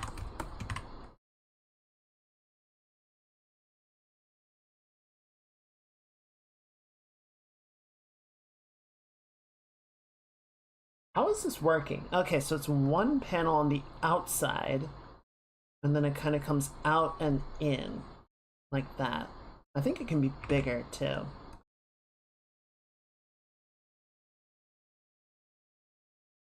See, if I had tried to figure this all out in the line work, I just would have gone around in circles and driven myself insane. Better to just let it sit and figure it out now.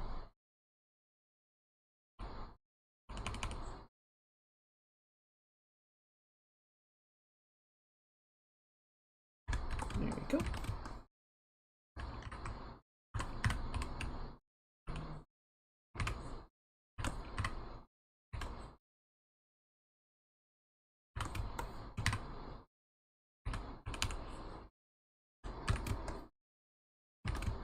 Let them drown, burn it down.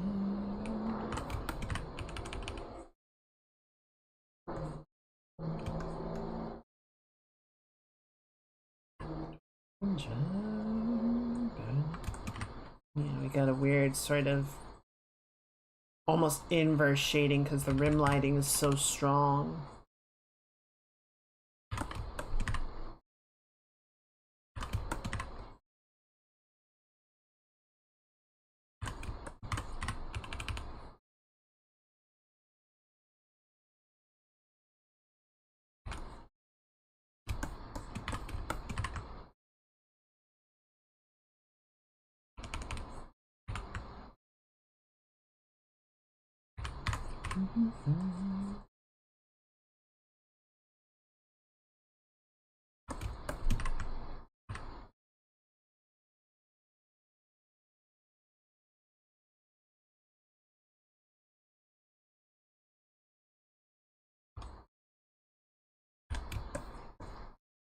This one is the currency.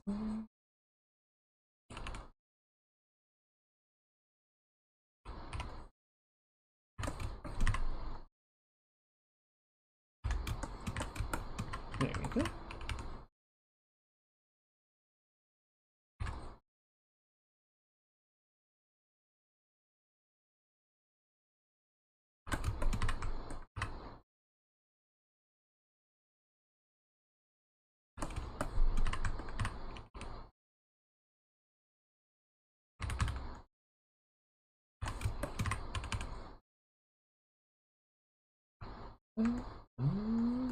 See you down and under.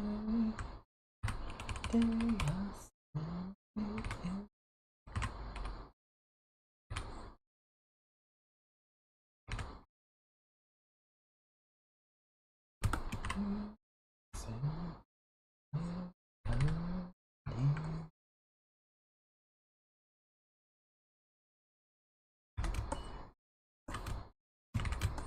There we go.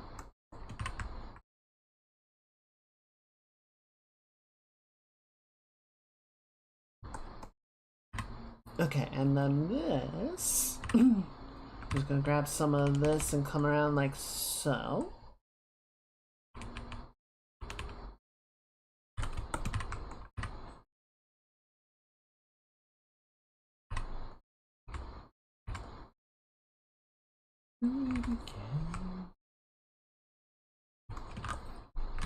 Nope, do not gradient.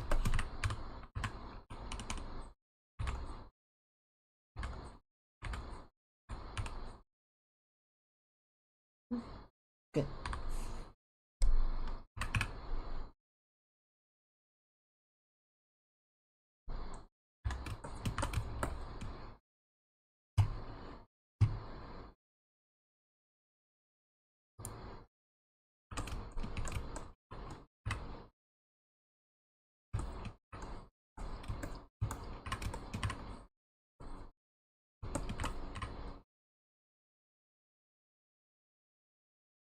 Don't need a lot of this underpainting now.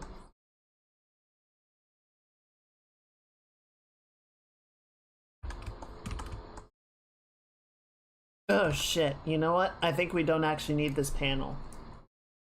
Yeah, I kind of goofed it. It's up here. Yeah, I flicked it. Alright, that's fine.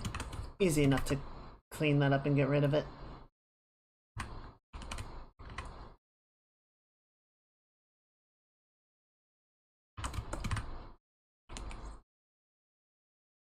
Good.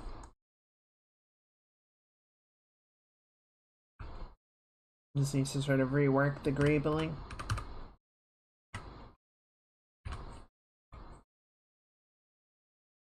I mean, we'll have to put something else there. We still need the tech, but we'll clean it up.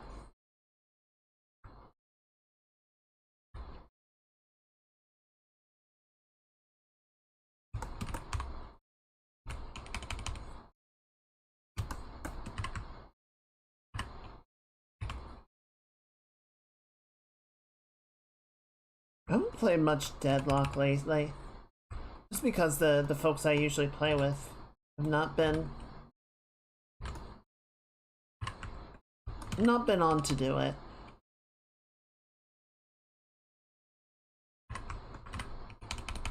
See, this is the problem that I always have with like the friend slop games.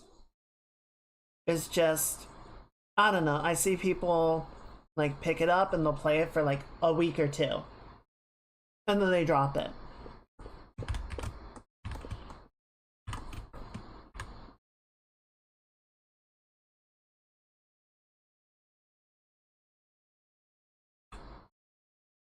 Like, I get it.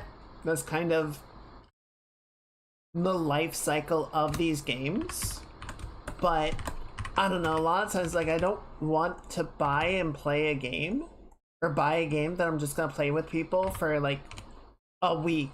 Like, once or twice. And then never touch it again, you know? Kinda sucks. It kinda sucks. It always just feels like kind of a waste. And it's happened enough times that I'm always like, okay, well, if you guys continue to play it, I'll think about getting it. And then they don't. It's like, alright. I fucking knew it. I fucking knew it.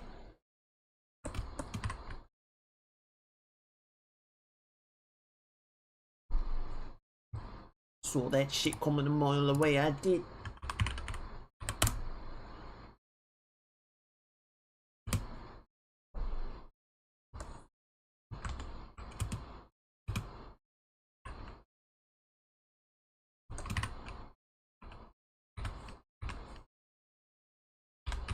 Alright, that looks better. I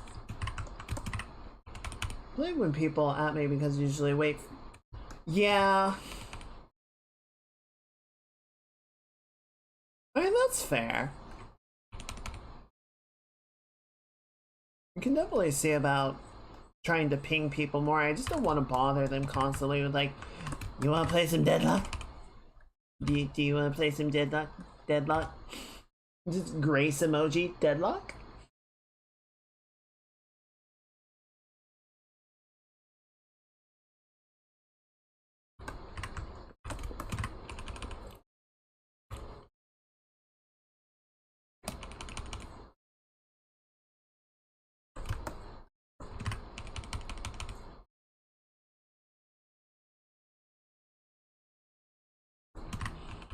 Yeah, maybe we can try and poke some people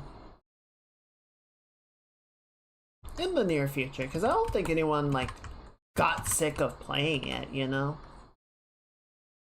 I know Drachmus literally got sick and hasn't really had the energy for gaming lately, so that definitely put a damper on things. And Crow, to my knowledge, was or is still, like, deep in the Path of Exile mines. Hasn't really been putting much attention to other games as a consequence.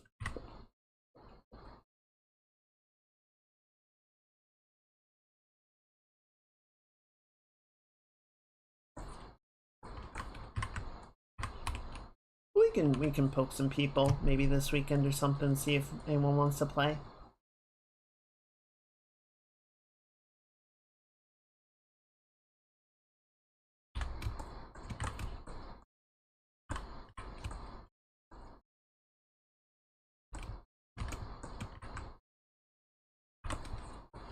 been deep in Monster Hunter Stories 3 though. Yeah, that's also fair.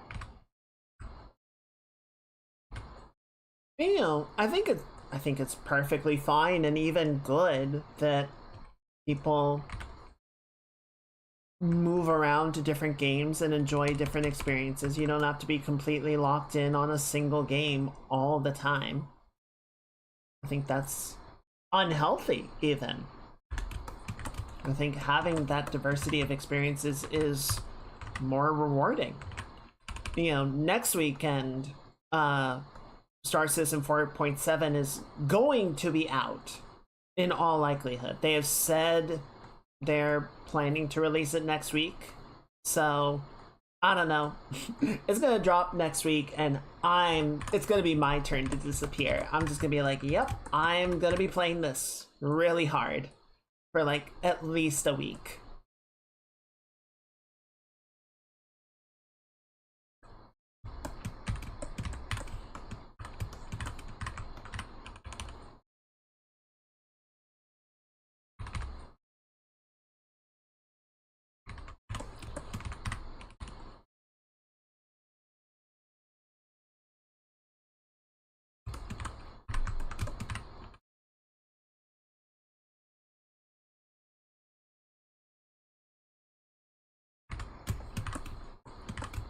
Trying to get this disc to sit a little bit better. It's close, but it could be cleaner. This disc is good, but it could be better. So X4 posted, oh god, that's right. They're doing the what is it, the Empire update? Or something where they're like reworking the combat system and the AI smoothness and order systems and shit. I haven't touched X4 in ages, and frankly, so you know how I was saying on Thursday, I feel like I need to just sort of sit on animation for a while and continue to practice it rather than like jump off to another system. So I have my current save file in X4, and part of me is like, oh, I want to make a new, or I want to start a new campaign, I want to start a new save game when this update drops. It's like, no, I should keep playing this one and make all my mistakes and learn like how to properly play the game before I start another save file, or else I'm just gonna get into the same pitfalls.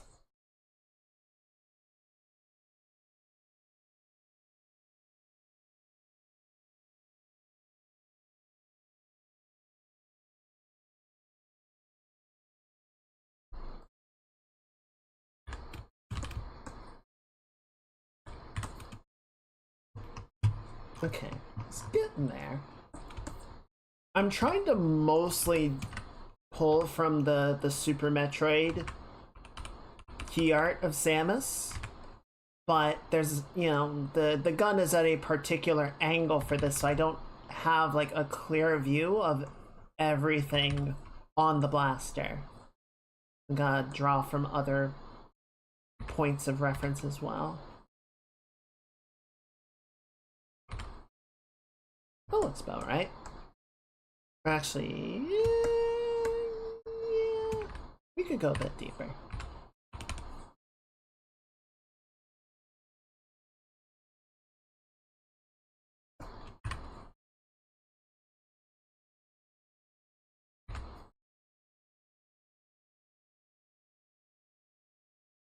There we go. That'll do. Yeah, I haven't touched X4 in a while. Just because, I don't know, like it's such a intricate and demanding game. I just haven't had time to focus on it. And got distracted by other titles.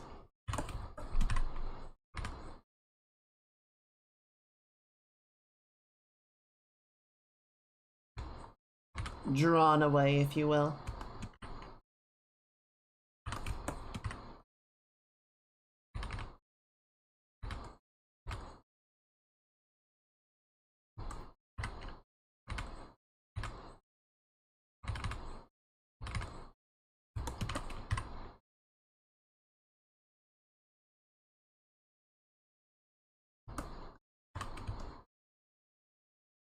Okay, so if I go back and I look at both of these side by side, what is... Okay, so this line ends when these tubes come in.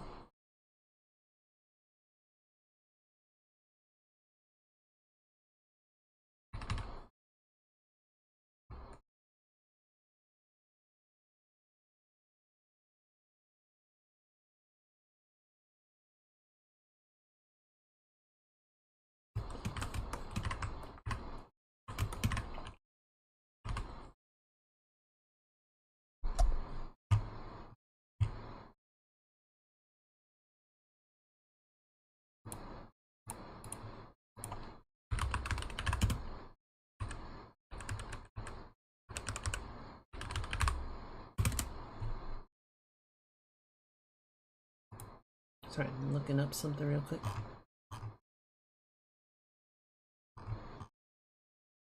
Okay, cool.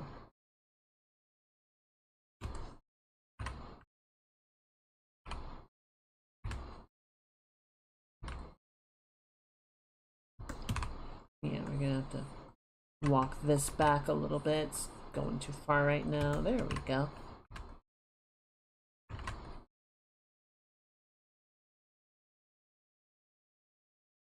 Good.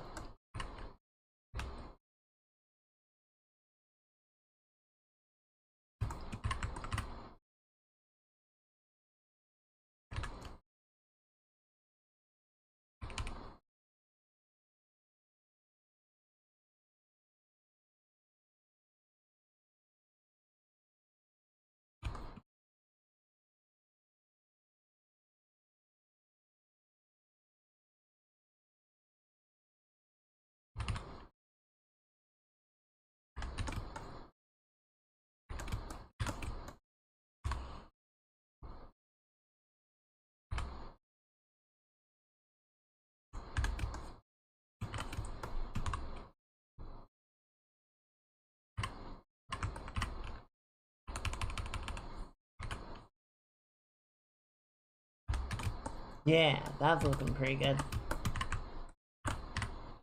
We can get the bevel of the light surface going through here.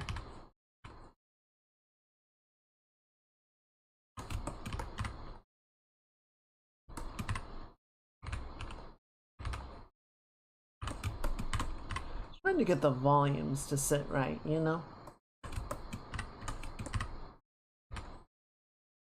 And sort of massage the material detail later. But right now, my main concern is getting each of these to sort of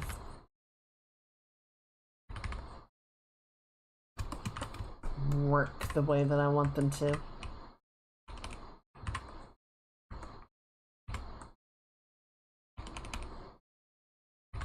The primary and secondary details to sit nicely.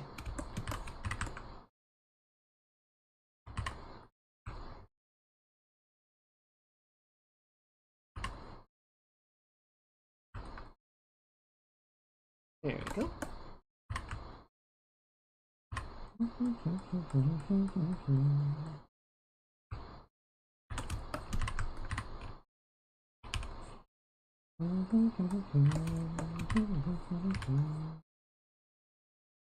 Good.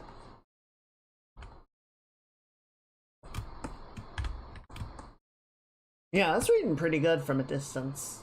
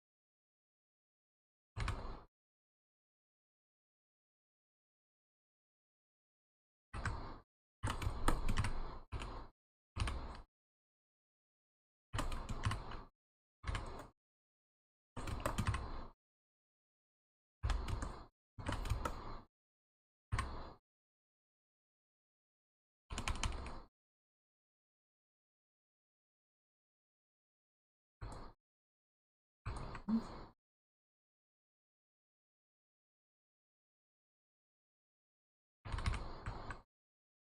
we go.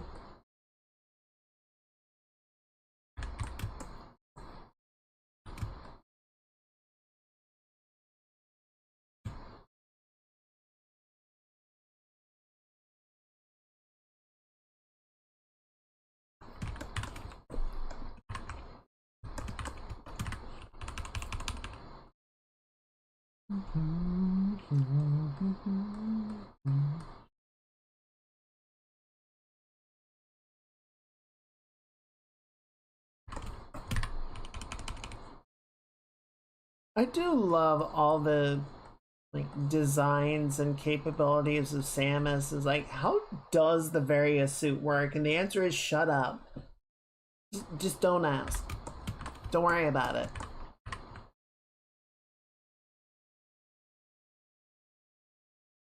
If you have to ask, you're not cool enough to understand. That's what it boils down to.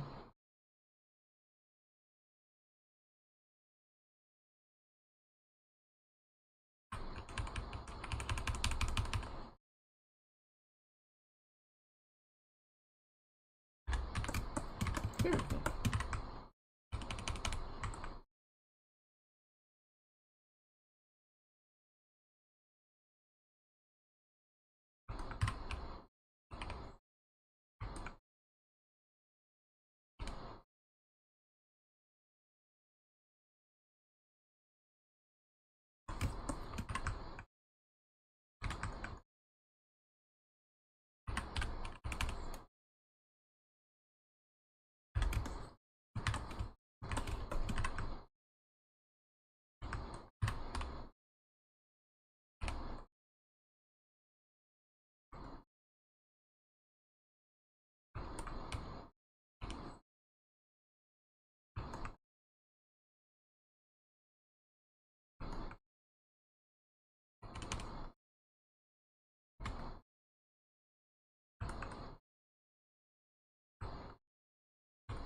Here we go.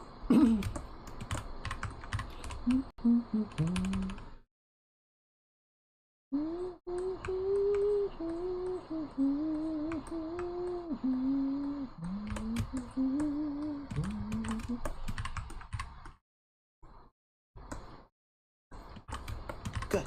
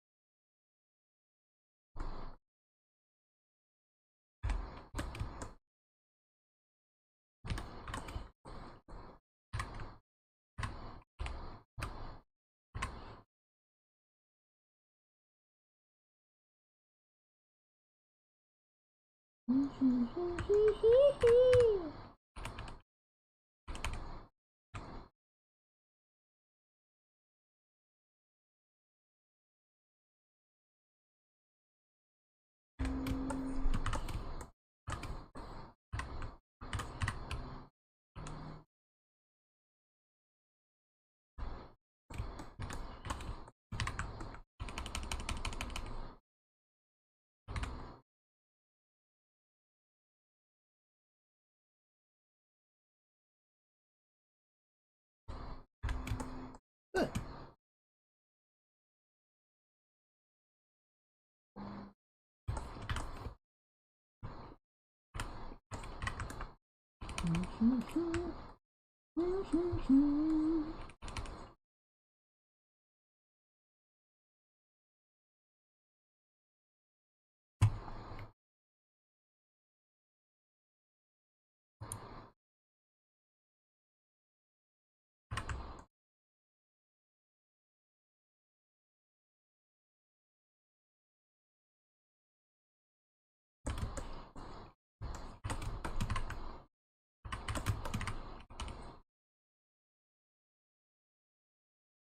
Hmm.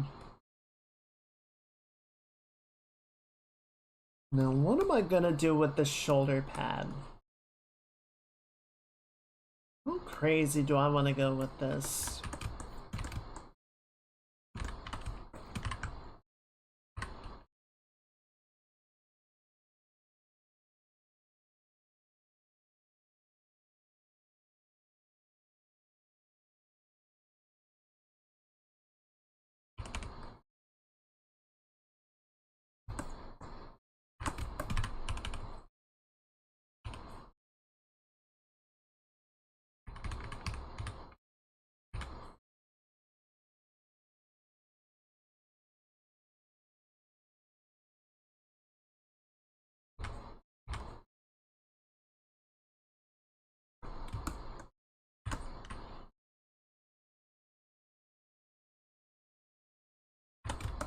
You know what? Let's go for it. Let's go for the whole damage. And I think we can also do sort of like... if we just take this whole back end of it off.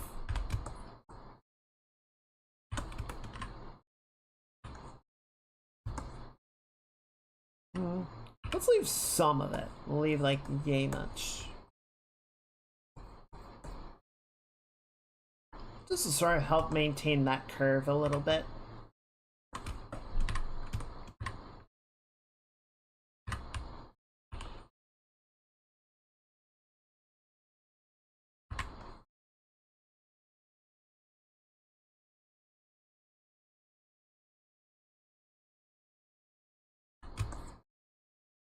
I think I want to make the hair a little bit longer because Samus actually has long hair. So we can do a little bit more towards like Jin's long hairstyle.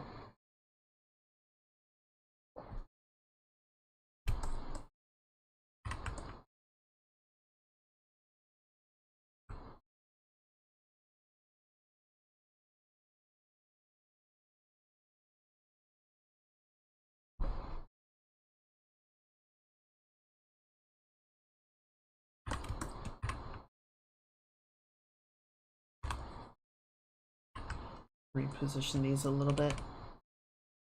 Actually, yeah, it's kind of a stylistic difference. Like in Super Metroid, these are more sort of like here and here, as opposed to one being at 12 o'clock and one at 3 o'clock.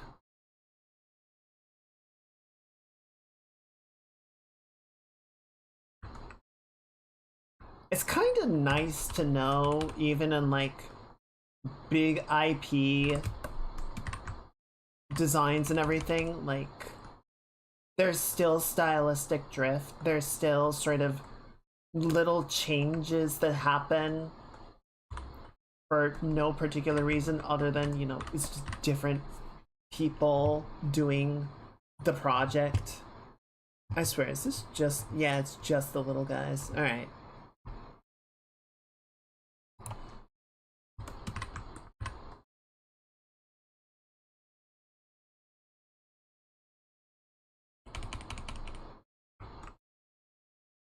You know, like we were seeing with the key art that I did, you know, it's been a few years and I went back and sort of recreated the characters or redrew the characters, and, you know, there's been some stylistic drift, there's been some evolution of what they look like, and, you know, certain parts, certain aspects have gotten a little bit more attention or have sort of grown in their importance, and it's like, okay, but it's not just me.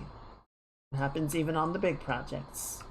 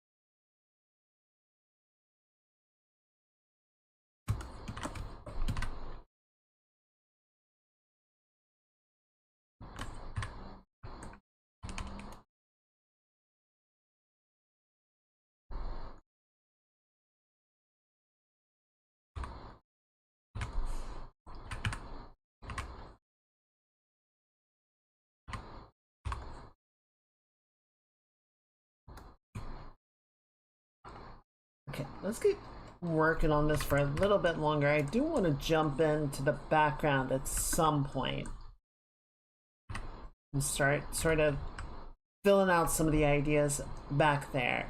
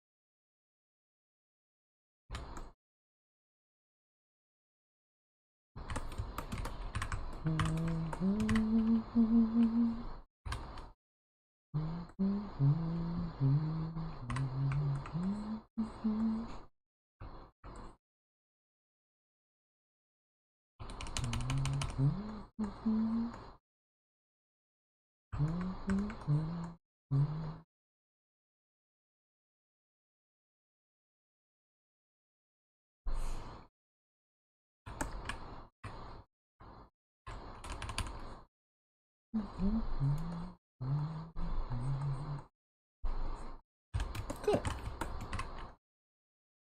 Yeah, got a bit of a question mark in here that we can definitely start to tackle.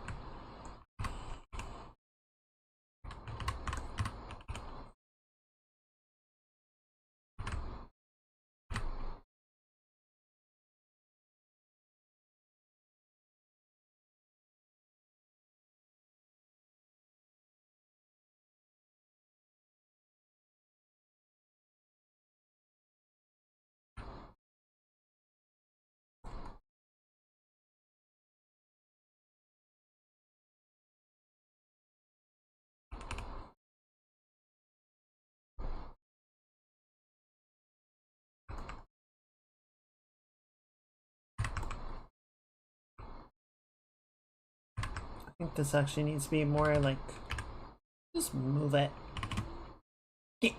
Needs to be more like right there.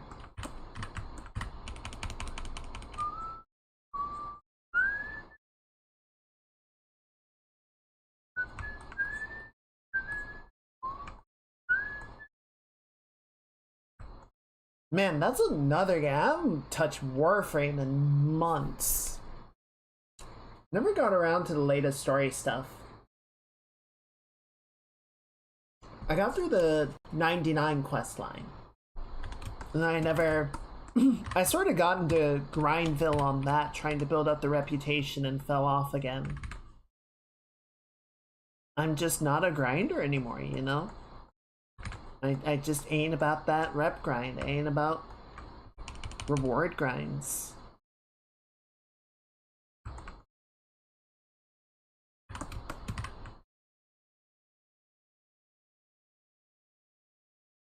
I just ain't into that grinding lifestyle.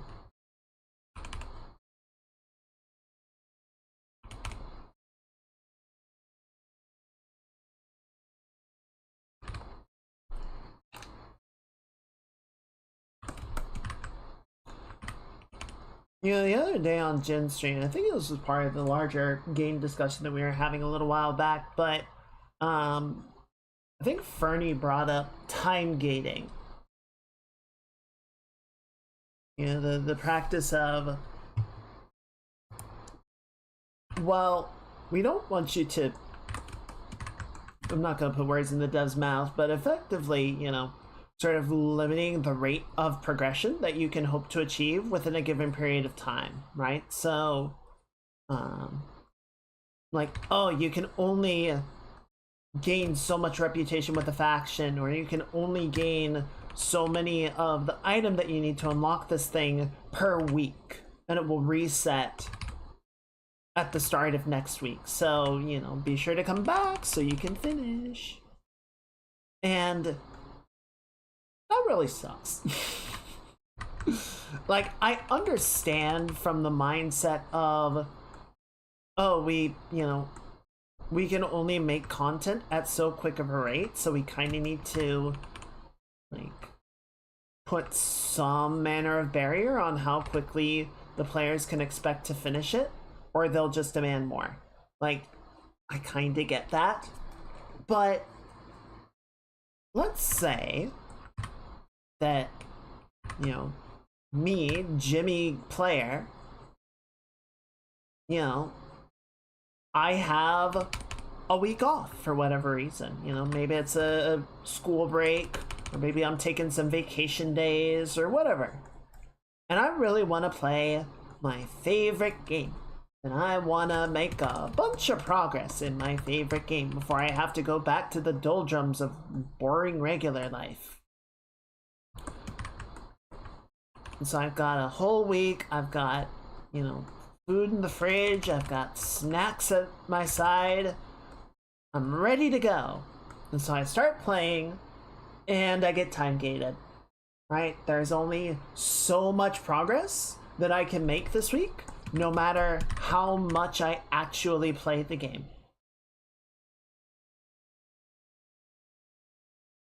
And my whole spiel about playing a game to enjoy the game and not simply to progress in the game, notwithstanding,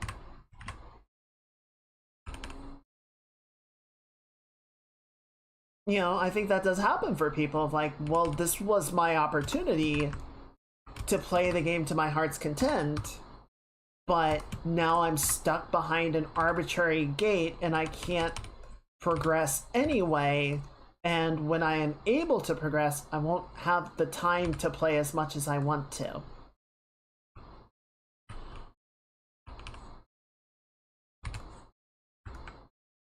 So you're kind of asking me to play in a way that is detrimental to myself.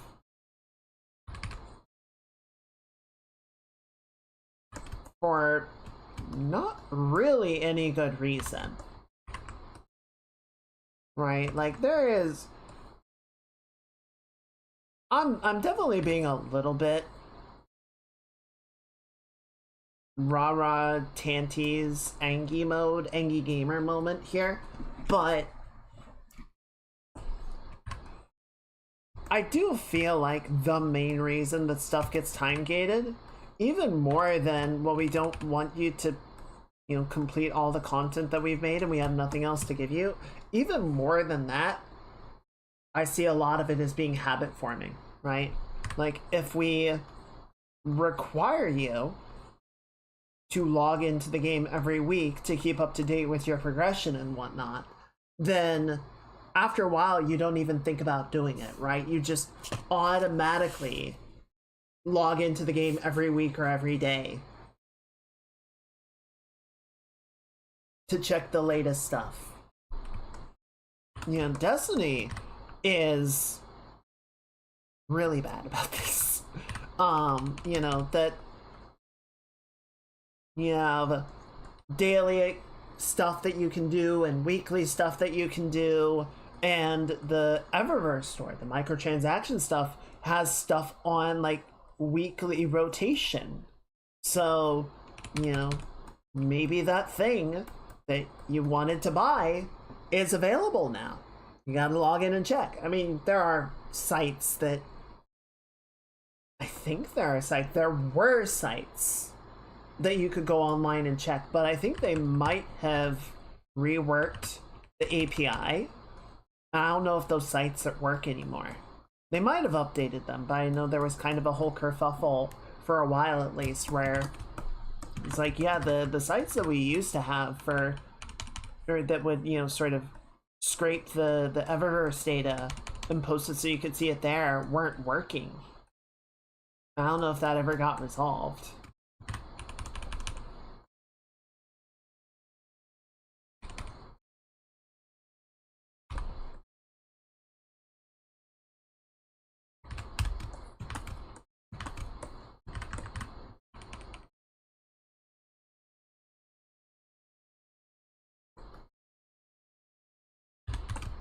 Okay, so we got a little bit of damage in here. I want more. I want more damage.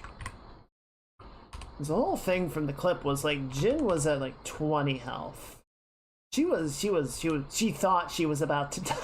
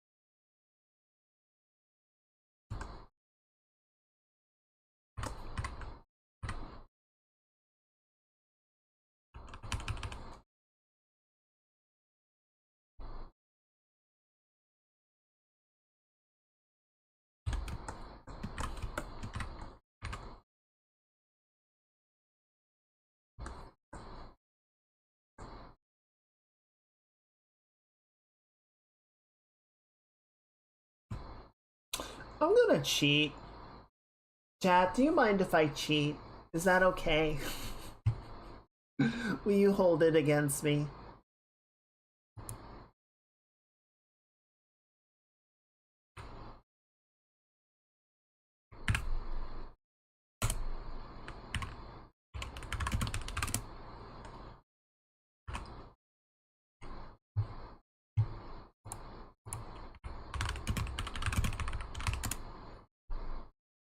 Pull up a little reference for this.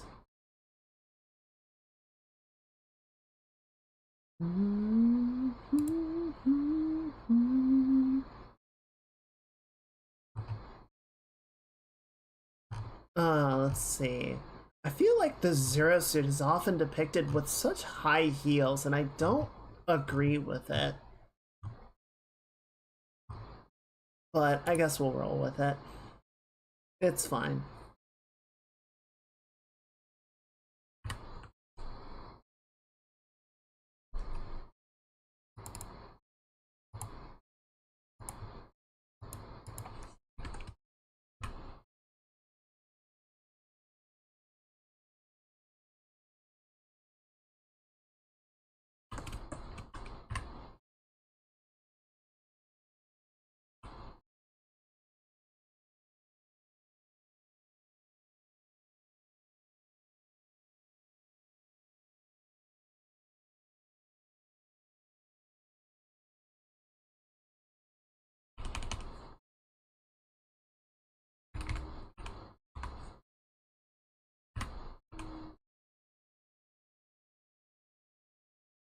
Sort of build out the shape.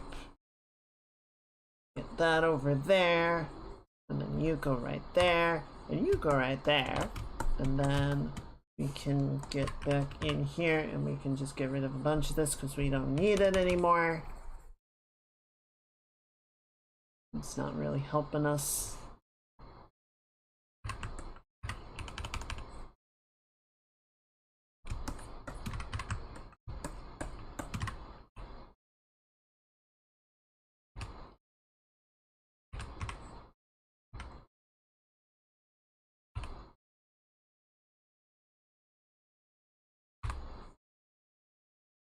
Good.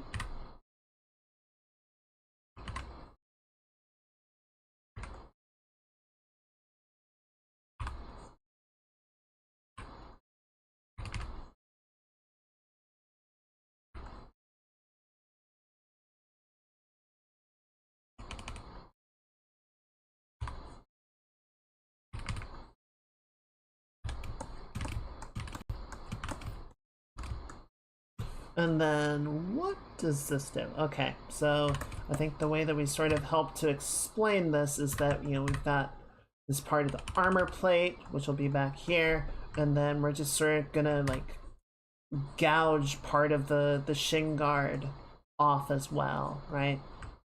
So sort of like torn and jagged.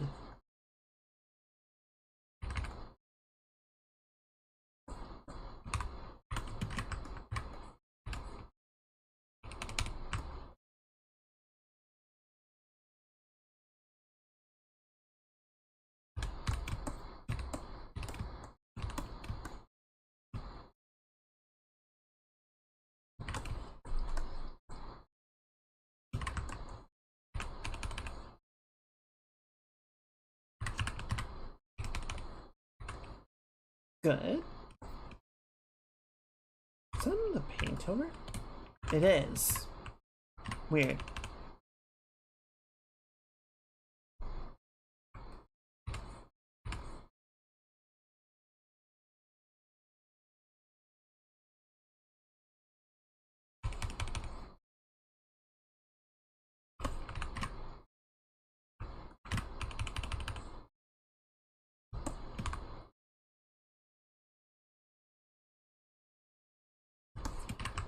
We got a little bit of the joint housing that we can sort of have left like hanging loose and broken.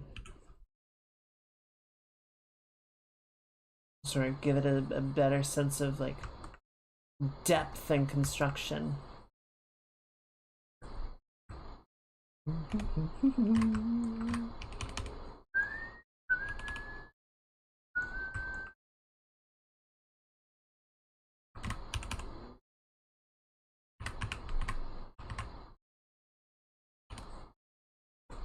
Alright.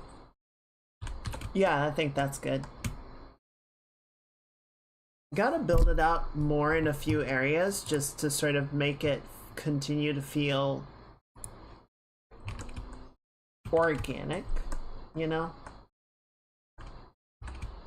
And we're not just adding like greebled battle damage for the sake of it, but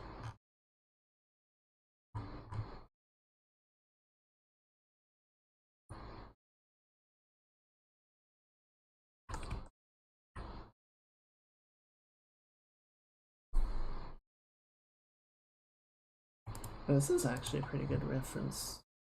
Grab some of this.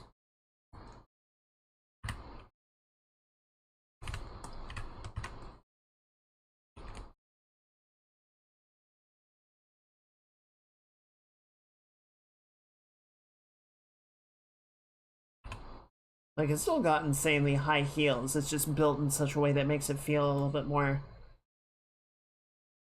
constructed, a little bit sturdier. So I'll live with that.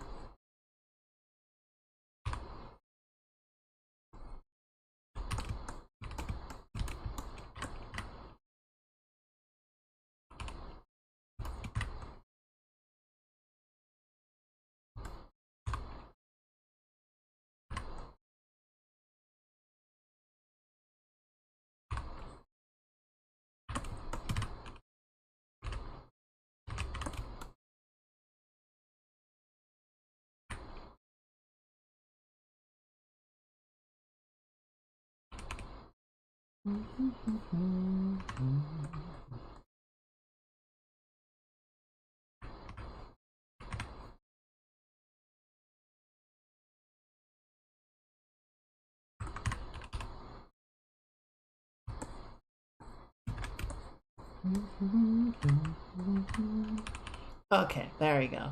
Of course, now I've done myself a little bit of a fun oopsie toodles in that there's no reference of the front of like where the shin meets the ankle. So we're gonna wing it.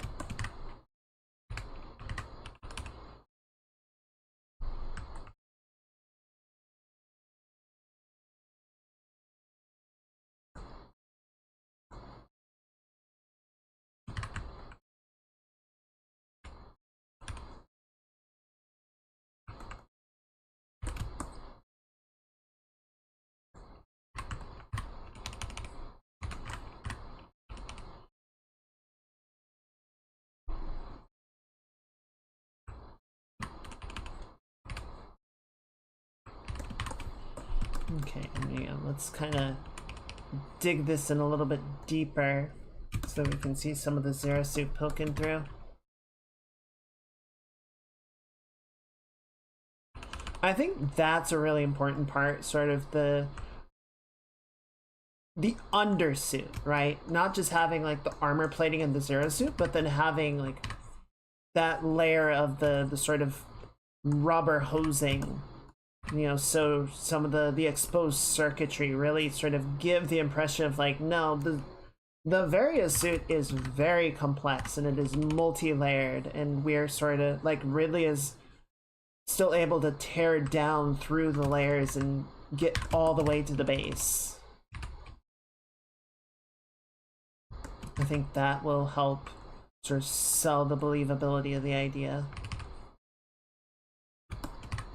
We'll get some of this in here, just like the,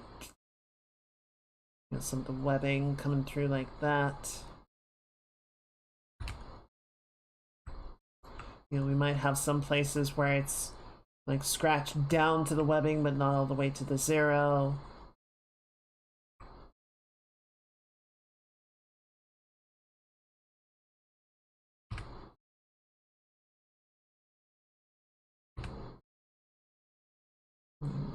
Various, it can be kind of cracked and broken.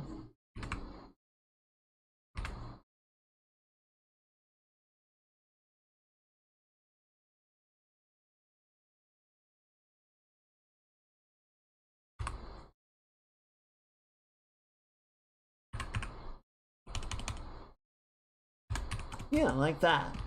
That looks pretty good, I think. I'm starting to do the same thing back up here. So let's touch this up really quickly, and then I want to get into some of the environmental touch-ups, because I think we have a good foundation for it. It's just not doing quite what I want it to do.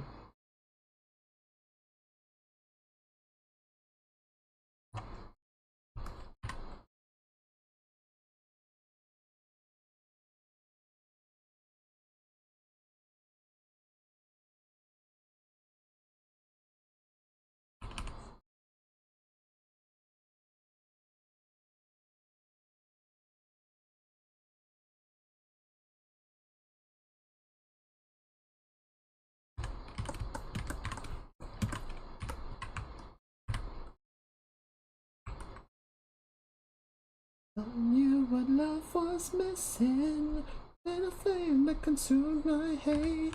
I'm not one for reminiscing, but I traded all for your sweet embrace. How's that right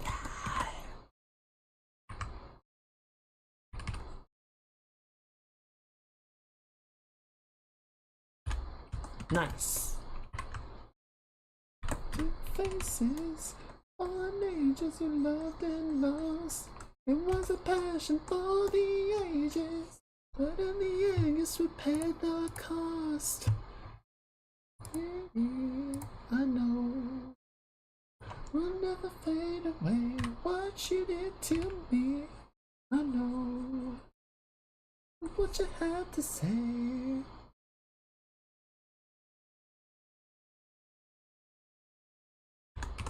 Okay.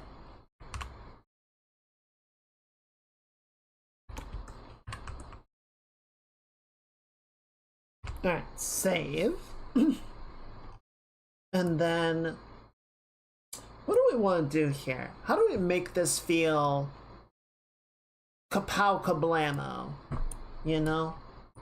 What do we do? What's the game plan?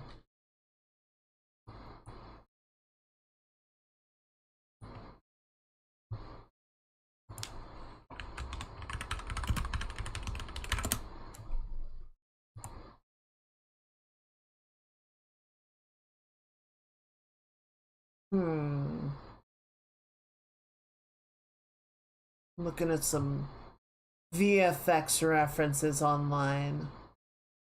Trying to figure out what's gonna get the right feel, you know?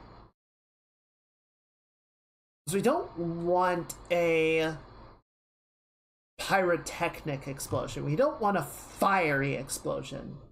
Like, this is a plasma explosion. This is a, like, pure, almost pure kinetic, like almost atomic energy explosion. So having that sort of like bubbly look like we did for Opera doesn't really make sense, doesn't really work.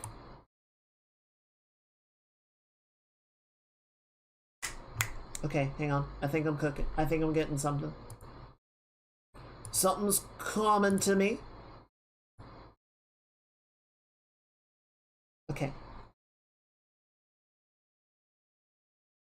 Ideas are forming. So I think we're gonna start with this one. And where is that. Okay, yeah, so let's get rid of that for now.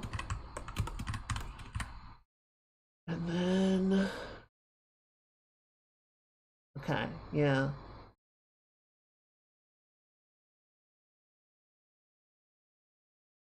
Okay, so I think if...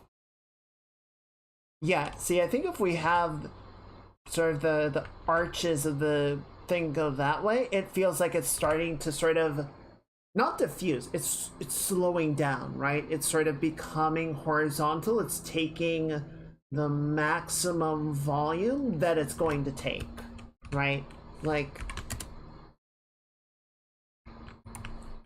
if we just go over to a new canvas for a second, let's see, you know, we have the explosion. Initially it's nothing, and then it gets big, so everything is going to be shooting out really quickly, right? As it gets or towards its maximum volume, as that initial kinetic energy starts to fill out, it starts to sort of slow, right? Things sort of start to round out, right? We get these sort of like shells of material, of energy, of plasma that round out the shape as the kinetic energy sort of slows, and you start to sort of hit that equilibrium of air pressure and billow from the material that's still exploding outwards. So I don't think we want to round it. I think we want to sort of lean more into that, like, this direction. That's my reckoning.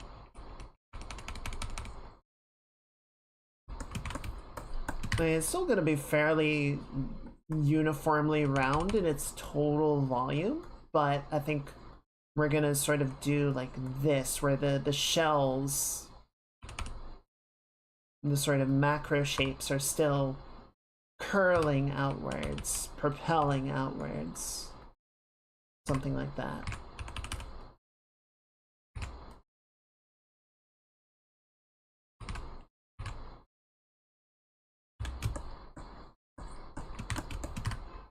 Sort of make it a little bit jagged to get some of that motion blur almost.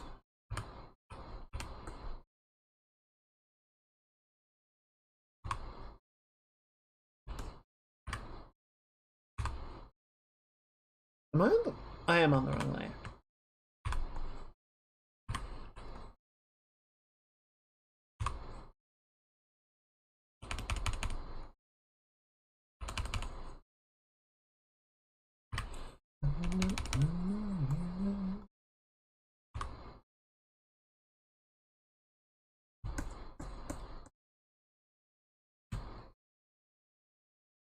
See, I think this is right. I'm just trying to figure out the technique for drawing it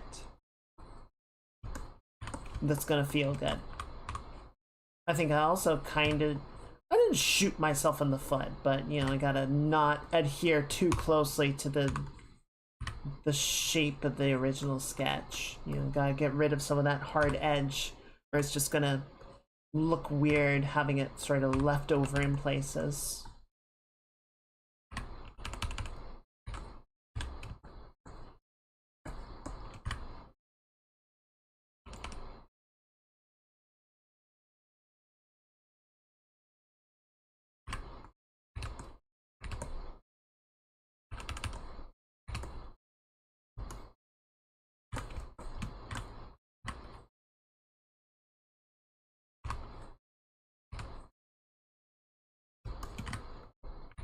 You can sort of have like this part, you know, getting sort of rounded and pushed by the energy underneath it.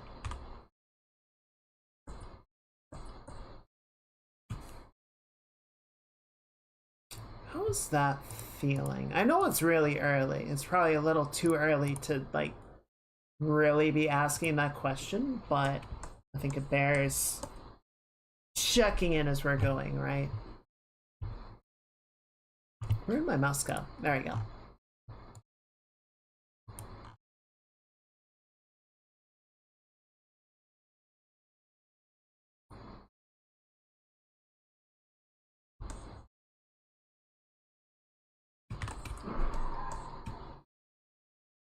I think there was a car accident just now.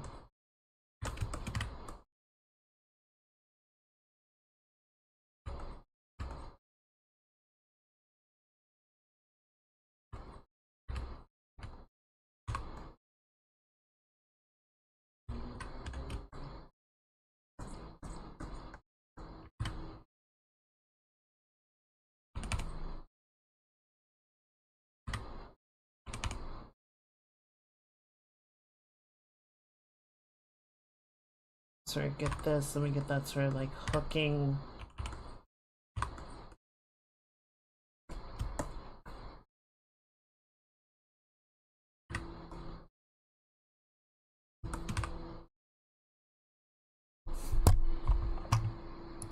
Yeah, something a little bit more like that.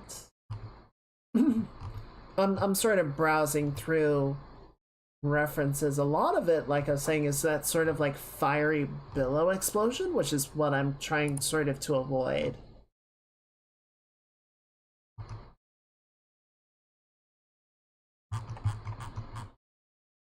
Or at least get like a version of the explosion that's earlier, so we still have that more sort of outward force.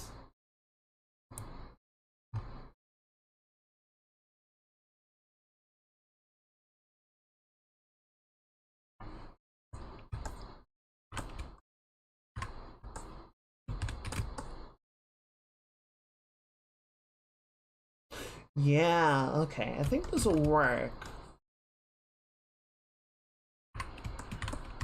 I think what we kind of need, so I think this will work, and yeah, we can sort of let this cool off a little bit, just because, you know, it's sort of like the outer bit of the explosion, or it's the outer shell.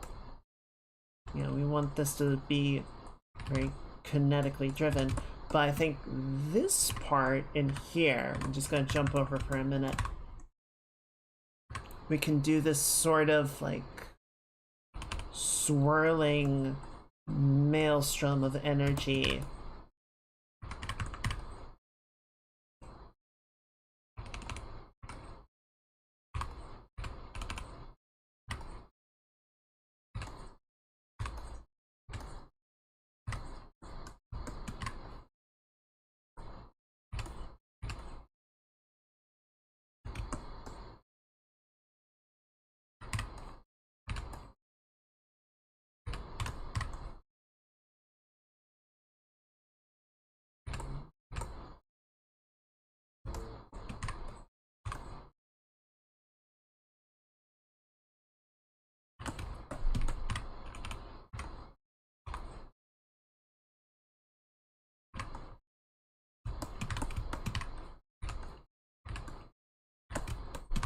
You know, one of the other things that was really nice about the Artist Alley, there was a lot of different work that was on display. And, you know, there's definitely a few things that are like, oh, you know, consistent things that are really popular, or particular like genres of work that are really popular, but no one looked exactly the same, right? Everyone kind of was bringing their own thing to the convention. Everyone has their own style, everyone has their own ways that they represent things or depict things, their own ideas that they're trying to put forward, and I don't know, it's lovely to see everyone sort of finding their own ways to express the things that they love. And it's nice to sort of feel like, oh, you know, you don't have to adhere to a particular look or style. Everyone can just sort of like find what works for them and what makes sense for them. I almost want to like flip this and sort of have this be the bigger explosion. Let me see what that looks like really quickly before we... 1 second, I'm gonna put another song on and then I want to try that.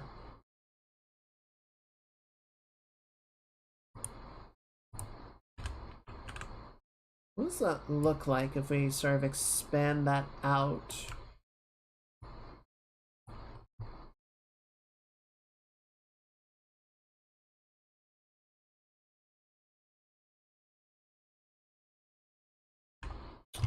I'm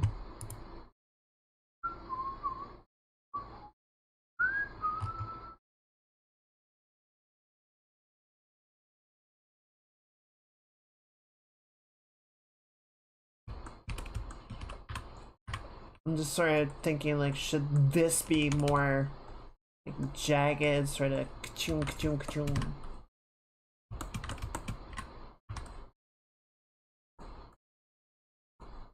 Or should this be more of like the swirling vertex? Swirling vertex, there we go. That's words, right? I suppose at least one of them technically is a word.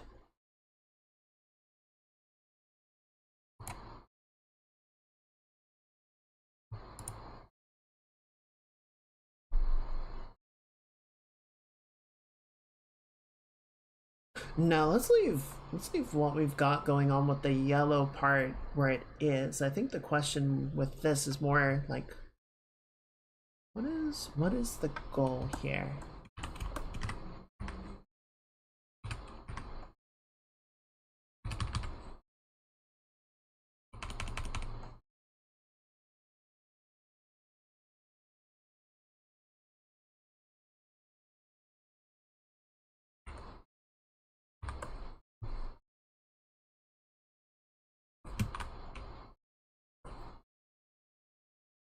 That was the wrong brush.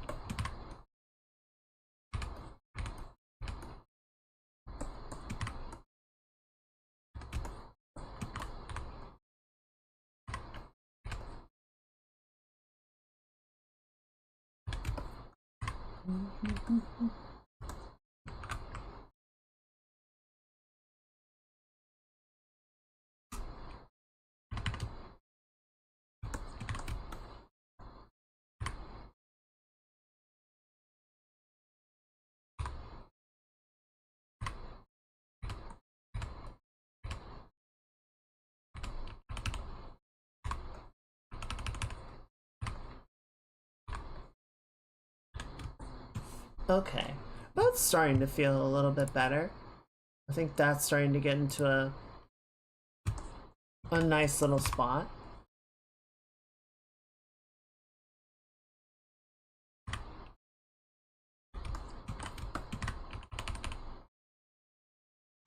Sorry.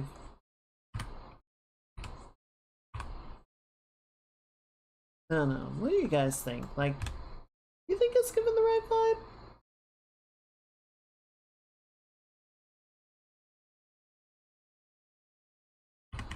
I think we gotta bring this down a little bit just so that it like sits more balanced positionally.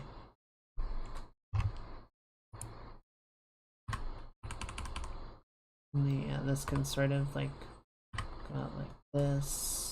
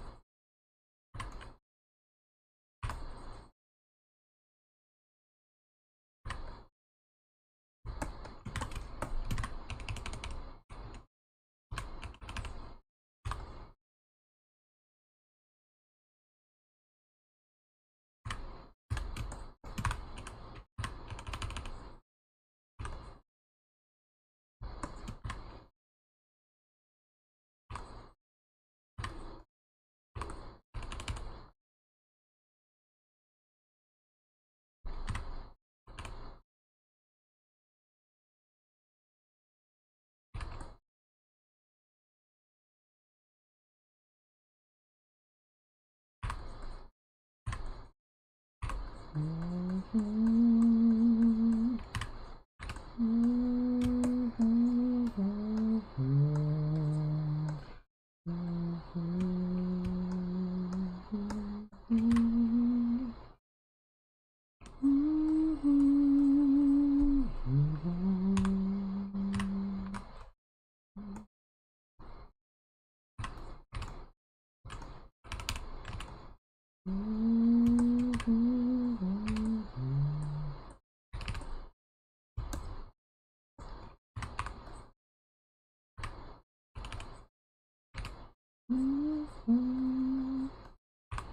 did you guys see they put out a trailer for Dune Part 3?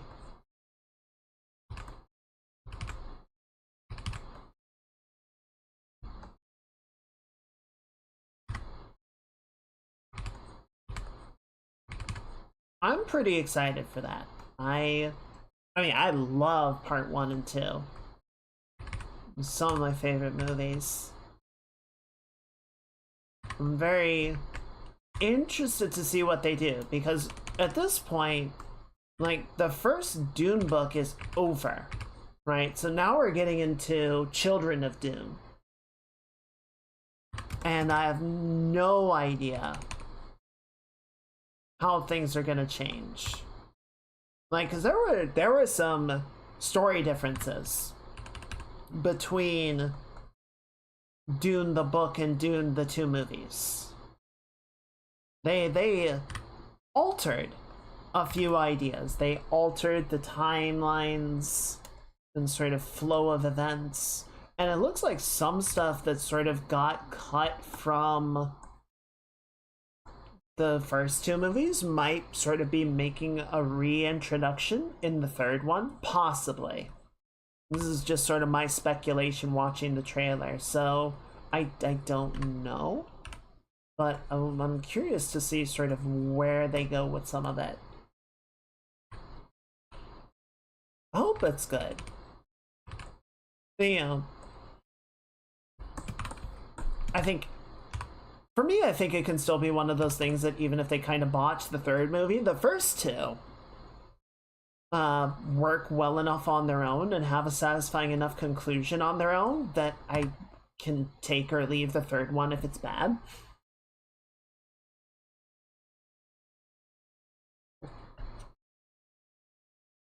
I know it's kind of a weird thing to say, like, don't you need all 3 movies of a trilogy? It's like, yes, but the first 2 encompass the entire first book.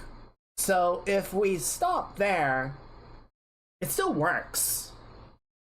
I don't think it actually, like, needs...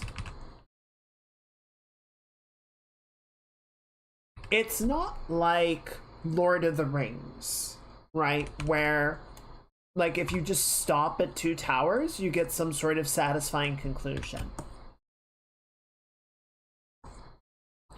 Right? There is clearly still more to do and more to tell.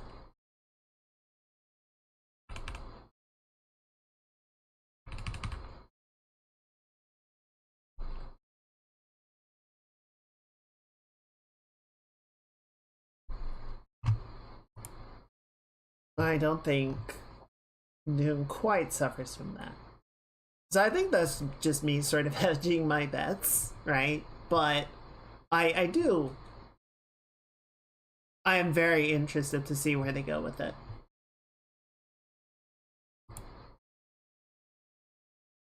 Or hang on, this is the wrong song. I was thinking of something else. Shoot.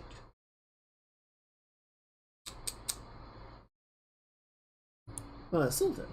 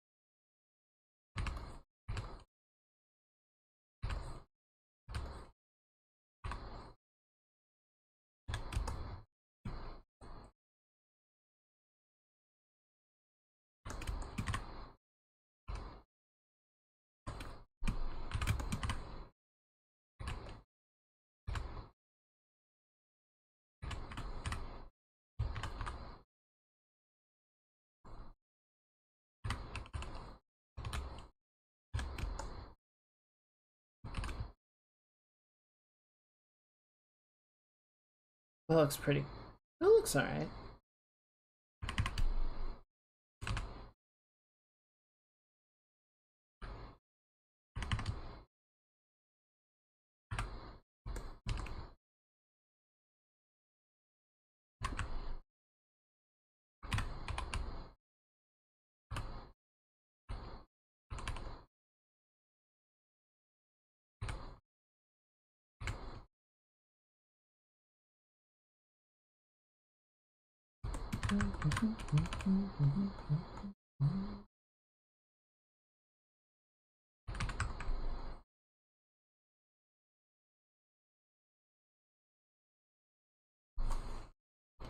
I'm gonna desaturate this as well, brighten it up. Because I think even at like this level, the contrast to the bomb is pretty noticeable within there, right?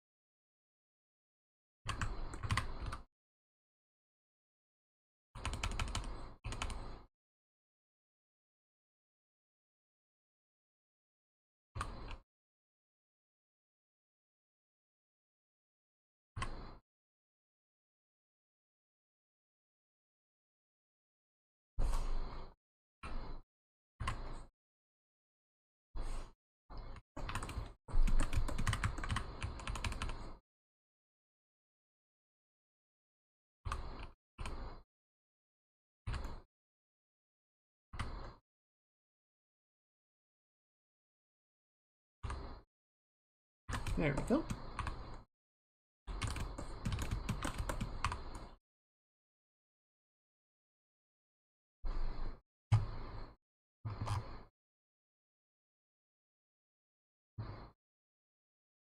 Oh, is there one more? This is what I was looking for.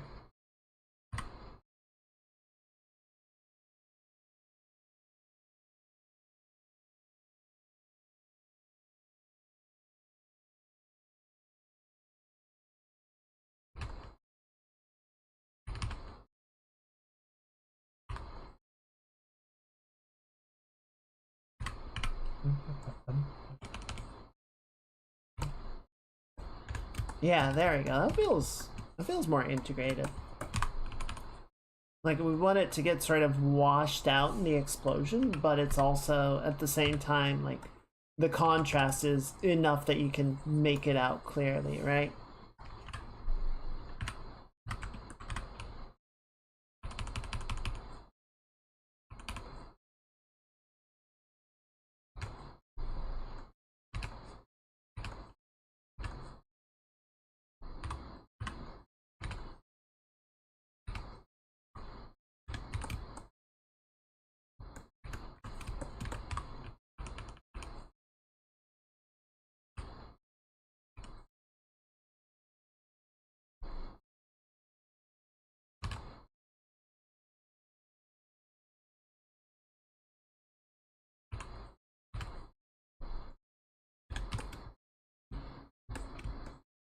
It almost looks like a croissant.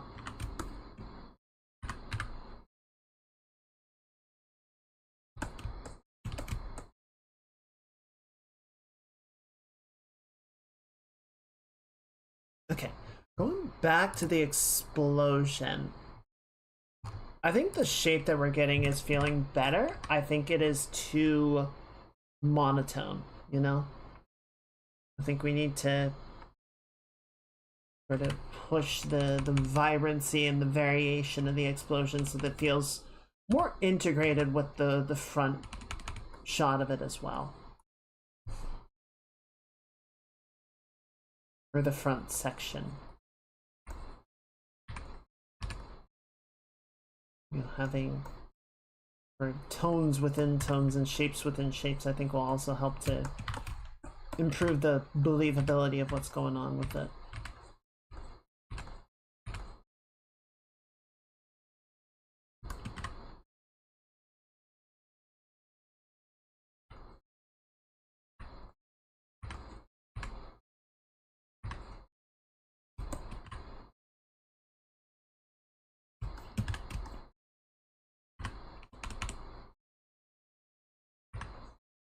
I'm glad it's getting the right vibe across at least.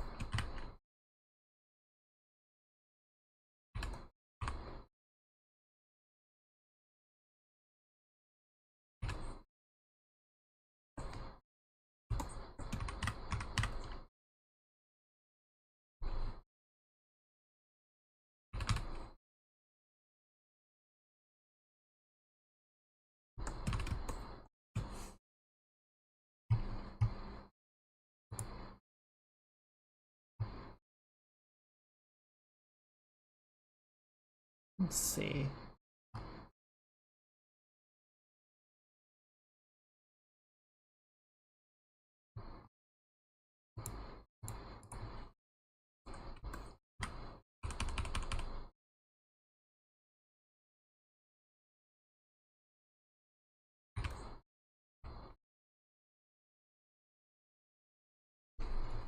Here, let me just pull this over here so I don't have to keep tabbing back and forth. There you go.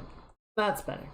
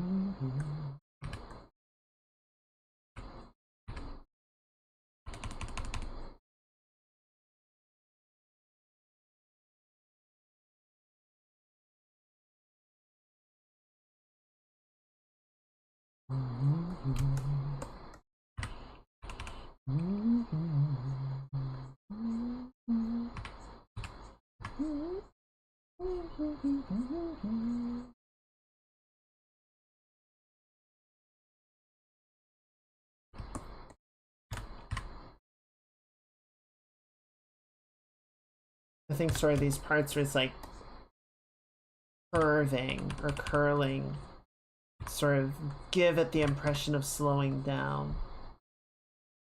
I'm sort of trying to straighten those out a little bit and have it be sort of like curves through, you know, small segments. They're sort of varying in velocity rather than being like an actually curved line.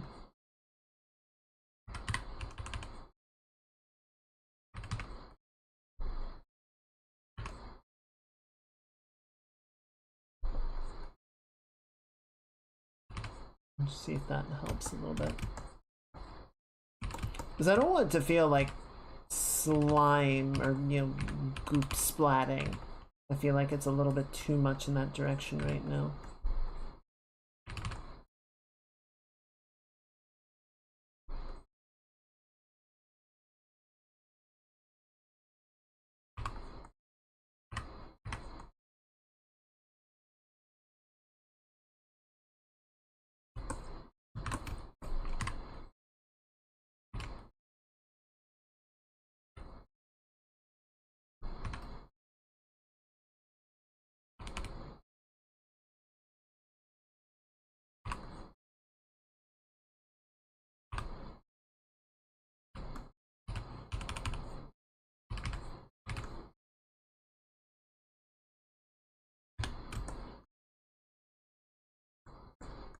That's a bit better.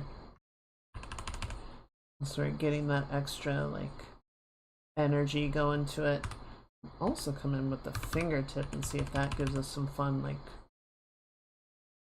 momentum to it. There's a little extra breakup in energy.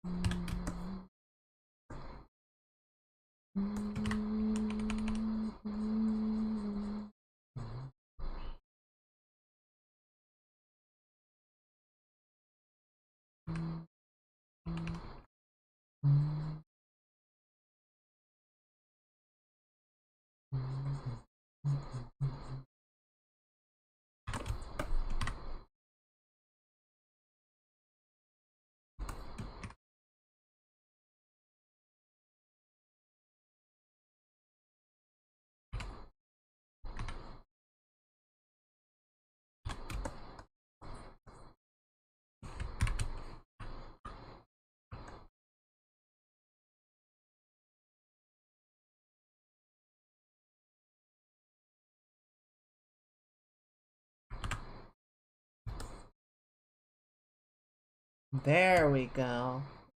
Now we start to like blend the two together better. It feels more...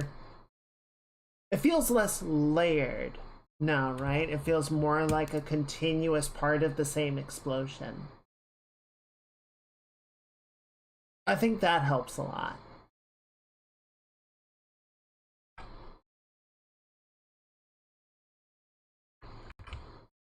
Just for funsies, let me try layering that onto Ridley and giving it like an overlay just so that sort of, yeah, it kind of like blooms him out a little bit. That's kind of fun. Okay, well that just like completely washes him out, so that doesn't work. But I think the overlay gives a nice touch.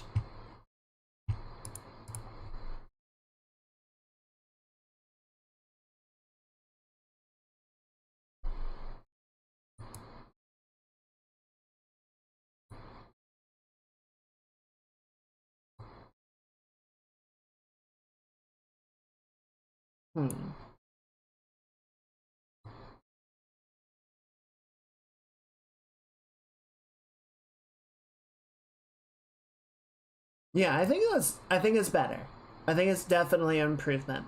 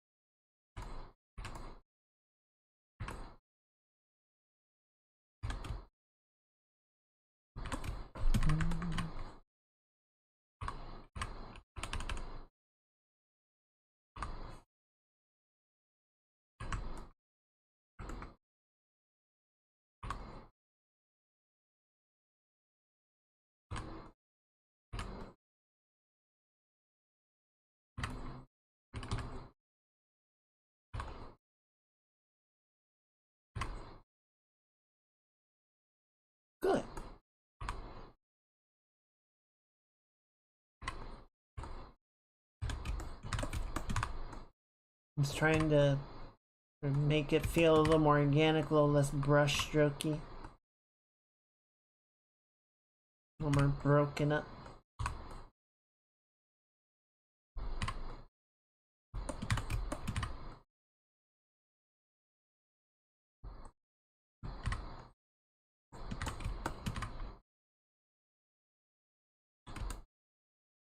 Yeah. Yeah, something like that.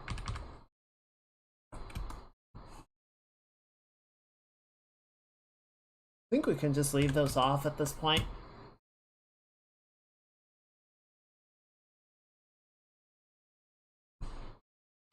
One thing I want to try is we're just gonna grab, we're gonna make some of these guys action lines.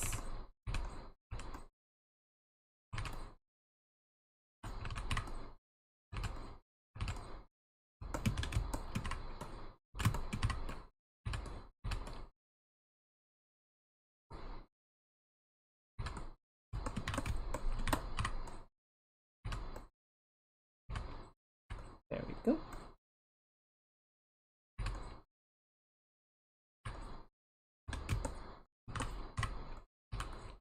Something this-ish, maybe?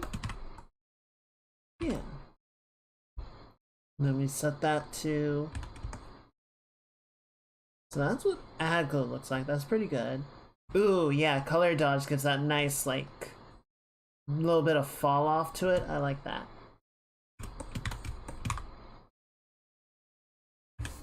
Cool.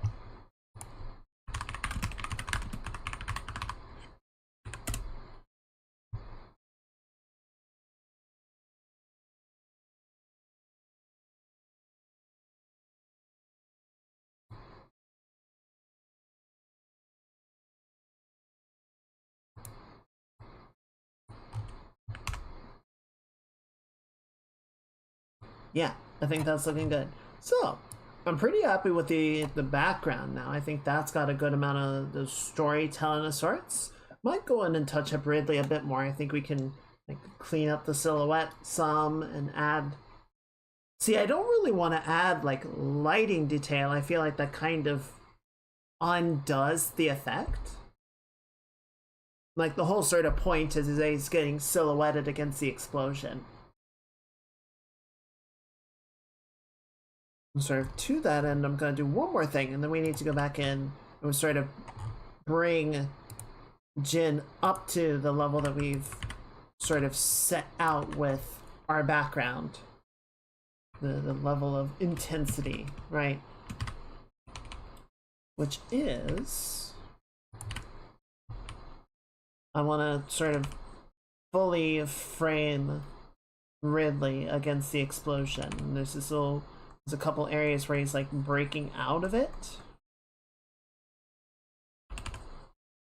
I think that doesn't quite work.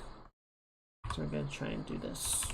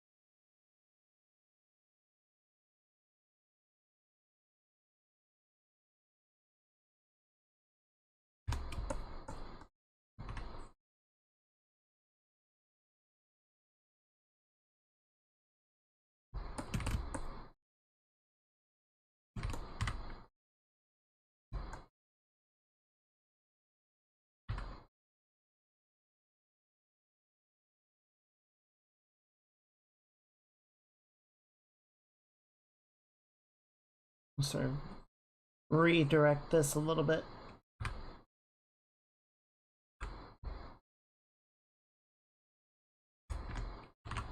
Yeah, I'm not going to be able to transfer this, just do it by hand. sort of redirect some of the action lines so that it more points towards the bomb, right?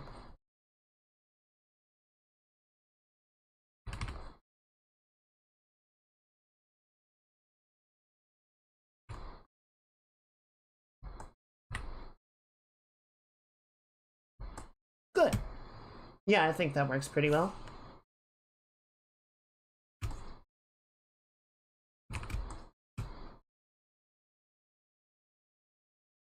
Okay, cool. I like it. I like it. And then... yeah, let's go back in on Jin. Okay, I'm gonna do one more thing. I know we said we gotta focus on Jin, but I had an idea. I think it'll be fun. So we're gonna go back to Ridley for a minute. A big stinking minute. So in classic, like old, I don't know, boss or just like game design fashion, right? When bosses in Metroid die, they explode. Of course, they explode with a bunch of little like secondary explosions before they go. So I thought it would be kind of fun to just have little like silhouetted sections of Ridley like micro exploding.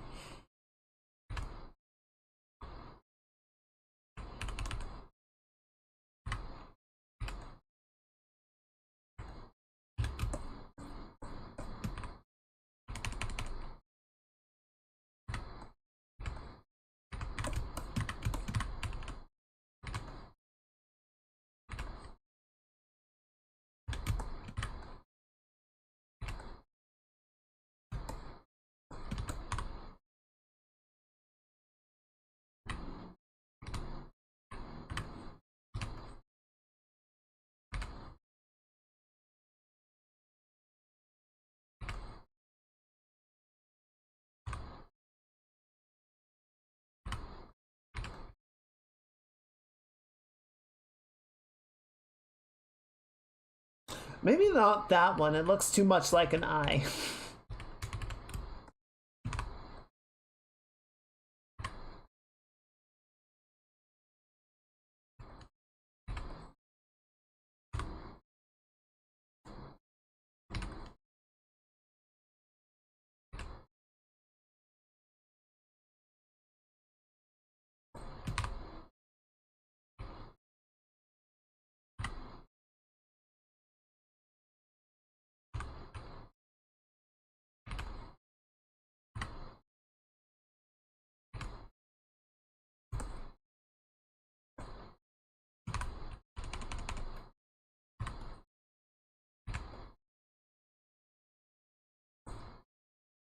Nah, that one's feels a little bit too redundant there. But we can sort of knock out this part of the hand. I think that works.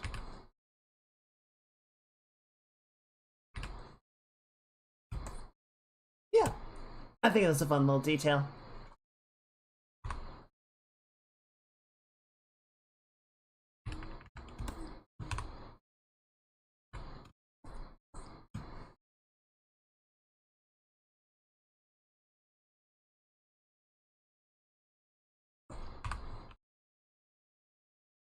Yeah, we'll clean up the details of the silhouette in a little bit, but I think like we've done a pretty good job sort of rendering out the forms of the character now. Like that's working okay for me.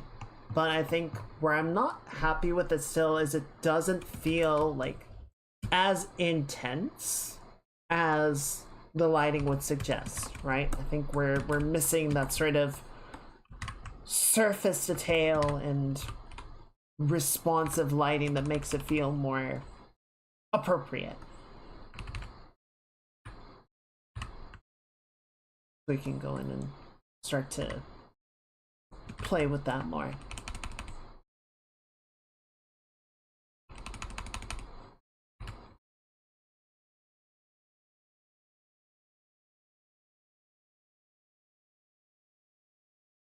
One thing I'm gonna try something and we'll see how it goes. Because while I was downstairs, I was waiting for my snack to toast and, you know, had this beautiful like sunset lighting coming through the window, and I just kind of held my hand up to block the sun so I could, you know, enjoy the colors of it. And the subsurface scattering through my hand was like brilliant. So I kind of want to play with that. I kind of want to try that, just like,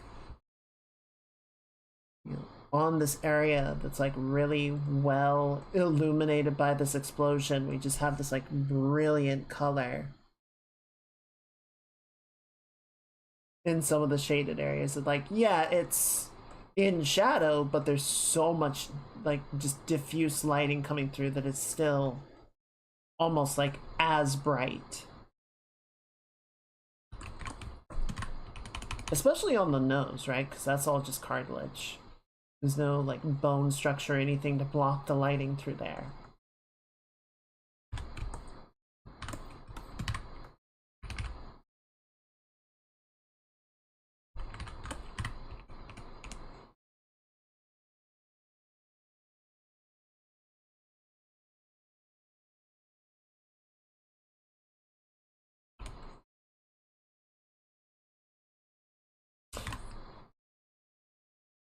The face is too far forward. I was looking at the distance of the jawline to the neck, and I'm like, well, that's fucked. Okay, how do I fix that is the real question.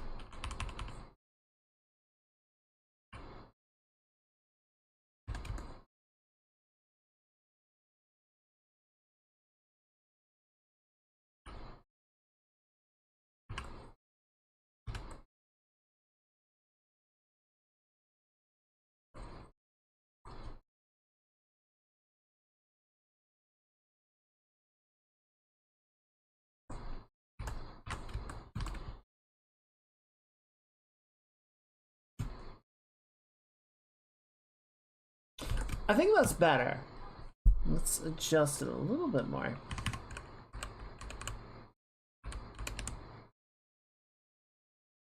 Yeah, I think that works.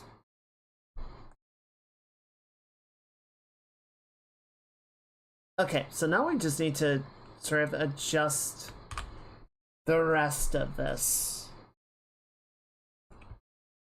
Because I still don't like the shape of the head. I think it worked okay while we were sketching it up, but just the more that I sort of look at it, the more that I clean it up, the more I'm like, no. So some of it is, I think the hair up here is too big. We can knock that back a little bit. I think we can sort of bring maybe the back of the cranium up to round it out a bit more. Let's do a quick under sketch of just where's the actual skull in here, right? How's that working?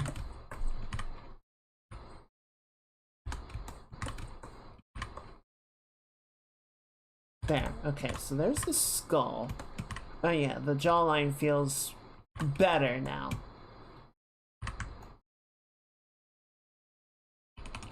Can use the hair to sort of obscure the collar line a little bit.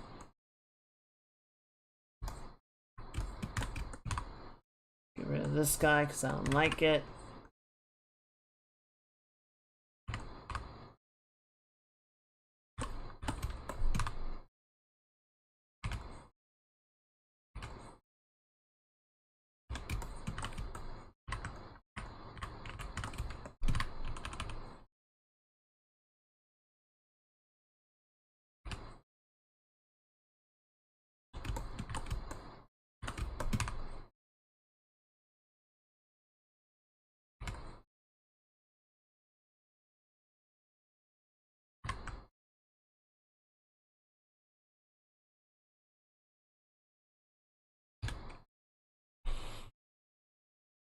trying to remember what, because I don't know that she posted it anywhere. I'm trying to remember what Jin's long hair looks like. I might be able to find a clip where she's using the model. There's one.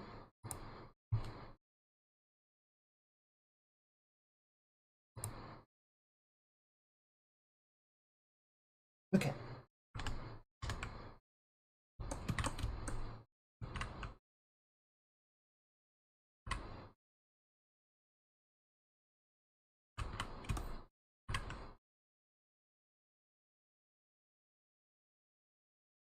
Okay, and then we've got the jet vents, which are going to kind of come up like this. And that means we need to reduce this down even farther, because these need to be sort of the dominant shape.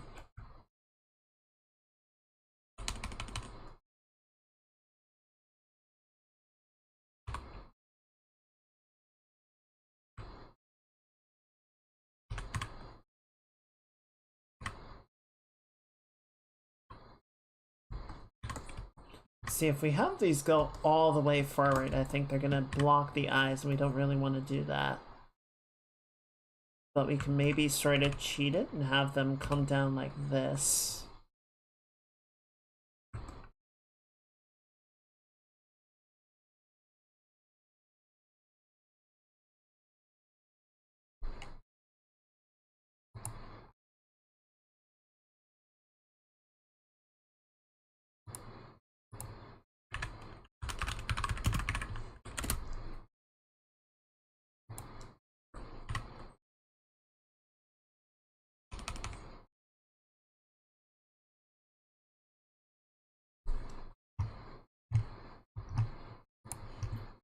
And she sort of got longer hair that would trail down like so.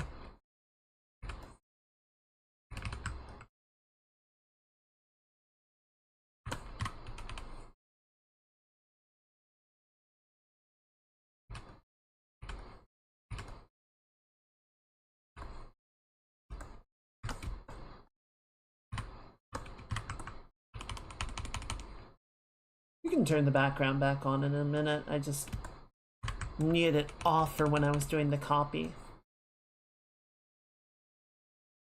Okay, and then, yeah, the rest of the hair now is going to be more like this. I don't have a perfect reference for it, but we'll wing it. And square the shape a bit more like this.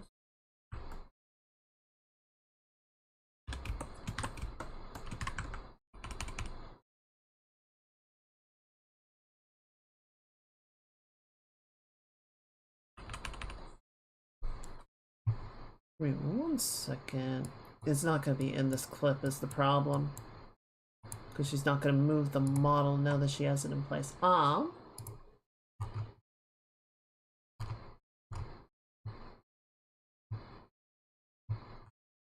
was just looking to see if I can find one that has a little bit more of it visible.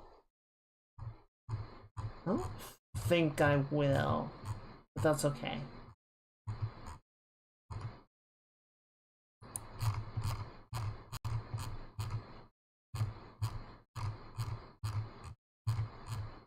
Yeah.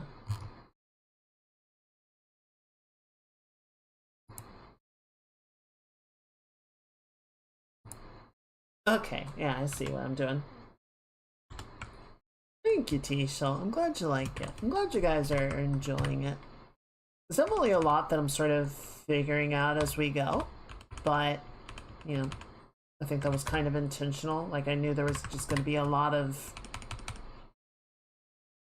block it out simple and then figure it out as we go. And in that way, I think it's going okay.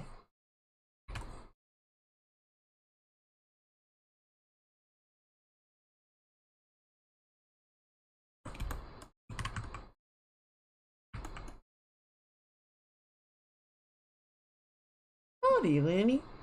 Welcome in. Happy Saturday. I hope you're doing well. Hope you're having a good weekend.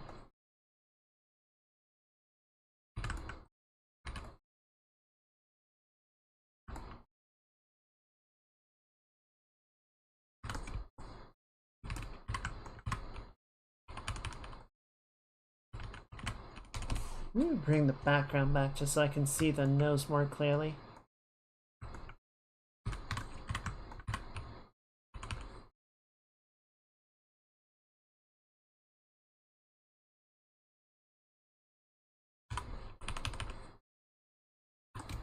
I'm having a pretty good day. I had some good food, I get to hang out with the chums, I get to play some games and work on some art. Got some updates done on my model. It's going well. It is going well. I'm glad your weekend is going fine as well.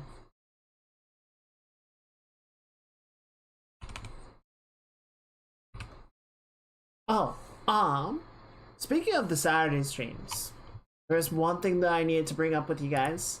So, there is an event going on next Saturday that I kind of wanted to participate in.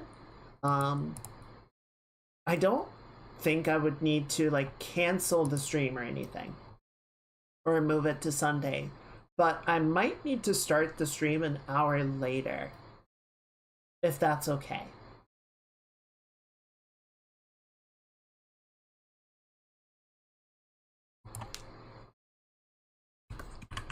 So instead of 3 Pacific, 6 Eastern, it would be 4/7.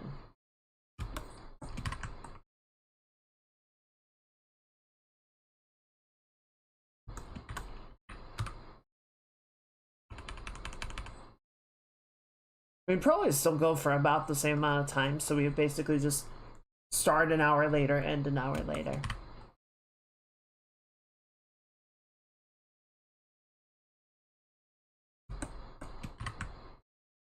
Okay.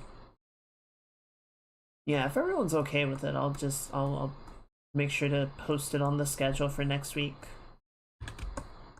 Just so no one's like, where'd Gaiga go? You can be patient. Thank you, chums. Yeah, it's something that I feel like I should go to. It feels important to me.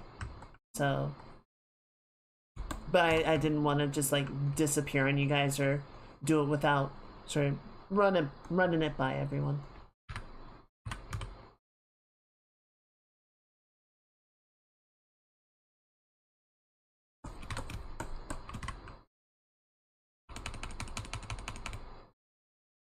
We are okay with I'll accept all complaints and immediately ignore them. Just send them to the complaint shredder.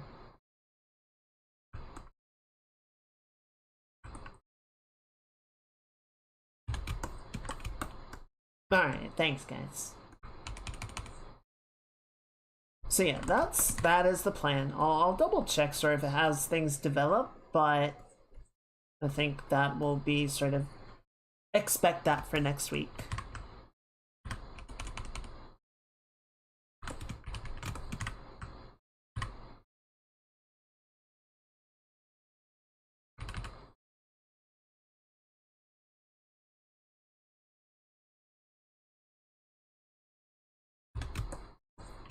I'll show you again, falls asleep.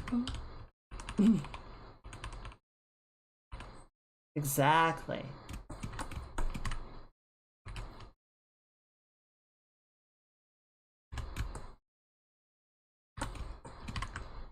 You just have like a feedback email that automatically gets filtered as spam.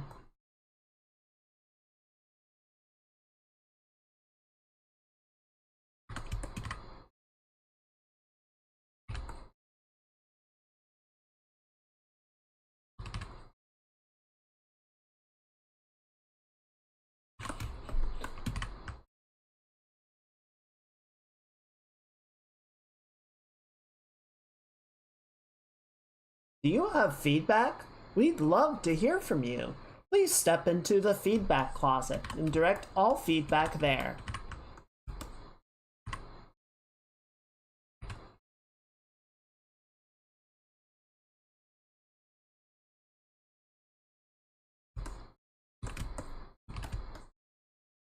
That's starting to come together. That's starting to look like something.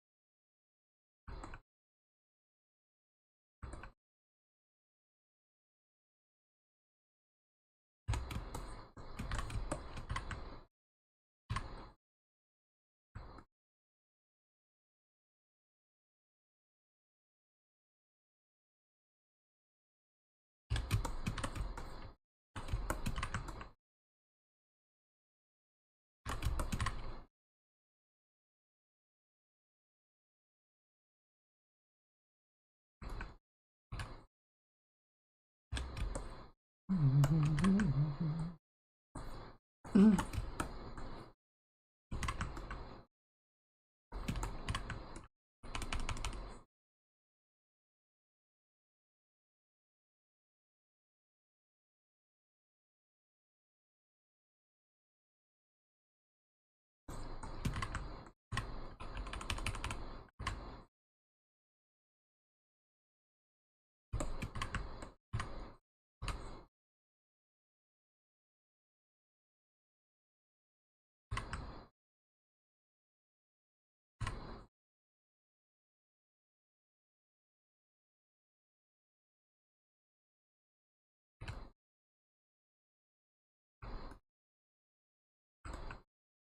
we go.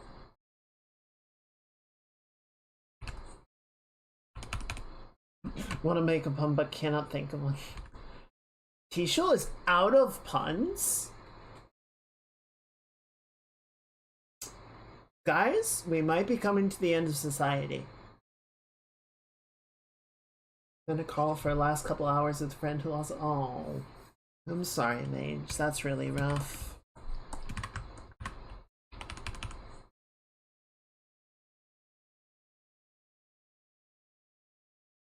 I hope your friend is doing okay. Obviously, a terrible situation to be in, but I'm glad. I appreciate that you were there for them.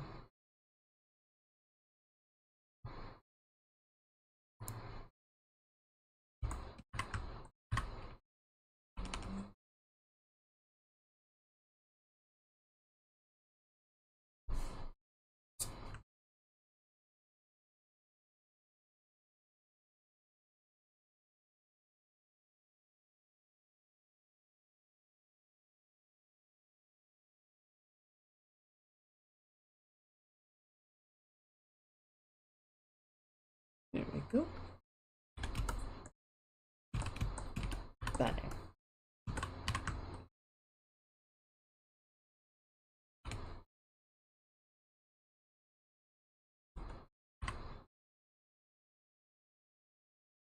Yeah, that's fair.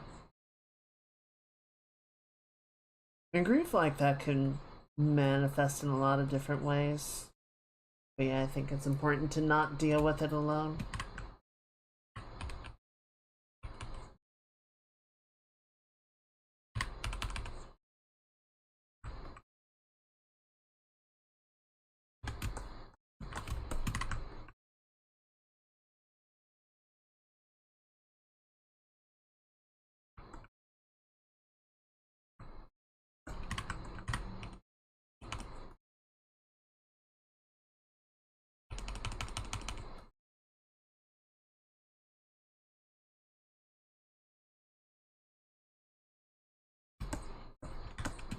There we go.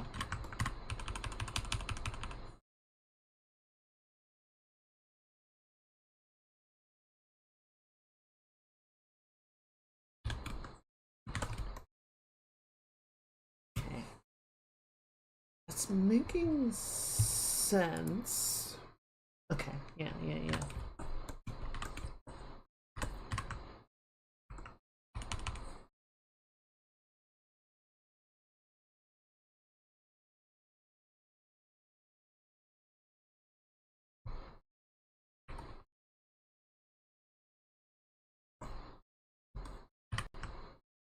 There we go. Alright, then you're gonna go right here. To give us time is true. Yeah, it's true.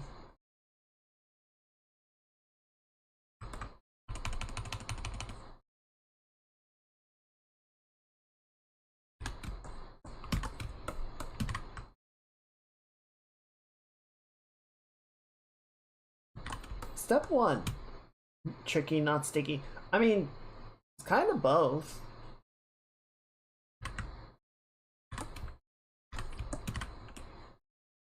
I don't know, I think sticky can work.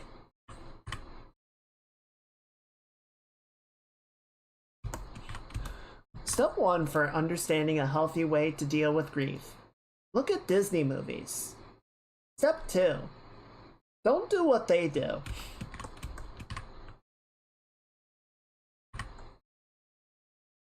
There is a lot of trauma and grief in Disney movies, and they do not handle it well. I mean, that's kind of the point, right? It's like you need to... It creates... like, interesting narrative hooks for the characters to grow from, but... like, whatever their first course of action is typically not the thing to do.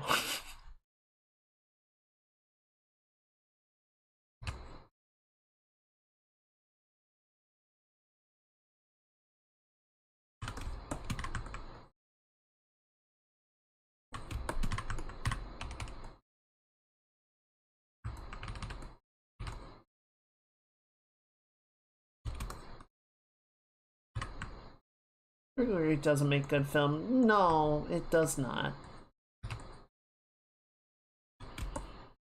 It does not. Good narrative tends to need a little bit of hyperbole, I think. Just because the real life tends to be kind of mundane. Well, I don't know. I say that. I'm tired of living in interesting times. I want mundane times. I want completely unremarkable times.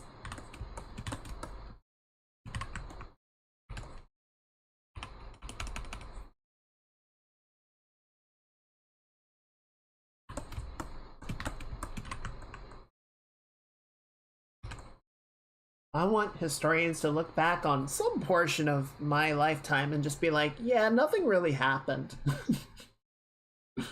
We can kind of skip this period. I'm not saying this is the ideal, but ideally it makes a lot of money. Well, ideally it's a good story that also makes a lot of money. I mean, if it can do both, great, but...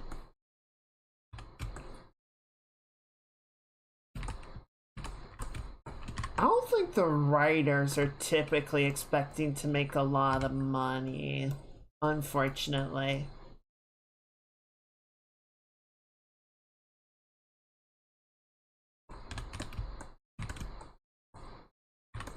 Okay, we finally got this into a pretty smooth shape that I'm happy with. I think just sort of getting rid of a lot of those darker elements is helping a lot. Rounding out some... The executive. Yes, the executive, absolutely.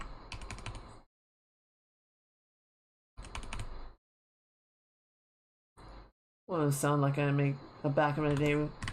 I missed the early 2000s.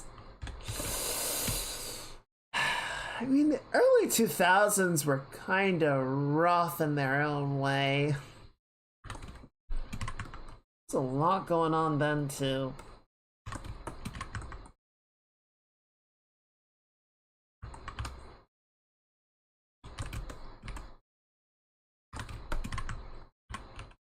Was it better? I don't know. It was different.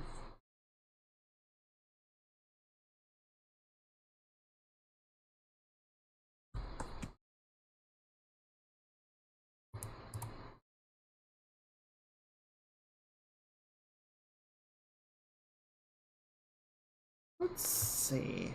Let's go ahead and do this. Every year it's like a cheese grater, just different textures and different cheeses.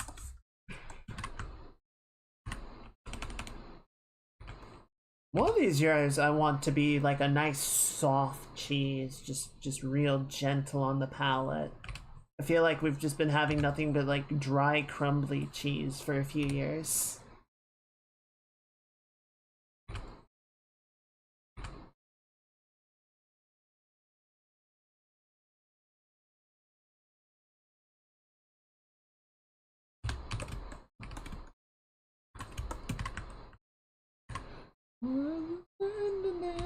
For you, just not a sign.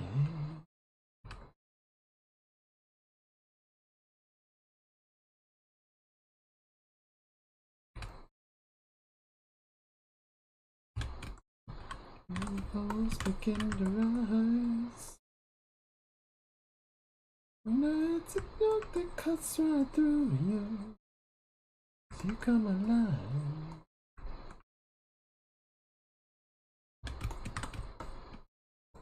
This city. Pepper Jack. Favorite cheese on cracker? Well, I mean, pizzas has to be mozzarella, right? Like that's just the cheese for pizza. Pepper Jack is really good for sandwiches. Crackers varies a lot. I don't think I like Pepper Jack that much by itself, right? This is the thing. I find Pepper Jack is good as a topping for something, but it's not good as a standalone snack. For something like that, Colby Jack is good, mozzarella is good. One of the things I really like to do is there's a store that makes like pepper jellies. So they'll do like spicy jellies and sort of not your typical fruits, right? And one of the ones they have is a ginger jelly. So I like to get that and then sort of cut up pepper jack cheese. So it'll be like a cracker and then a bit of jelly and then some cheese on top of it. It makes a really good snack.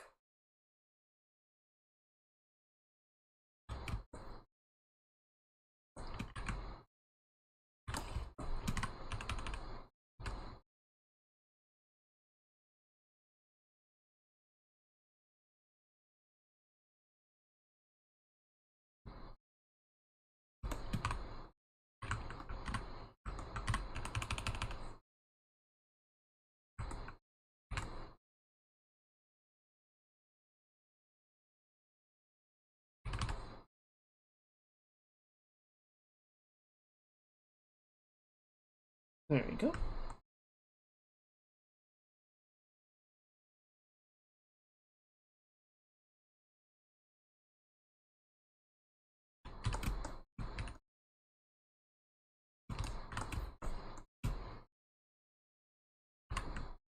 Provolone. Interesting.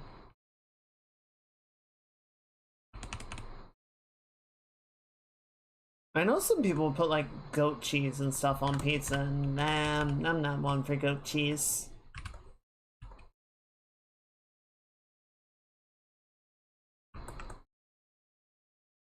It's not really my jam.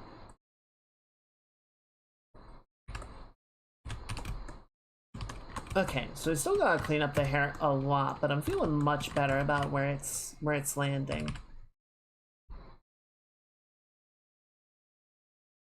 Oh, mozzarella sticks as a snack are great. I love doing like a toasted pretzel bun with a little salt on it and a mozzarella stick on the side.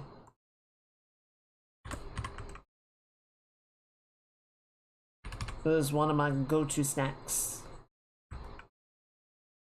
I say snack, but that's like my lunch.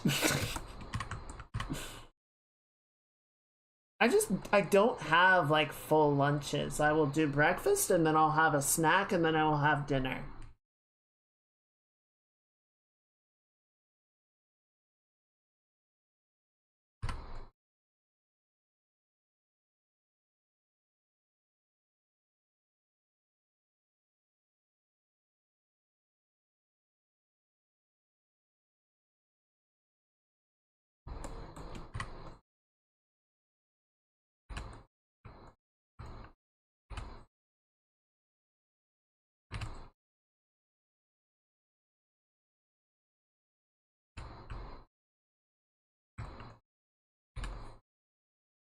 There we go. Okay, we're getting some. Not fasting meal schedule and try and keep me. I don't know. It's not like I'm fasting. It's just it's kind of the amount of food that works for me.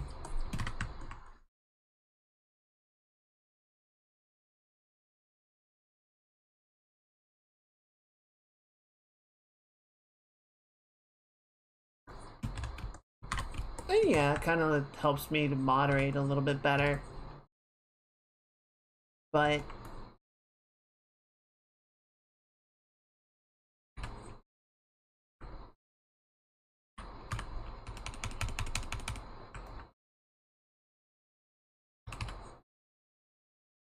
Let's just get rid of the mouth back here just because I think that little bit of like carryover on the shape doesn't really translate super well.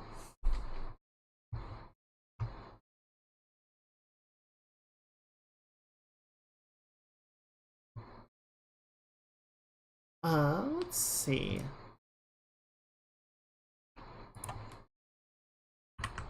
Something a little different.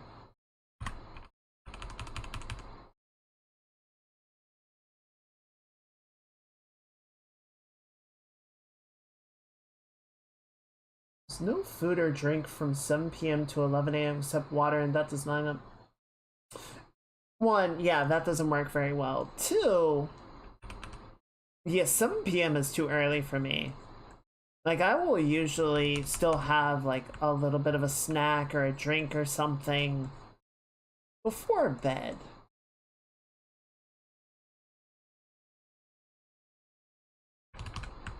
That's extreme for me. I mean, if it works for them, then, you know, more power to them, but I ain't about that. I ain't there with it.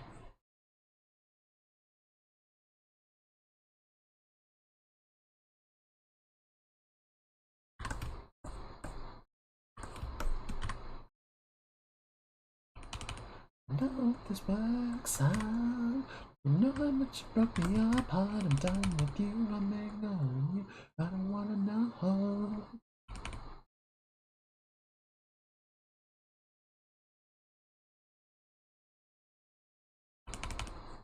Look at her.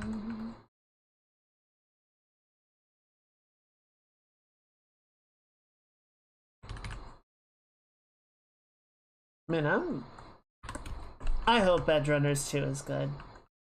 First season was so good. First season, like, got me interested in Cyberpunk. Really hope they pull off the second season well.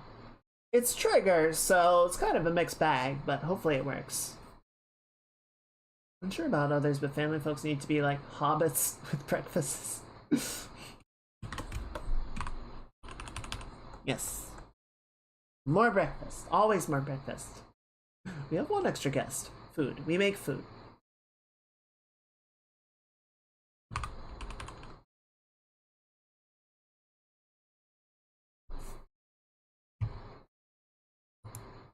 Yeah, it's definitely a faster version. I tell you what though, like, I kind of like some things about this more than the normal version.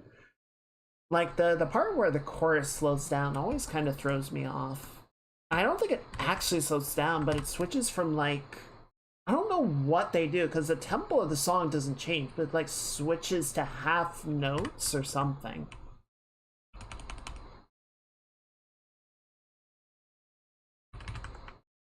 Like the time doesn't change, but the way that they use it changes, and always, I don't like it.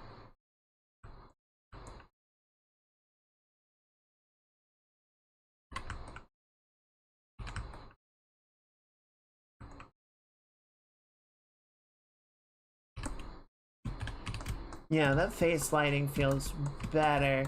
The mouth looks weird. I don't like the shape of the mouth right now. We'll figure it out in a second. Need more music.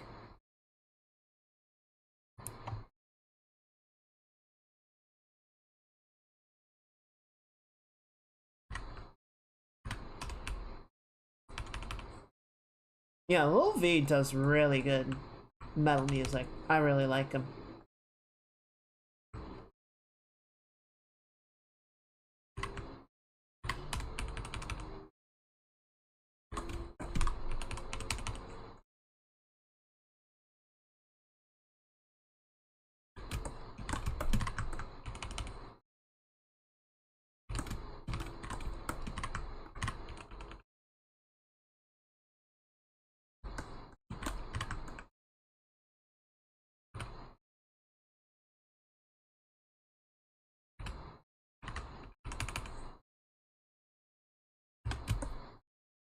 Okay, there we go. This looks a little bit better.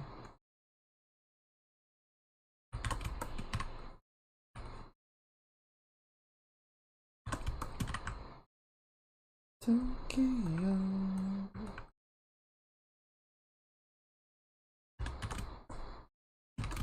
Good.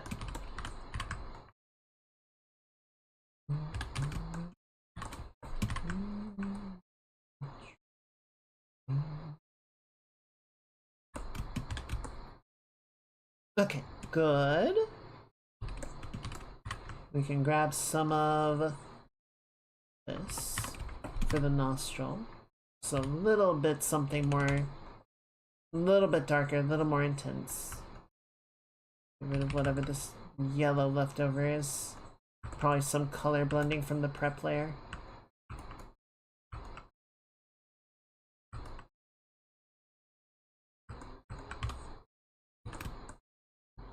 Good.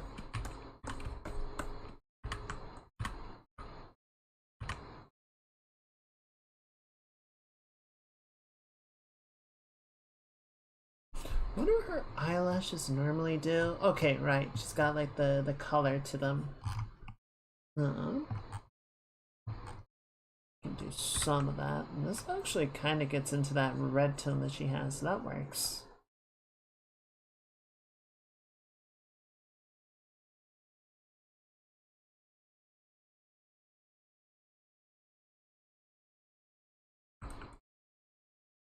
Good.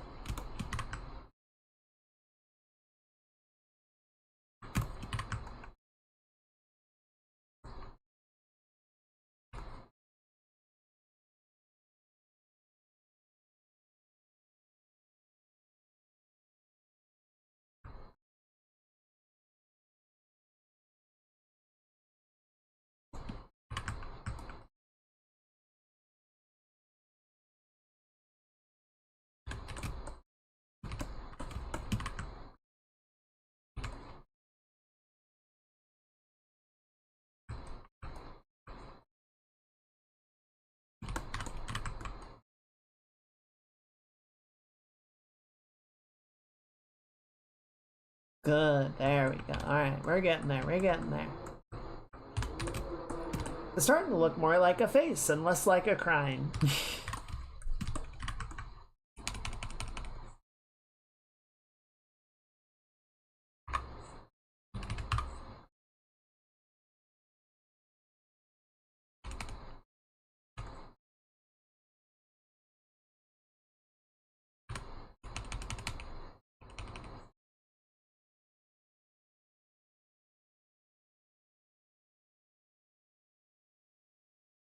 I'm trying to think how much Screamo I ever listened to. Like, I listened to some 3 Days Grace, I listened to some tiny bit of 9 Inch Nails. What was the other one? Breaking Benjamin. I listened to them. Rise Against, like them. I still kind of like Rise Against. I don't listen to them as much as I used to, but they're good. I don't know if that counts as Screamo, though.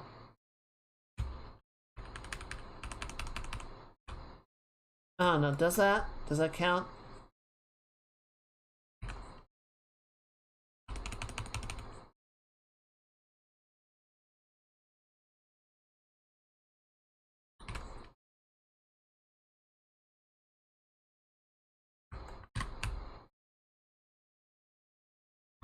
Let's clean this up.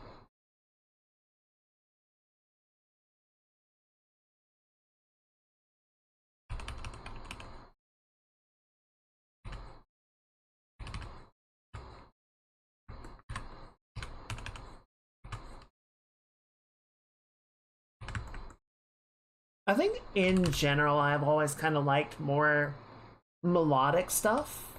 So anything that got too like sort of deep and heavy and kind of lost the melodic side of things, I tended not to like as much.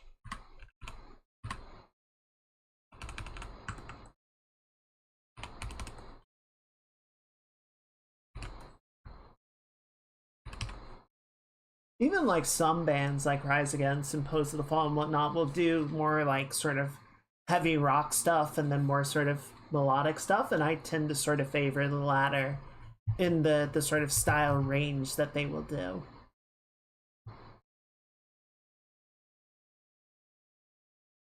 Oh, this came up the other day. I was thinking about this song.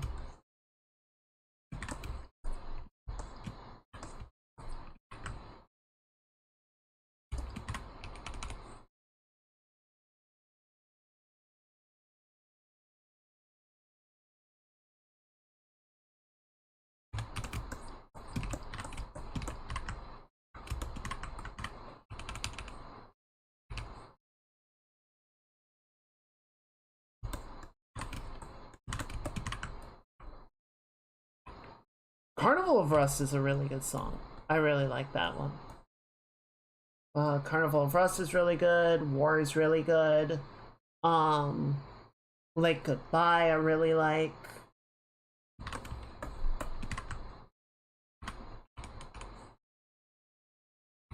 You know, some of the stuff that they did, like in Alan Wake 2, like Herald of Darkness is just a really fun song. But like some of the more heavy metal songs that they did for that game, good. I don't like them as much, you know?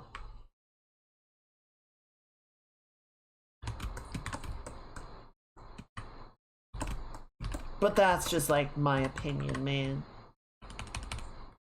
It's nice when a band is able to sort of experiment with different things and find things that they do and don't like and sort of appeal to a range of tastes and not just sort of do the same thing over and over again.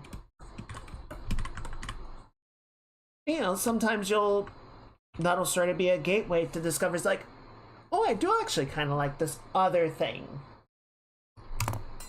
Right? It sort of provides that bridge, that gap. Or it bridges the gap. There you go. That's the right sequence of words.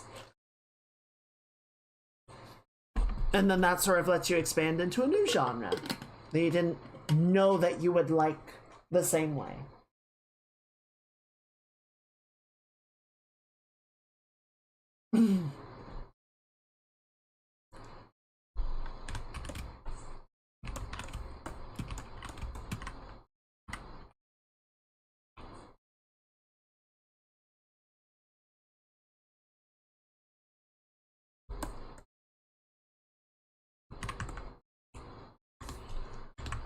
Alright, how does this freaking collar piece of shit work? There we go. Alright, so you go like that.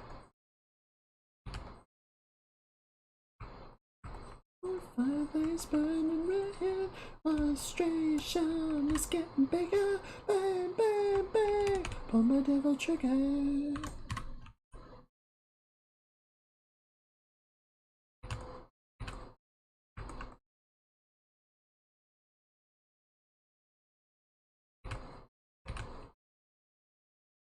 Woodkid also does a good, like, I feel like Woodkid is very sort of experimental by nature. So he'll do just a bunch of different things, really just sort of depending on what it feels like almost. And, you know, he's got a particular, I feel like he's got a style that is recognizable, but he'll do a lot of stuff within that range and sort of mess with new ideas that sort of push the boundaries here and there. I don't know. I like Woodkid a lot. I think he's a really good artist.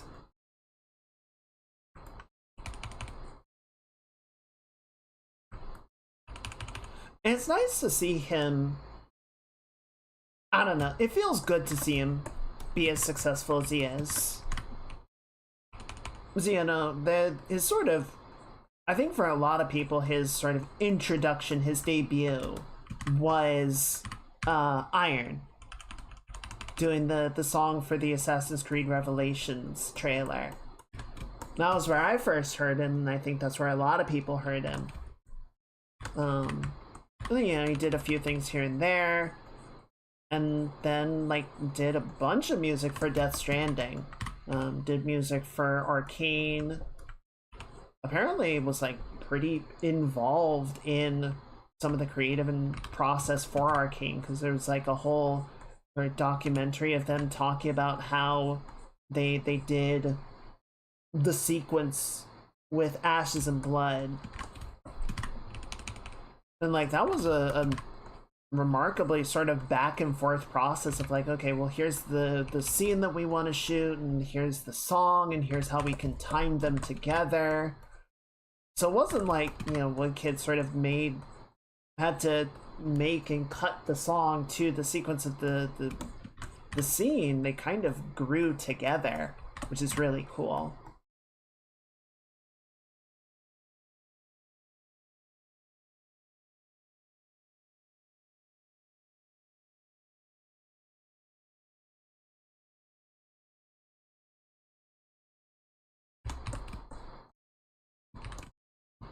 I do love when people can be collaborative like that, you know?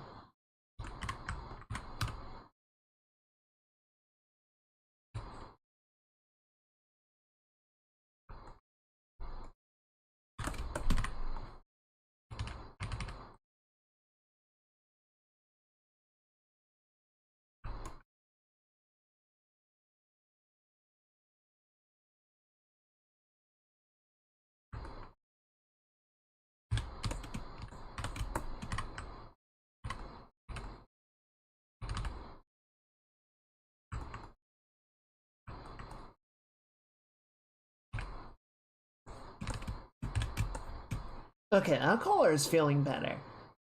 There's still a lot to clean up with the armor. I really want to improve like the material read of everything.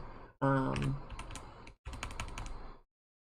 I think we're getting a much like cleaner presentation of everything. I say that we haven't even started on this hand. I kind of like how beaten up the armor feels in some places, just leaving the sketch where it is. So kind of don't want to go over some of those sections, frankly. Like normally I would make a point of trying to sort of touch up everything as best we can, but it kind of works.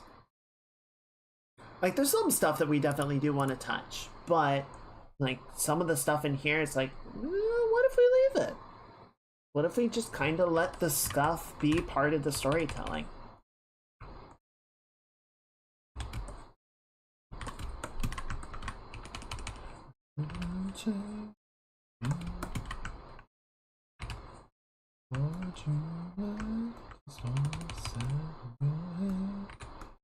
It's meant to destroy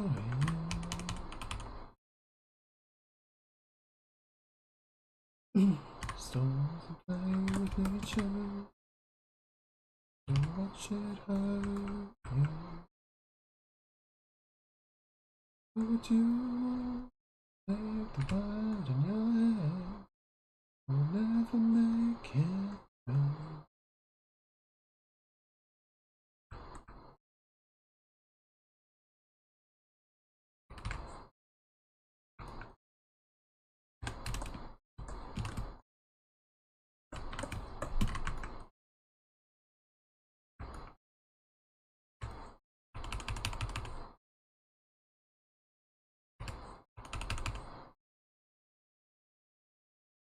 Just let it die, oh you will turn it all to ashes and blood. To ashes and blood.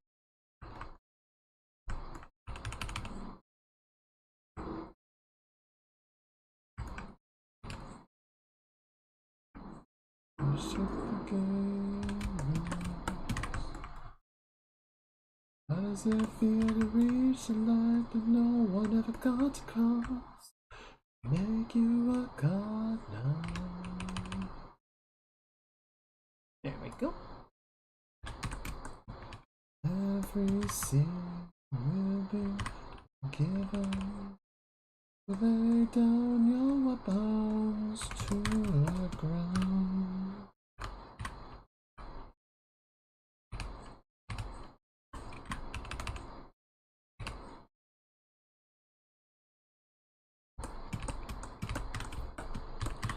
Good.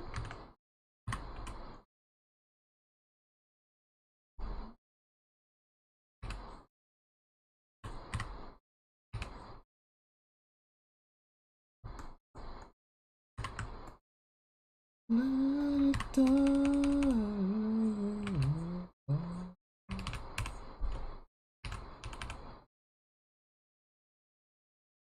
As the fire burns out your soul,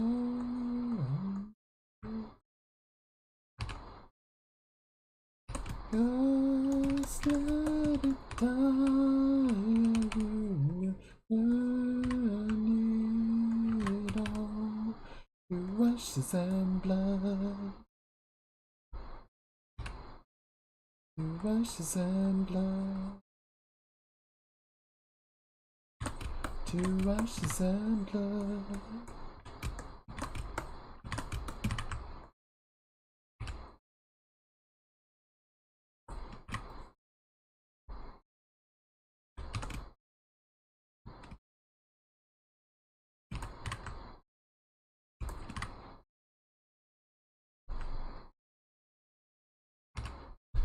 Is it?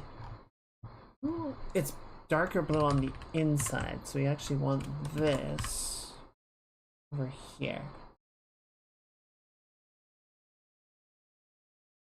Okay, unfortunately, that is where we need to wrap things up for tonight.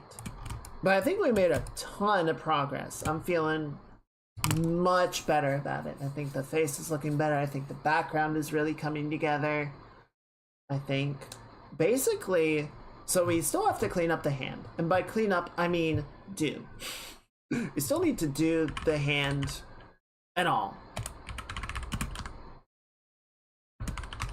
But yeah, otherwise it's really just sort of adding those fun details and sorry, hang on. I'm looking for a thing. Okay, you know what? This is fine. This is fine. Let's do this.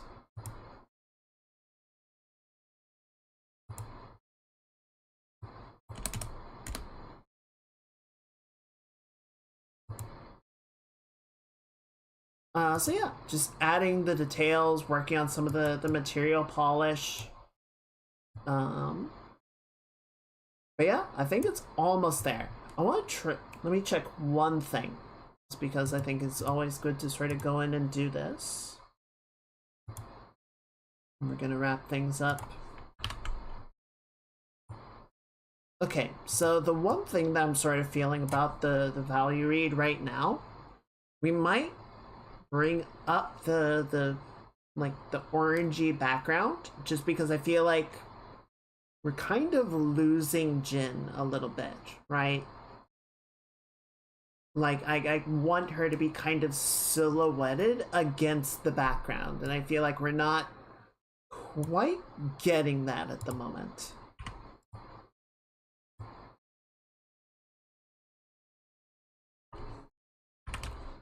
Let's just try messing with that really quickly.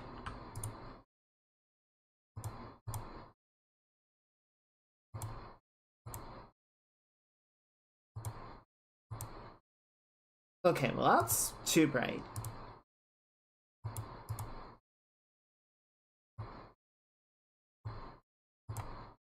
What if we add?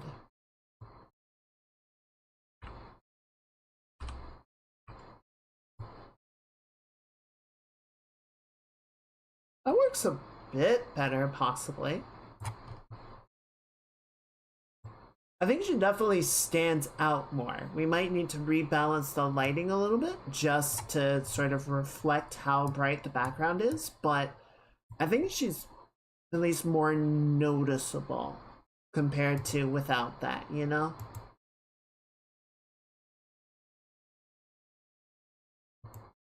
Maybe. We'll play around with it some more on Tuesday and see where we land with it, but I do think it is coming along quite nicely. I'm enjoying it so far. And I appreciate all of you being here while we work on it and chatting and just kind of chilling out. If you guys were co-working, I hope you got some very good work done. If you were gaming, I hope you made some good progress. If you were chilling, I hope you got some good relaxation, and I hope you guys have a wonderful rest of your weekend as well. I know the stream week is over again. I hate this part. I always hate this part. We have to say goodbye. But it's okay, because we'll have another stream week ahead soon. We'll have more fun. Hopefully we'll finish this up on Tuesday. I think we'll probably do some more animation stuff on Thursday. I don't know how much more we'll work on that walk cycle, but I think we'll start looking at like blended animations and maybe start one for pulling the book, something like that. And then I have a couple possibilities for what the next drawing project will be. We'll kind of see what lands and what the plan is, but please keep an eye on that. And again, we'll watch how things develop, but in all likelihood, next Saturday we will start an hour later. So please just keep that in mind, and I hope to see everyone then. I'm gonna go ahead and shut down the YouTube stream. Everyone say goodbye to the VOD squad, and we're gonna find somebody that we can raid for tonight. Where's my tweet? There you are. Right.